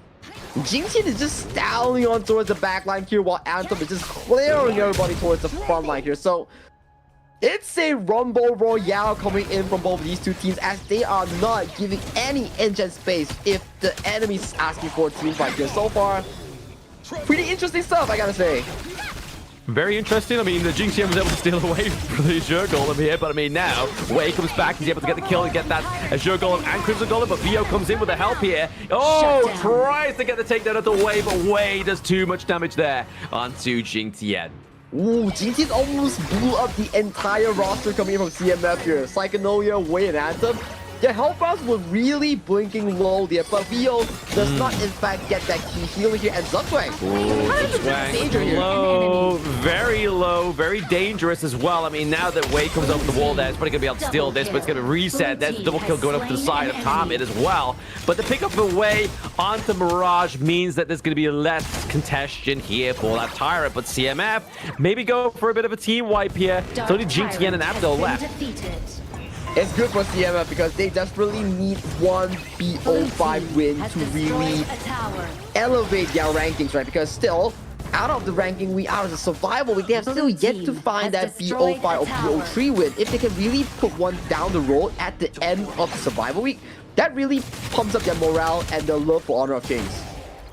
That's exactly right. Like, I mean, yes, obviously these, the 5th to 7th place teams will always win the same prize pool, so right now, for Astar and CMF, they don't have any ways to get higher within group pay, right? So why not just have a little bit of a research and development kind of match, right? Like, let's use some scrim time to get these matches up here. Obviously, Vio baiting out the mirror to me by the side of Wei, but now Ashir gets taken down as well. Jing-Tian into the backline just to kind of cut off Wei. Anthem's escape, sorry, but Psychonoia getting taken down as well. That's a double kill going over to Abdo, but they gotta tend the chickens, right? There's a minion wave into the mid and the clash lane as well. Feels like watching a bit of a deja vu here, where a team is just like going back and forth, kill after kill, and then just going resource after resource. It's really brawl heavy. But then the thing that I think that's not so optimal is whereby the fights are started by the likes of Jing-Tian and also Wei, whereby it's always by assassinations, not by strong engage or solid engage like the likes of Abdo or Psychonoia. So this goes to the question, the positioning by the carries is not so optimal coming in from both these two teams. Oh, they aren't optimal at all, right? Like, it's definitely going to be Jing-Tian, and obviously, like you said, Wei just going for these setups here. And it's always needing to be the carries that need that setup in terms of position as well. But right now, obviously, CMF are definitely leading the way of the kills and the gold, right? So they're going to be careful here at the side of Astar if they really want to lose this first round against CMF. But Gen.G just kind of trying to like fish out body check that way. Yeah, fish out body check that way, and Abdo here is also looking for the potential engager onto Psychonoia here. Does jump in with the lead, but is forced away by Anthem. Ooh, so much damage here coming from Marco Polo. Oh, huge amounts of damage. I mean, we saw a devastating Marco Polo already one time today, right? I mean, we need to see some more Marco Polo action, I feel. That was, I've been left wanting more. Yeah, I've been left wanting more, and then this series definitely showing us more Marco Polo that we truly deserve as fans of this game here. But so far, Minion Wings are pushing in for the side of Astar Esports towards the last tier 2 tower of CMF. Right now we're seeing no more tier 2s on the map for both teams. Yeah, no, it's getting to that kind of like bottleneck moment in this game of Honor of Kings, right? Vio's going to be careful he doesn't get hit by that cannon blast because that would have been pretty much devastating. But able to heal back up is going to be Vo right now, looking to try and get that reconvene. Obviously, that heart link goes on for Zugzwang as well. Just give him a little bit more healing, keeping Vo active to be that front line for the side of Astar. Yep, this Vo and the Zugzwang combination on the Yuhuan and also Diadea does provide a lot of healing that Astar truly needs to play towards his team fight. Wei is very far away from the team, does drop the tier 3 on towards the top side here, so that is a top side gone for the side of CMF. Yeah, they got to be careful, right? Like, they don't want to be getting backdoored here by the side of CMF right now. As you can see, that Wei's still top side of the map. But I mean, look at that, man. Marco Polo's nowhere near there. It's that Spark Forge dagger. It's not even the Tyrant's obviously lightning that's happening, but it's just doing so much damage before they even get into the team fight. And we see a trade as well coming in from Wei to really take away that objective here. But look at Wei might be finding out Abdo in this corner. Trying to push him into his, obviously, Tommy. Tommy's trying to get him into Wei's vicinity right now, but it's obviously being fought off. There it is. Gen.G into the back line, tries to get a pick up onto Wei, but doesn't actually get what he needs, but he baits out the Fever Barrage. Now Vo is into it. Psychonoia into the back line, but gets taken down as well. Can they get some more here? Tommy looking like he's a fish out of water, but he's in the river, and he's now a body in the river for the side of Astar. This is the counter in here coming in from Abdo on that floorboard tank. When you are Guan Yu looking for these big plays towards the backline, that floorboard tank is going to be like, nope, I'm going to be triple knock-upping you. You're going to be in the sky quite a bit, so sit tight, relax. It's just going to be a bit dizzy. Yeah, do you like your time in the air? Because you're going to be spending quite a bit of it, man. Like, I'm going to get those knock-ups for you. You're going to be spending quite a bit of time in the air, and we're just going to keep doing that damage onto you, man. And so far, Gen.G is so confident in these engages, beating out so many of these key spells from the side of CMF, and then backing away towards safety. He's having a very marvelous showcase on his Marine thing.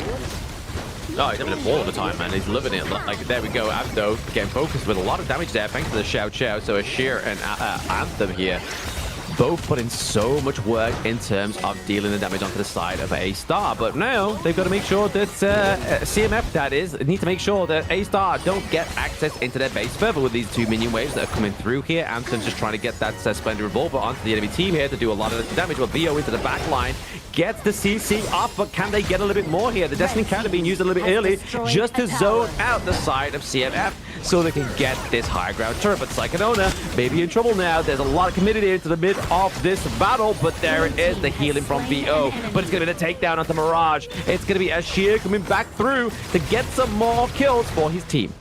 But they do trade Mirage in that process just before this Shadow Overlord is up and available for grab between these two teams here. So not the best exchange so far coming from Astar, but they do get two tier 3s that will not be respawning on towards the map here. So right now, if you're Astar, you better be guarding this Shadow Overlord until your marksmen come in to respawn. Oh, absolutely, definitely. I mean, this double stun coming in from the Marco Polo Anthem here, it needs to be used effectively. They could easily go for like the Overlord fight here, but Ashir popping that ultimate pretty early there just to do the face checking, but it's going to be the takedown of Zugzwang as well as Mirage is already down. He's coming back in around about 3 seconds though. Got to be careful here if you're A-Star. You're already down 2 team members in this team fight at this moment in time. But still the minion pressure coming in from those bottom tier 3s is starting to stack up for the side of CMF. They have to invest some form of manpower to actually attend to fixing your waves. So that leaves Astar more time and more space to actually allow Zhuang or Mirage to come back from depth. As you see, right now, the objective is going so low. Oh, Gen.G, gotta be careful. That's gonna be the steal there, going over to the side of CMF. But can they get out alive? The Sage Sanctuary has been propped onto Wei. That's a double kill going over to Gen.G. He does have his own Sage Sanctuary. Not able to get the finishing touch there onto VO as well. But now it's all to play for in terms of defense here. Abdo gets a knockdown. It's gonna be the kill going over to VO there with the last little hit.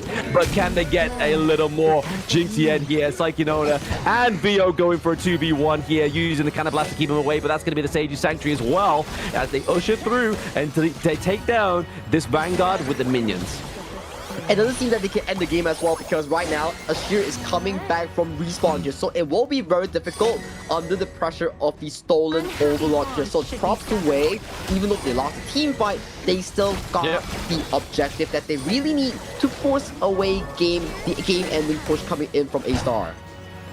Yeah, I mean, right now, it's got to make sure that those Vanguards are doing enough damage to the turrets, but it looks like the Mirage is able to actually take those Vanguards off of the table here for the side of CMF, right? So, got to be careful, though. VO getting checked here by Psychonauta. VO does get checked by Psychonauta here, but has to be forced away here, because this VO on this pick here is attacking. Hello! The knock-up on Tsutami, but he gets hit by the think it's on the box, which gets cancelled out a little bit too early there. I mean, that would have definitely been nice enough to keep Gen.G in place, but just doing a lot of damage onto Psychonauta, and as well as Anthem, kind of just gives them the aid to try and get this Tyrant onto the side of Astar. Yep, Astar just get free access though, but look at the top side though. Two Vanguards marching down their base, and they are needed to march back towards that top side though, but this goes back to a 50-50 in terms of the match day for both of these two teams.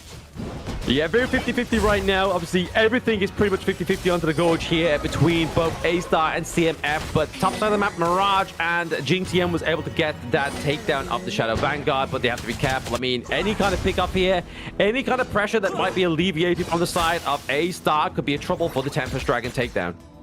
It could be, because right now, whoever does the wave better will have a better approach towards Tempest Dragon here. We see Gen.G all the way towards Clash Lane here, fixing that wave, so he has the first move towards this objective here. But look at Abdo, he does not spot out Wei in this position. Doesn't spot out Wei, but I mean, he was even doing damage over time with the Blazing Cape, right? Like, that was doing damage onto Wei, and he just didn't even know what was going on. But right now, the Tempest Dragon is up. They do have a mini wave top side of the map for the side of Astar, but they got to be careful here that they don't get wiped out. We are seeing Gen.G into the back line. It's obviously Marco Polo with a roaming gun that gets out alive, but Abdo gets a takedown onto Astar as well. As Target, they go down as well. Wei with the Sage Sanctuary for the last time is now getting taken down. This is looking like Astar with the minions coming through. Can they defend that crystal? I don't think they can. I don't think they can indeed, because it's a 5v2. Anthem has to find the perfect ultimate here, but he does not have the favorite barrage as the game goes towards the hands of Astar Esports. Yeah, a little bit of a brawl, a little bit of a bloodbath there between these two teams, but it was definitely fun to watch that one. Obviously, CMF or Astar could have came out on top of that one at any moment in that game, right? It could have been, because out of the early game, it was always in CMF's position to really get that lead, but going into the later stages of the game, it was the Gen.G show on Demayin. He showed us why he wanted to bring out Demayin in that day, week number 1, and he's shown off a lot of success in going for these team fights, baiting out spells, and then just casually backing off unscratched and unharmed. Yeah, so much success there for the side of Astar, as well as obviously CMF. Obviously, Astar and Anthem really rocking that one, as well as Wei, right? Like, I feel like that was the most dominant performance that I've seen from them. But Gen.G going for the Clash Lane there is obviously a little bit of a Scooby that we saw going into this draft. But hey, 13-2-3. My goodness. Sign him up for Clash Lane. Sign him up for Clash Lane, you know? Line him up for Clash, and that's why he's 350 stars, as we know in his explanation and his introduction. 13-2-3, 17,000 on towards the Majin. He definitely was the star of the show here, coming in from Astar. Oh, yes, he is the A star on Astar, right? Like, he's definitely going to be the shiner there, definitely the MVP this time around. But to be honest, Abdo played the Flowborn tank very well as also. Like, he was there for the crucial engages, sorry. Zugzwang, however, was getting caught out very frequently. Not much zoning from his Destiny counter as well. Obviously gave over a little bit of healing, but just look at that, man. Jing-Tian, VO, and Mirage all over 100k, but then respectively, on the side of CMF, man, yeah, man, they were all over 100k boss like an owner. My goodness, yeah, Tamid, even on that Moza row, he has like 125k damage as well. So you can go to show this entire game, it was really just one word: brawl. Yeah, brawl, damage, bloodbath. There's like so many different ways you can put this game number one between CMF and Astar, but Astar overall did take that one.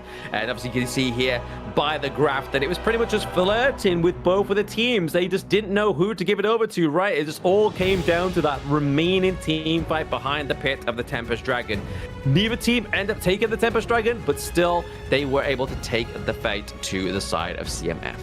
It was really thanks to the fact that Jing-Tian on the Mayin fixed up the Clash Lane wave and then immediately moved towards that bot lane flank that really caught the entire members of CMF off guard, because if the Guan Yu didn't protect that wave, that could have been a backdoor end by the minions itself.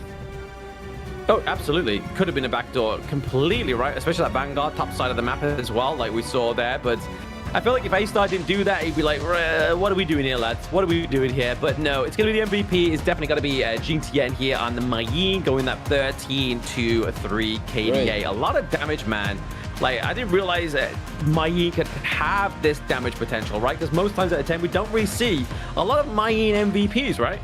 We don't really see a lot of Mayin MVPs, especially not in the KME. We're in this very jungle dominant centric, but him showing up onto this Mayin definitely gave a lot of damage potential, and he showed up it with class. And that, my guys and ladies and gentlemen, he deserves the MVP with no contention. No contention at all, and obviously we're going to see here in the highlight that this is how they were able to get the victory here for the start of A-Stars. Yep, you can see like in the early brawls, it was CMF finding all these crucial pickoffs, and it was always in favor of CMF. The goal lead was about like a 3,000 to 4,000 shift in towards the mid game, but you can see that Wei was always finding these crucial backline flanks for his team, so it was still in favor of CMF in this case. Favor of CMF in this case, indeed, right? Like, obviously, they were able to take the brawls to the side of A-Star. They definitely had a lot of fun within this game, especially Astar and Anthem. They really popped off with this one. They really popped off, but it was just the finishing moment that really didn't came into place for both of these two players, right? It was just Jing-Tian going into the backline, going in with those 2-2 or 1-2 combos, really finding those markers that they really need. Like in this case, kicking Astar, dropping to mid, and then CC chaining Anthem to, you know, eventually he did walk away, but it was not enough to really survive in these team fights. Not enough, and neither was the takedown of the Overlord, right? Obviously, we saw that this Overlord takedown was really the transition into that top side of the map that was able to get them that higher grade turret into the Clash lane as well. But it was all around here. This is where it all popped off, right? Look at Jing-Tian, man. His placement straight on top of the of Anthem. I mean, that one hit alone confused Anthem enough that he fired the Splendid Revolver in the wrong direction.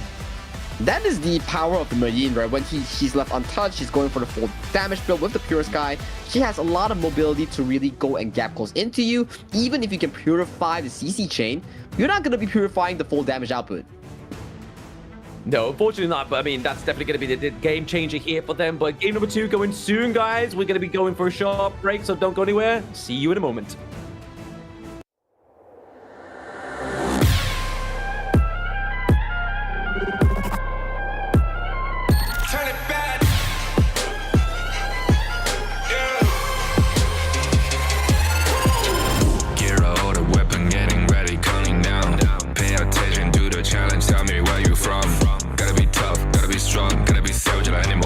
Time you tryna push me down. Look at me, I'll be lying down. When I run, it'll make a sign, I will catch you. Watch out, it's better feel, got no mercy. Look at me, I'll be rising. Carry the season, you got a damn, gonna weapon. You never hesitate for another moment, but my bone is golden.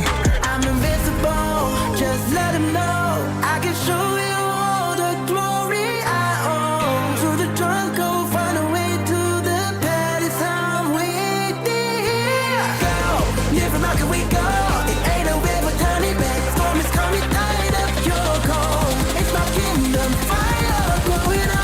We the kings, it's our honor showtime.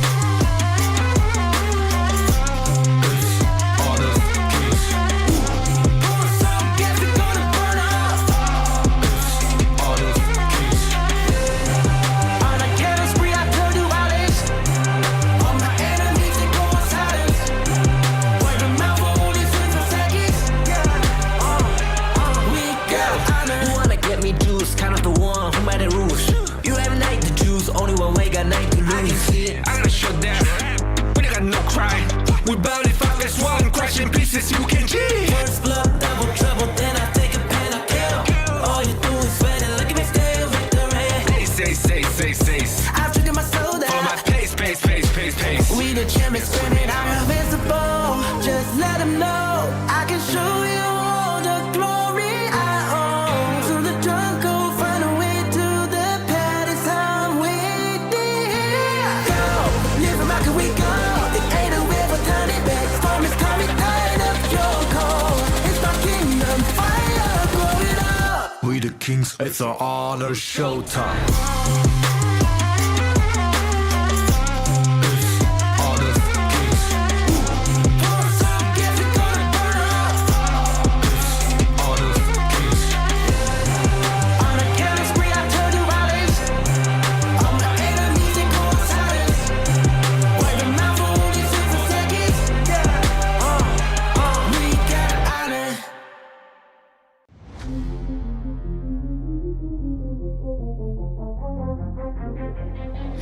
I'm born of this, I'm born this way, ayy. This is my chest and my bonus play. Can't be late, won't hesitate.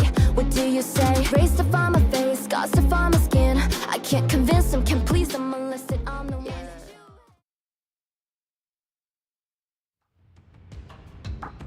That was a bloodbath of a game one between Astar and CMF Esports. My name is Sagi, and alongside me is Blam Moba here. Blam, that game one, my goodness, how did you feel after watching that?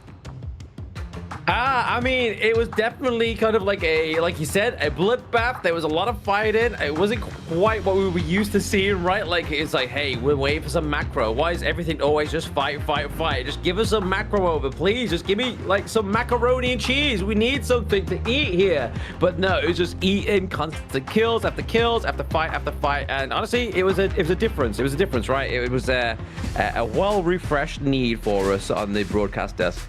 It was very different compared to the usual games that we viewed through the Gen.G, Nongshim, or even Crazy Raccoons.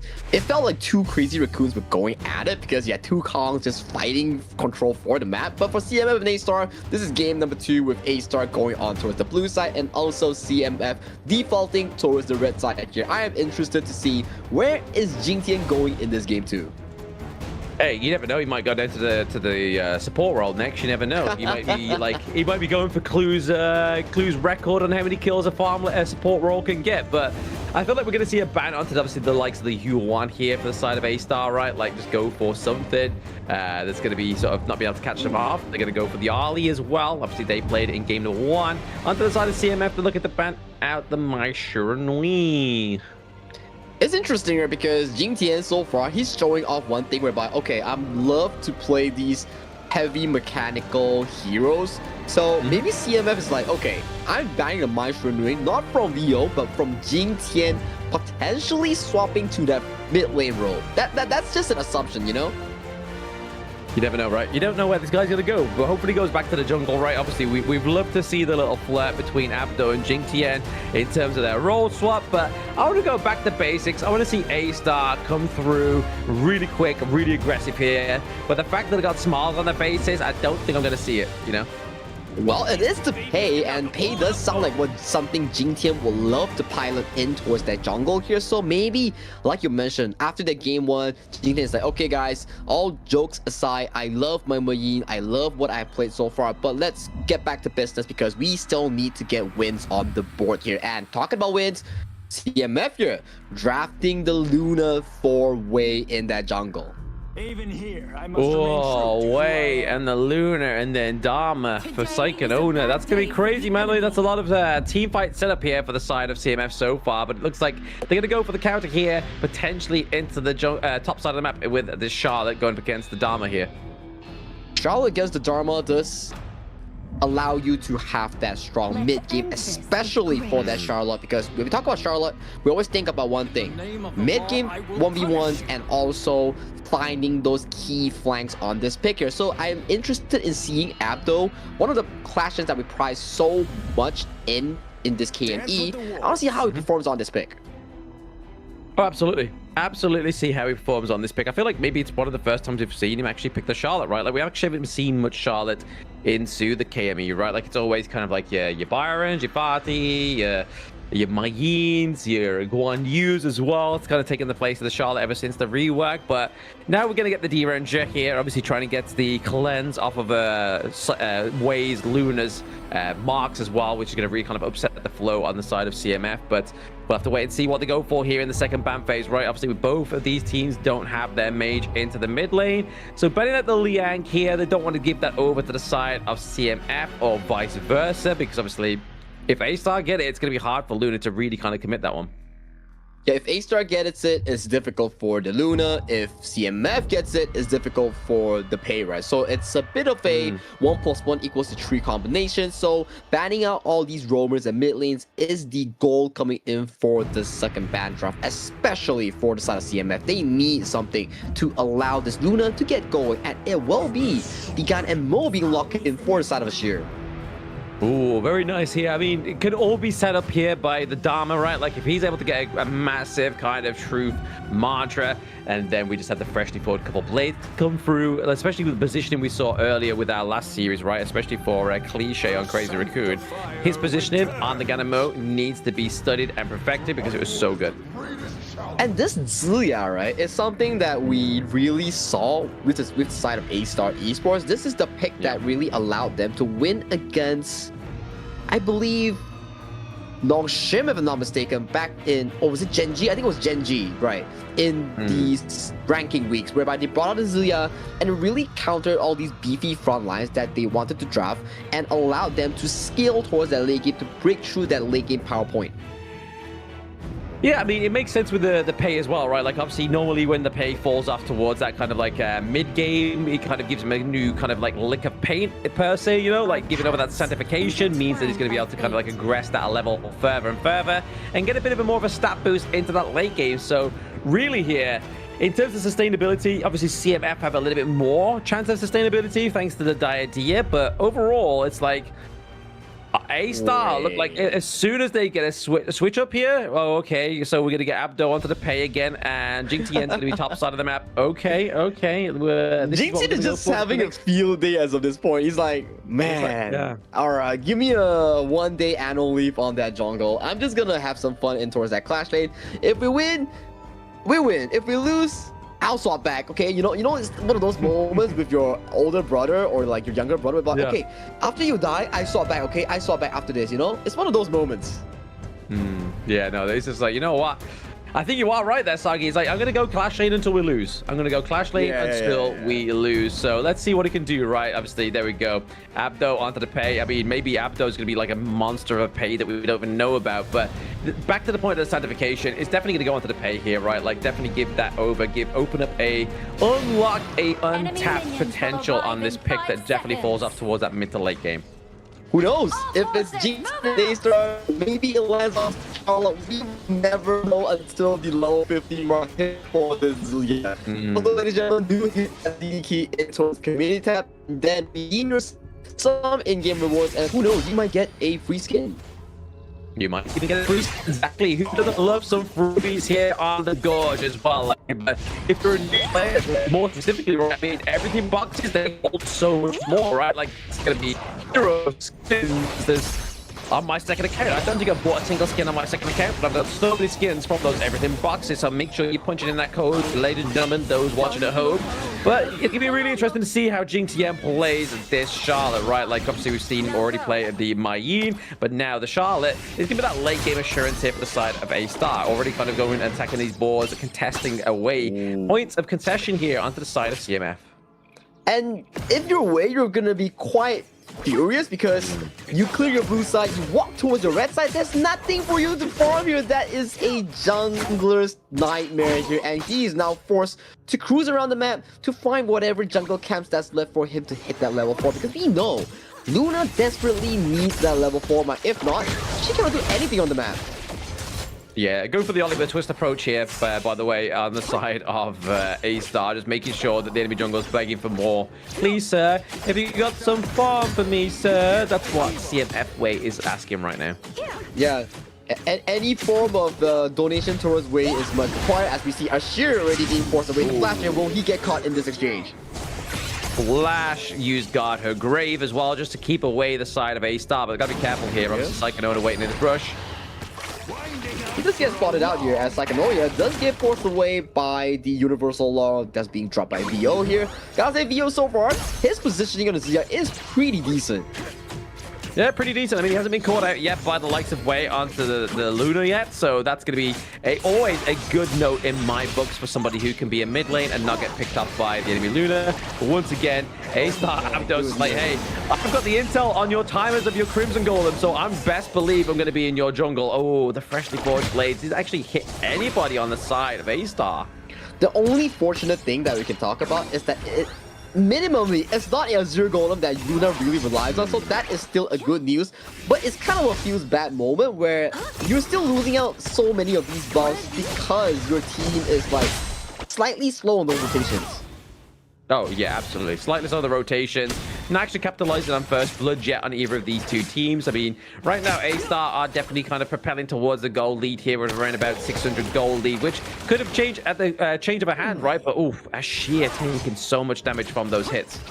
Yeah, very rare to see VO actually being able to outrage a Ganemo. One of the longest range mage in towards the mid lane here, so good spell play so far coming in from VO. First year, potentially needing to improve a bit on those side steps as we see bot lane though, we see Tamir and Mirage might have to back off as he's going in for the flash cannon blast.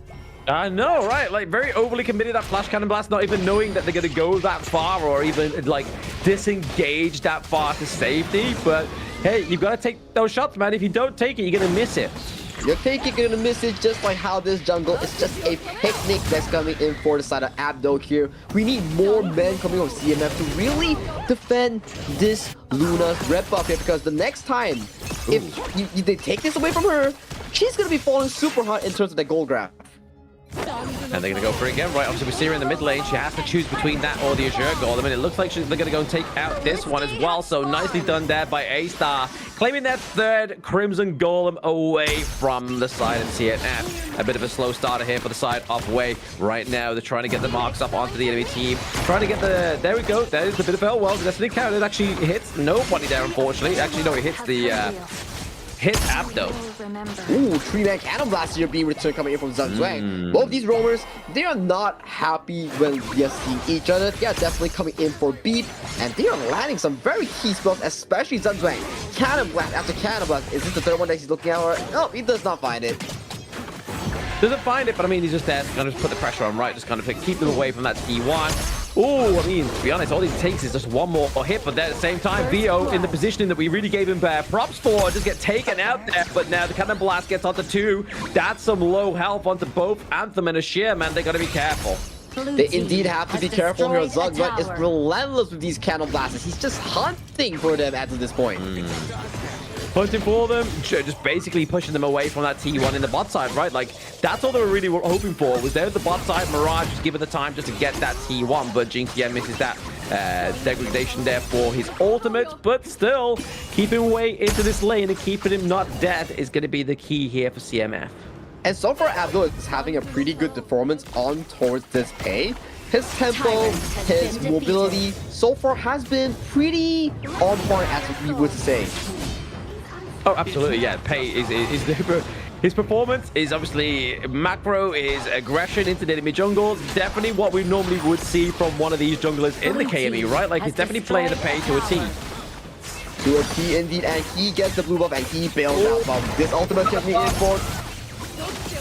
Oh, the damage over time. Oh, but the Heart Link saves him for the side of CMF, but now going in with a backline is Gen.G getting the pickup on the tower mid.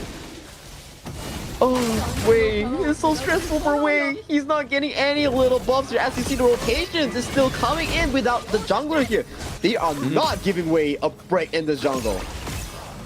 I mean, there they are, right? Because obviously Pei's off the board here, so Abdo's still not going to put the pressure on. Now he's back. Oh, he got the Crimson, so he still hasn't not got a single Crimson Golem yet on the side of CMF Wei. He's like, you know what? I'm taking your Azure Golem for that. That was just complete violation. But now he may get caught out here. The biggest side of the box keeps him straight, but they still get the Azure Golem going up to the side of Astar as well. It keeps him straight, but his brain is not in a proper state because that's the 4th or 5th Crimson Golem going in favor of Astar. if you're a jungle player, you will know how painful that is. Oh, very painful, especially on something like the Luna as well, right? It's like we were saying earlier, it's not the most kind of like detrimental like buff that we can take away from the Luna. Obviously, the Zergol is going to be more, but still, taking away that extra damage is still going to definitely put a blunder onto the side of Wei here, but that Psychonauta is not going to be able to get the takedown there, and those couple blades aren't going to do enough damage at this moment in time for Sheer to keep their teammates alive. And losing out a key member here just when the Azure Goal is about to spawn here, not a good news coming from CMF Esports, as once again Wei has to fight for this buff. It goes over to the hands of Abdo once again. I think Wade gets that one this time, unfortunately. So, fortunately for the side of CMF, but unfortunately for the side of Astar, they don't quite get that Azure Golem. But now, we're just seeing the break apart of the side of CMF's base, right? Obviously, T1's in the mid lane being taken out. The T2's both into the side lanes. Like, basically, side lane pressure is completely, like, non-existent for the side of CMF, unfortunately, here. They need to make some big plays if they want to keep in this game. Oh, nice kind of blast there. He's going to eject the Chano from the Gorge at this moment in time. And oh, the Truth Margin didn't quite hit the Truth needed. And there it is. It's going to be Gen.G onto the back line. Takedown onto Psychonauta once again. Very good respawn splashes coming in from Zugzwang and Mirage, dodging out Psychonauta's Flash Truth. If they were to cut in towards that, that could have been a huge return play coming in for the side of CMF. But this time they do secure the Crimson Golem, although it does not go into the hands of Wei at least. The goal is funneled towards Ashir as we check out the replay. We see Wei going in for big pokes on against Leo. Leo forces flash as the leader stand is forced away. Unfortunately, at the time he does flash into the graceful touch of that thing inside the box. As he go back to life, Abdo does get taken down. Oh, Abdo gets taken down, but that thing inside the box is going to be super impressive here onto the side of Astar. But Wei actually finally getting the pick up there onto Abdo. Ooh, gotta be careful, dodge that one by the side of Suya and the Universal as well. That's gonna do a lot of damage. Gen.G into the back line, gets pushed away by Garter Grave again, but that's nicely done there. Oh, it's not gonna keep him away though. He has the eyes on the prize and claim the kill once again. Universal Law just tapping the side of CMF for now. Definitely a feels good moment coming in for Astar Esports, even though they drop Abdo. Oh, it's is going on to Gen.G. Exactly the case here, Flav. We called it since the start here. They definitely want Gen.G to be having a blast of a game on this Charlotte here. And so far, look at him. He's going for the aggressive play. Going for the aggressive play onto Tarmin as well. Just keeping it away from that T2 in the mid lane, right? Just keeping the minion waves pushed to that T3 crystal territory here, meaning that it's able to get that claim into the mid lane. Pressure is already increased for the side of CMF Esports because that is all the tier 2s being down for the side of their base here. If this were to continue after this Shadow Tyrant take, things could look pretty ugly coming in for CMF team. Oh, absolutely. I mean, if they are able to get this double objective, which it looks like they're going to go and try and do here, you can see Abdo's down to the bot side, whilst you see that both Mirage and Zugzwang, as well as Gen.G at the top side of the map here, not only just obviously starving away that Crimson Golem and starving away from any kind of jungle, but in other news here, Wei might try and get the pay, but it's not going to be able to get the takedown of the Tyrant there, so still going for those double neutral objectives. A Shadow Tyrant, Shadow Overlord going down here. Gen.G going in for Anthem, but gets stopped here by Tarmin. Is going to keep him there, locked in his place. But speaking of locking people in the place, the board is coming through, and Think inside the box keeps Psychonauta in the coffin, and there's the takedown of the Tarmin as they push the high ground turret. They can potentially go for the end here because this is a 2v4 in favor for the side of Astar Esports. And look at those tokens hitting on towards Wei. Wei is going extremely low. And wow, perfect 100% team fight tank here coming in for Gen.G. He was up there soaking all the damage coming from CMF. Oh, so much damage coming from CMF there, right? Like, obviously, Gen.G, he's got the Eye of the Phoenix as well now, so obviously the HP regen that he gets from this kit of the Charlotte is just going to be even more greater here into these team fights. So the anti-heal needs to do some kind of job here, but Psychonauta gets caught out early part of this team fight, looking to do that last bit of damage, but the Crystal is just waiting for that Vanguard to come through. They're able to wipe it off on the side of CMF, but now the Shadow Vanguard is here, and Astar with the second win on the board. I gotta say, from start to finish, they came in with a plan, and that plan worked splendidly in really limiting Wei in that jungle approach. Removing red buff after red buff after red buff. In the end, it really made sure that Wei did not have a comfortable game on this Luna. Not comfortable game at all, right? Like, honestly, taking away that Crimson Golem all the time. Like we're saying in the game, though, there is the Azure Golem, which would have been a lot more of a detriment to the side of CMF, but they just didn't want to kind of like force any team fights, force any unnecessary deaths onto the side of A-Star. So they just kept taking the easy route, right? Keep going top side of the map, keep wiping out all the creeps up top there, taking away those resources, and you started to see that Jingtian as well as Abdo on the pay were just kind of fed too far to the point where the damage was just too much for the side of CMF. And Abdo only had one role in this game. It was just to counter Wei in that jungle, and then all the team fight came in favor of VO and also Jingtian on the Charlotte, which allowed Jingtian to once again be that 801 player that you are seeing on your screen. Ooh, 801's crazy, man. I mean, that's got to be your MVP star, right? 801. I mean, I don't think there's anybody else on the side of A-Star other than maybe Zugzwang, obviously with the shutdowns there for onto the Motsu that maybe gets the MVP, but we'll have to wait and see. We'll definitely have to wait and see, because coming into game number 2, they are really repeating the success of Jingtian role swapping to the jungle, role swapping with Abdo, so maybe in game 3 he brings out another pick like the Dharma? Maybe. I mean, they'll definitely need some kind of a carry to the top side of the map, right? I mean, maybe they go for the Fati, right? Because I mean, if you look historically at what we've seen so far when Jingtian likes to swap for the Clash lane, it was a Mayin and a Charlotte. Both of those have a big carry potential. Mayin, not so much, obviously, other than if the enemy team's got a heavy kind of like back line that you need to take out. But Charlotte, she was manning the helm, man. I mean, 46k damage actually taken there, more than the Motsu. And then obviously the damage taken, damage dealt by the Charlotte as well was pretty huge onto the side of A-Star. It was indeed pretty huge. He was just doing place after place after place. He was going for those backline attempts on that Charlotte, and similar to what he performed on that Mayin in game number 1, so far he has a pretty good damage and macro control on picks like the Clash laner. So maybe did Jingtian come from a Clash lane background towards the jungle, or how does it be? Because so far he's showing a spectacular performance for someone who really didn't play Clash in the entire KME.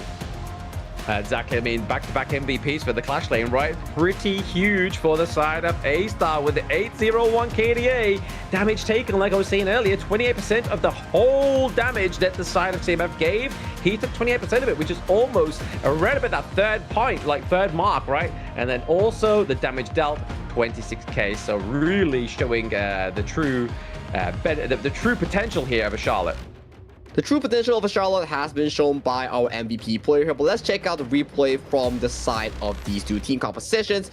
At the start of the game, I think it still went in favor, even though Wei lost so many of these buffs. But coming into these plays, however, you can start seeing them really shatter apart, especially in these attempts. Oh, absolutely. I mean, it's just the kind of like the shutdown of Zugzwang, right? Like, he's just using that think inside the box very clearly, using those cannon blasts. I mean, other than the over-aggressive, very overzealous flash cannon blast that we saw in the early part of the game, he was definitely on point with a lot of his plays.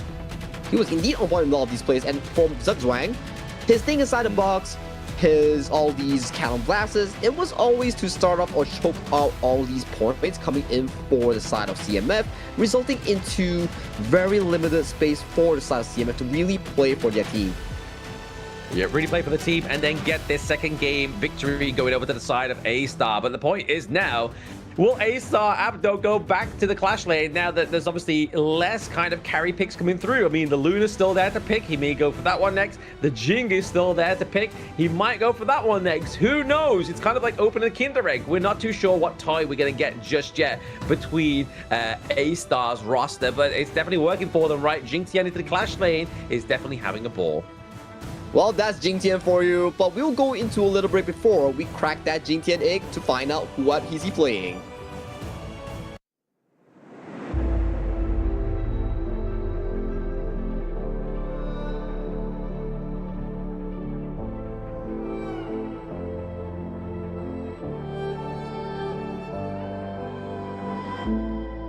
We're no strangers to the fallout. It's what got us here. Ever changing, some chameleon. Blood, sweat, and tears. We'll never make it if we fall to everything that brings us down. With a comeback is now.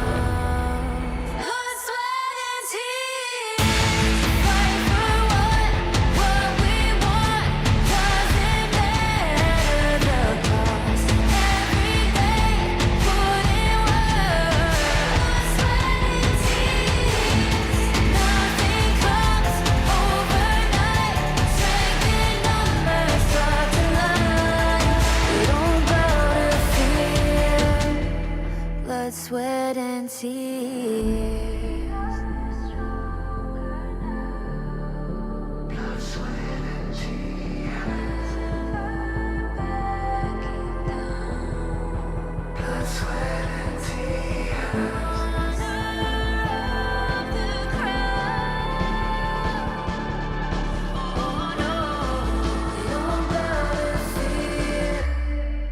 Blood, sweat, and tears. Fight for what we want. Doesn't matter the cost. Every day, put in work.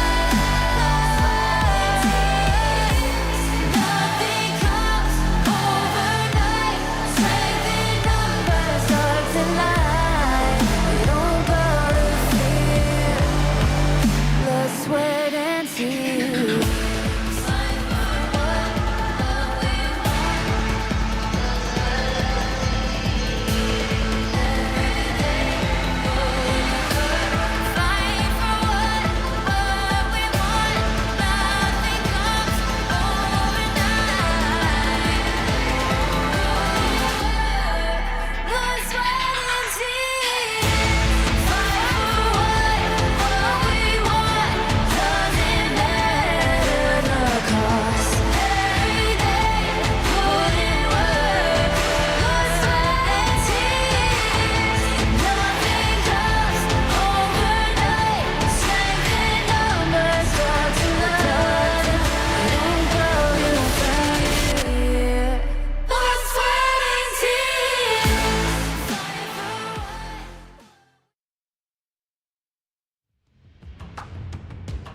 Hello ladies and gentlemen, welcome back to KME Fall 2025. We are in the final day of the survival week, and not just that, we are at the final series between Astar and also CMF Esports. I am your host for today. I am your caster Sagi HOK. Alongside me with my best partner in crime will be Bland MOBA.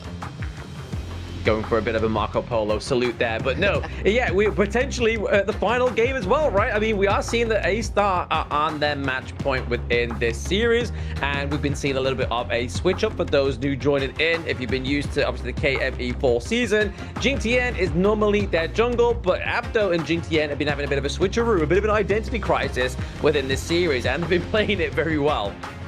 I gotta say, Gen.G has been surprising it extremely well with those Clash Lane picks. His Mayin, his Charlotte, gotta give him a 10 out of 10. Perfector mark. But we get a role swap for Enigma in game 3 for Gen.G. Yeah, I mean, normally Enigma was the mid lane, the mid lane, right? Yeah. So he's like, you know what? Swap me in. I'm gonna be jungle now. You know, like just like. Let's get some airtime for Enigma. Let's see what he can do in the jungle, and let's see what they're going to draft here. Maybe it's because they've run out of carries for the side of Abdo, right? He's like, you know what? I'm not going to play tank anymore.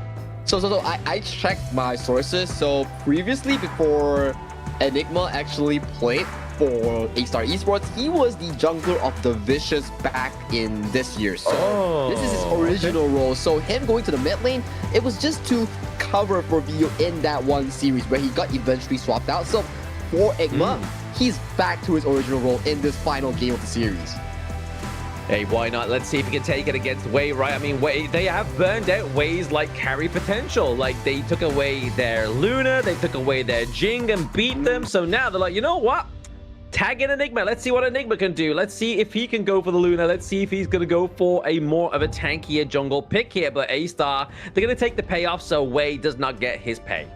I think it's a smart move, right? Because you have already expended the pay onto his Abdo. So coming into game number 3, you definitely want to draft something comfortable for Enigma because he hasn't been playing the entire KME up until this very point. From the start of the week 1 until the end of week 2, this is his final moments to shine if he wants to do so. He's been having a holiday, you know? He's been sat watching the guys take some dubs, take the dubs over certain teams within the KME as well. He's like, you know what? You know, I fancy a bit of a break from holiday, lads. Like, this could be my only chance. So tag me in, coach. But we're looking at the BP here. Obviously, Arlie getting banned out once again from game number 1 as they picked it on the side of Astar, as well as the pay in game number 2. Over to the side of CMF, they don't want to give over Mirage at Lung pick, but and the Mai Shirunui as well. So it looks like Abdo is going to be going back into the Clash lane, but they do give over the Hue 1 here, which could be trouble for the side of Astar. I'm personally a fan of the Yuhuan because of how flexible it is in towards the draft, and almost every time if you drag the Yuhuan to a 4 to 5 pick, you will always see the enemy having to ban the Dahlia in the second phase. But Enigma coming into the game hot with a Jing hover already. He's loving this. I mean, and now we're gonna get the show Yue into the bot side of the map as well here. Maybe this is what Mirage has been like hinting to all this time, right? His pose, he's leaning back. What kind of rifle makes you lean back? It's a sniper rifle. So maybe Mirage is gonna get this pickup and it's gonna be absolutely clean. But they're not gonna get the typical kind of matchup though, right? Because they have to use the Motsu in game number 2. They're not gonna get the Motsu and Shoyu combo here. Maybe they can potentially go for the Diadea. Have they used the Diadea? I think they have used the Diadea. Wait, Zhuang play Yuhua. No, that was Diadea. Okay, so they have already expanded Diadea here for CMF. Maybe this Yuhuan goes towards the jungle here for the hands away. Potentially. But Dahlia going down to the bot side of the map. Maybe it's going to go to a sheer in the mid lane, but still, it's going to keep them guessing in this second ban phase, right? So did they ban out jungle? Did they ban out mids? They aren't quite sure here for the side of Astar, but we saw a heavy ban towards the mids in the last game. It was like Nua as well as I forgot who it was. Chow Chow's already been played, so Nua and another mid lane have been taken up for the side of CMF. So now A-Star's like, you know what? We'll just go and ban something that we know for a fact is going to be on your team, right? We're going to ban out those pesky marksmen. Yeah, pesky marksmen give the Shoyu a very good laning phase, potentially put the enemy on a not so mobile pick, so the wild rounds do get to hit extremely hard and on point. So for CMF, I think they already expended all these mid picks, which in the form of the Ganemo and also the Nua, all these kind of picks, the Xiao Qiao, right? So for them, coming into game number 4, maybe the Yuhuan still has a way of going towards the mid lane because it can still be flexed between Wei and also Ashir. I mean, to be honest here, I mean, the CMF could go for the Hou Ying Dahlia combo, right? If they really wanted to, but they're looking at maybe going for the Flowborn Marksman again, using the Arrow Storm. Is definitely going to get access into the back line here onto the side of CMF, and he can do some real damage. But both Shoyu and Flowborn Marksman, they take a little while to get online. They indeed do take a while to come online here, but coming in for CMF, they're still pondering their choices here for the marksman role. It will be the Flowborn Marksman here, one of the strong late game marksmen in towards this game. Has a very low curve in towards that early game, whereby the gameplay of the Flowborn Marksman is not so great in that early phase, but once you hit that mid game, once you stack these critical items, once you hit that Daybreaker, you will see the arrows on that ultimate hit extremely hard, especially the back line. Rounding out A-Star's draft here is going to be that Liempo, right? So they're going to have that second engage, that huge Tremor Smash to hopefully set up Enigma onto the Jing here. We assume that it's going to be Enigma up onto the Jing. It could be Abdo trying to have a little bit more fun, right? But, ooh, the Masashi and Dahlia combo, man, that double duel to the death, that's going to definitely cause some, create some distance that we obviously normally like to see with Shoyu, right? Like, that's going to be like, hey, let's dive in, let's go deep. That is the key play, right? You go in with the double due to the death, you double lock down that pesky target that you really want to be aiming, right? But I am excited here. Enigma, a jungle main turn mid, back to his original jungle role on his first jungle game, being the most difficult jungler in the game, known as Jing.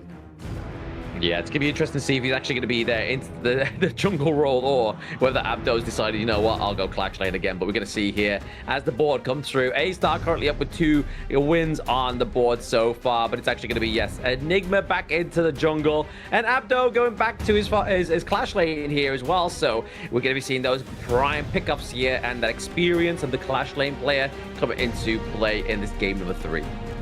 Abdo and Zhuang will play a pivotal role on A-Star's success because they are the ones to find those backline engages. For CMF, it falls to the favor of Psychonoia Wei to really find those backline assassinations as well. So it comes down to the question, who can pull the trigger faster will win this game number 3. Oh, absolutely. Send us who's going to pull that trigger faster, but it's going to be a bit of a difference, right? A little bit of a change of pace, not quite the aggression that we've been seeing from Jing Tian as well as Abdo, right? So maybe back to a bit of basics here between both of these teams, but it's going to just be a bit of tit-for-tat into the mid lane, just creating that kind of pressure and that priority, that wave clear for VO. Yeah, VO so far doing a pretty decent job clearing out the mid wave, so they are currently pacing themselves towards the Kraken to help Apto counter more of these jungle camps, secure that potential River Sprite in towards the teleportation portal. So that gives Apto a very decent laning in this early game.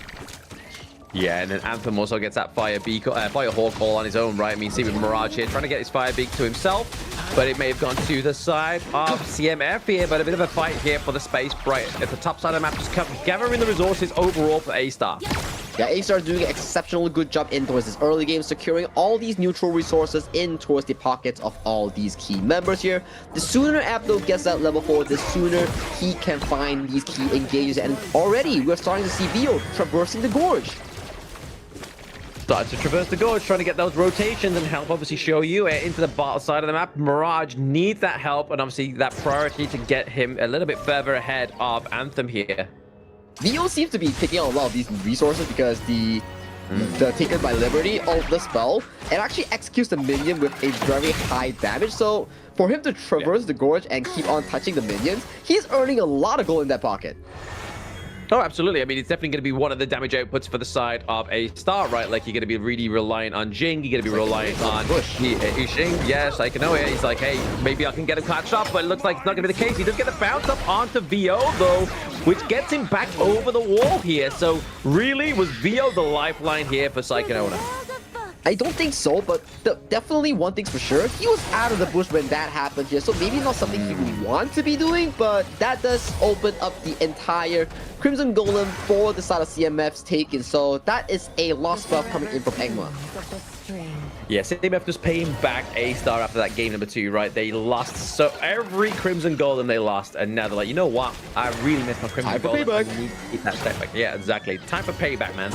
Submit is in danger here, but we do see a fast clear here coming in from Astar's Egma as they continue their rotation towards that potential buff in towards this jungle here as Team Engage coming towards the mid. Ooh, okay. Trevor Smash already been used here, but Enigma is into the jungle, but so is Wei using that duel to the death. He could go for more. The Peril State's going to come through. They have to reflect a lot of that damage, but give it over. It's going to be Ashir, but now with the re-engage, it's going to be the first blood going up to VO. Can they get some more here on the side of Wei? Wei is going to be trying to get the lockdown onto VO here, using extreme speed. Can he get on top of the Illuminate Slash? Went in the wrong direction, using the flash here. Oh, the Arrow Storm gets him alive. The Arrow Storm comes in clutch and Anthem comes to the safety and he executes VO. I gotta say, Egma, for a moment I thought he was a goner in that case, but his mobility with that Jing escaped with a bit of a low health here. Props to Egma for reacting on time. Yeah, reacting very quickly there. There was going to be Enigma within this one here, but obviously Tammy getting checked in that brush there with the wild rounds. It's not going to be what you want, right? That's a lot of damage already in the early game, but let's check out that replay. So Anthem flashing in, using that flash arrow to really shoot down VO's hope of escaping towards safety. So that is a well-played play coming in from Anthem in that rotation here, netting him that 1 kill here. So Apto, no flash, no objective here, but 1v1 towards the bot side is Mirage taking that solo kill. Yeah, we beat up Anthem, and then he died. The caster curse all over again in this game number 3 for the side of AFCMF. But Astar making sure work of this Tyrant, giving it over to themselves. But it's going to be making sure they procure that Ashura Golem for the side of CMF Wei. So it's still pretty decent coming in for both these two teams here, especially for side Astar. They do get a lot of resource pocketed for the side of Mirage, as you see a board does go through. Board goes through, but it's going to be enough to just zone out the minions here to get them into the crystal. Well, there it is, the burst down onto Ashir, but it's going to be the Arrow Storm there that keeps alive that T1 down to the bot side of the map. But you can kind of see here, just that damage onto those minions alone, that Spike-Tail Beast, is that taking liberties, man. It does so much damage. It does do so much damage, especially when we talk about rotations here. Apto is across the map with these points. As we take a look at the replay here, take his liberty catching Anthem, and out of that last fight, he does not have flash. It's just an easy kill being pocketed by Mirage. Very easy kill, especially when it's a knocked up one, right? I mean, I think since the replay, Psychonauta has been sitting in that brush waiting for BO to go back to that mid lane, but Zug1's like, you know what? I haven't seen Psychonauta for a while, so I'm going to guess he's in that brush, and I'm going to bait him out of it. And that's a good, well done job that you know your roamer is doing, because getting that river vision, stacking up that vision score, opening up the map for your team is what a roamer needs to do. But look at his flash. Oh, Scarz in some flash from the side of CMF, but there's going to be a takedown top side of the map as well. So Wei gets taken down by Apto, and Anthem taking too much damage from Barrage as well. Got to be careful. He can create that space and get those walled rounds. Looking to go for a 1v1 into the mid lane. It's going to be Psychonona going on to Enigma, but Zugzwang comes round, and Psychonona gets out alive. But Abdul once again styling on this Dharma pick, going in for a 1v1 kill onto his way here. So this game, lots of off-the-screen kills are coming in for our players, especially for Astar members. Oh, very well from Astar, right? They're definitely doing what they need to do in this game number 3 to keep themselves in check, even if they haven't got Gen.G yet, right? They're like, you know what? Let's get Enigma in. Let's actually dominate here. But that 1v1 that we missed out there gets over the wall, dashes over, gets the hit on the way. He thought he escaped, but Abdo wasn't there to play. I think, let's say if we were to think about the play here, but look at this again. Oh, huge. I mean, waiting in the first time was going to be Abdo, but then set up by Enigma with that huge mirror domain with the ward as well. Really opened up the potential here of the side of A-Star with that 4-0 trade. Looking to get the kill on the Vio. They were looking for the ace, but couldn't get it thanks to the Yixing passive. Engma comes in, and he comes in hot with the Abdo combination here. He found it engaged along with the Truth Mantra, and that was so clean coming in from the top jungle duo. Blue team. Yeah, exactly. I mean, they took so much patience, right? I mean, Psychonona was skipping around onto the gorge, got tucked out there, and then there's that board. Just so impressive. Kept them all within that brush. Beautiful. Then the mirror domain just wrapped around that box. Super good. And you can see Engma, he actually has so much mechanical prowess on this Jing pick. He's playing super duper well in that mirror domain. He knows his refresh time. Oh yeah, absolutely. Played very well on the side of that Jingle there. He's Truth Mantra going to keep out Wei again. Sheer maybe getting caught out as well thanks to that Tremor Smash, but there it is. Keep it in place. It's giving that burst ramp, but Psychonona into the backline gets taken out as well as Sheer and Tamid going down. And again, Anthem, the last one standing. It's very difficult for a Scoreboard at this stage to really contribute to these team fights, because right now it's the tempo of the junglers, but Wei is getting bullied by Abdul in all these attempts, being sent towards the wall with these True Mantras. Yeah, the Truth Mantras on this Dharma, Abdo really shining very bright in this game number 3, right? Like taking that T3 top side of the map, really going to put the pressure on the side of CMF and see if they needed pressure, right? As if they needed pressure. Look at this play coming in from Abdo, just setting up Wei towards the wall. As of this point, the board locks in Assure. There's no double unending sorrow here, as Psychonona this kicking down in that exchange as well. So for CMF, it's not the easiest of the attempts here coming in from A-Star. And just to make it a little bit harder onto CMF here, A-Star go for that Tyrant, right? That extra little bit of damage as they get into what could potentially be that last kind of like assault onto their Crystal, right? They got 2 T3s still alive. Wei is getting caught out by those little mines onto the side of Mirage here. He's popping them down nicely for a good bit of vision, a good bit of intel here. A good bit of intel is what you need to win games, as we see towards the replay here. Abdo finding the kick on towards Tamid. Tamid does burn the flash, but it is a little too late in that exchange.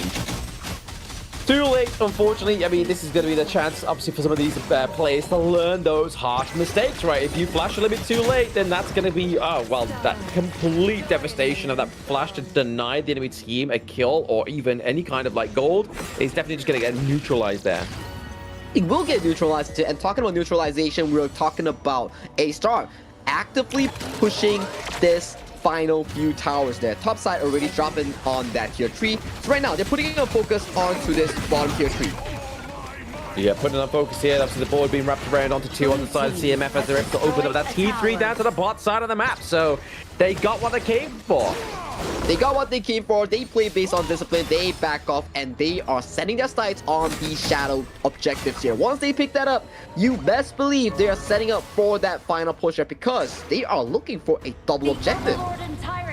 Once again, looking for that double objective, like how they finished off game number 2, right? So they aren't able to push away from the base. That is CMF we're talking about right now, and they don't have that Azure Golem up for grabs, right? So they're just waiting and looking to just delay the inevitable here. It's going to be CMF, but both neutral objectives going over to A-Star at this point in the game. 10 minutes in, Sagi, and this could be all she wrote.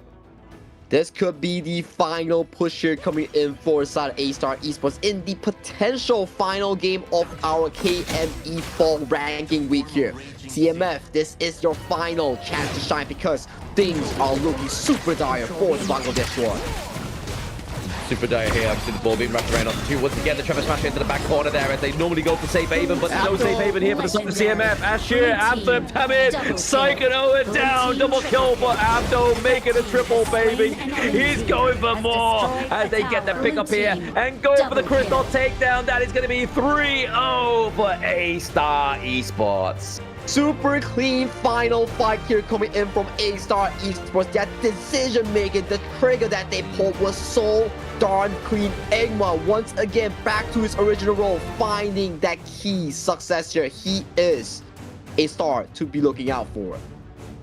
Very good key for success there. Enigma going back into his old role, getting some screen time for his teammates as well. So well played here. I mean, game number 3 looked cleaner than game number 1, right? Like that was definitely like Enigma came through. It's just like, you know what, guys, I didn't like how you played in game number 1, so I'm going to show you my jungle prowess, and did on that Jing beautifully. And this goes to show language and also the communication barrier and the fluidity of information really matters towards the team. Even though Jingtian is like super good in all these games, single-handedly carrying all of them, but when you put in Enigma and the language barrier is not no longer there, it allows this flow of information to be super duper clean. Hence why we see Abdo and also the likes of Enigma finding all these key engages. Just look at them, 9-0 and 7 onto Abdo, 2-0 and 10 on Enigma. So clean on these two players. Very clean as well onto Zugzwang as well, right? Like, if it wasn't for Zugzwang with those Tremor Smashes and those Yixing, obviously VO wouldn't be able to create those massive boards for himself and his team just to get the domination there. But to be honest, Mirage on the Xiaoyue was definitely like a little bit of a trump card here for the side of Astar. It does seem to be doing so, but gotta say, in terms of brawling and scrapping, Astar seems to be a bit more on top against CMF Esports here. So for CMF, props to them for trying so hard in this best of 3, but in the end, it was Astar who really showed them who's a star. And look at that damage, man. Abdo with the 58.1k damage, with the most gold as well. I mean, there's not many kind of like economical kind of Dharmas that come through within Honor of Kings, but doing the most damage, gathering the most gold is definitely going to give you those key momentums. Key momentums has been set by Abdo exceptionally well. He was the focal point here coming in from Astar in that early game, allowing him to really scale towards that point. And afterwards, he was just finding angles on towards Wei multiple times, allowing the team to find this smooth sailing gold chart in towards that 11.5k only at 10:59 seconds. Yeah, crazy amount of gold at around about 11 minutes there for the side of Astar. But there it is. Speaking of the star of the game, it's going to be Mr. Abdo with a 907 KDA. Damage dealt 29%, almost a third of the damage of the teams being dealt there by this single guy alone. And the damage taken, he was slippery, man. Like, not even Wei on the Masashi was keeping up to the scraps with Abdo. And so far, in these 3 games, all of the MVPs were belonging towards the Clash laners of the side of Astar. It was Abdo and 2 games on Jingtian. It's the bit of the Clash lane magic you have from Astar Esports here. But we can see, this was such a beautiful play coming in from Abdo and also Enigma that really locked everybody in that board, and all the damage came late. Yeah, I mean, that was just a beautiful... I mean, we saw it, like, on the map. As soon as the observers would darken the map and they saw Psychonona just walk to that brush, they knew themselves that there was going to be a big play that was about to ensue. And they weren't wrong, because on top of that one, it was just, again, same brush. This definition of insanity, you do the same thing, expect different results, was coming from the side of CMF there, unfortunately. But this Tremor Smash into the board was just a huge takedown and just enabled them to finish the game off here. Beautifully played here by Astar. The Zugzwang, Enigma, and Abdo combination here, the synergy is so beautiful coming into these plays, making sure that the backline was always in a lot of pressure here in that late game here. But that was the final game of the survival week. We will be calculating a bit to see who came out in Group A and what are the standings looking like in Group S. I don't know, but I mean, who's those two beautiful gentlemen on the screen, man? I mean, they are frozen with just dripping in finesse, you know? Like, that's it's got everybody just stunned. But yeah, we'll find out the standings in a moment, guys. We will obviously show you all how the matches went down today in terms of the scoreboard as well. I think there is still one more game to be played. I believe it is Scarz against R8 Esports that has not been played yet. The other offline match, I believe, has already gone through for Scarz, I think it was. And it was, yeah, Scarz going up against Astar. They won 3-2. So, not 3-2, sorry. Scarz going up against CMF. They won 3-0 there as well. So, back-to-back 3-0s onto CMF is probably not where they want to be in terms of mental. But hey, somebody has to take the blows, right? And unfortunately for CMF, that was a team, but they were able to get a few rounds off of some of these big names as well. So they should go out of the fall season with their head held high. And talking about that off-stream game, which is Scarz vs R8, whoever wins that will secure the final ticket towards that lower bracket playoffs. And the other three teams, sadly to say, we need to bid them goodbye. Whoever loses between Scarz and R8, that is the final decider moment here. Because if I'm not mistaken here, they're all both tied for 4-1. So it's a very crucial game between those two teams. Very crucial game, yeah. Whoever comes out on top of that one goes into the playoffs. I mean, how mad would that be? A lower brackets KJL, lower brackets in the playoffs first, of the day, number one, right? Like the Crazy Raccoons meet Scarz once again since the ranking week. And I mean, both of these teams have leveled up exponentially. So I've been really looking forward to that match. But equally, if R8 Esports comes out of that one, I would still be very excited for that. That is definitely something that we want to see happening. It is the Group A having the best teams coming up after a long survival week to challenge teams like Gen.G or the likes of Crazy Raccoons or even the likes of Nongshan Red Force. If they can really topple the charts on that top sequence, maybe, just maybe, Group A teams can make it to that top 2 spot to make it to that last chance qualifiers against the second of KMW and also the first of WKS region, beat FEHK. So that is something definitely we want to see happening for Group A teams. Yeah, exactly. I mean, definitely can see who comes out on top of that one. It's unfortunate it's not a broadcasted match, right? 'Cause, I mean, that would definitely be like the pinnacle of to end the way of the survival week, knowing which one of these two teams is going to make it into Group A. But we'll pretty much know by the end of the day. But we're going to look at today's matches, by the way. This is how it all went down. 3-0 against R8 and Astar. A 3-2 for Gen.G going the 4-country mile. And then we get another 3-0 for Astar here. Going up against CMF. And then obviously the broadcast matches offline. Scarz took a 3-0 over the side of them. But it looks like Scarz is going to be the team. Yeah, they're going to be the team that goes into group the lower brackets to fight Crazy Raccoons as going to be a KJL and lower bracket placement. Oh, that's exciting. The good news is KJL has 2 teams. The bad news is only one KJL team makes it through to that lower bracket here. So it will be a rematch of the KJL region on towards the winner brackets. We have Nongshan Red Force against Gen.G for that top 1 spot in that upper bracket playoffs. So the loser will fight against the winner of CR and also SZ coming in from the lower bracket here. It's just gonna be all big games coming in from now. Yeah, exactly. Next week is going to be where you want to be tuning in, right? Because I mean, not only do we have the playoffs, but then obviously we will have the last chance towards the end. But thank you everybody for tuning in today. It has been a breeze. It's been some absolute cinema moments as well. So thank you for tuning in. I've been Blam. Follow me at BlamMoba. My co-host here, Sagi. Follow him at SagiHOK as well. And we will see you next week to see all this conclude the KME Fall Season 2025. So have a fantastic rest of your night and mornings.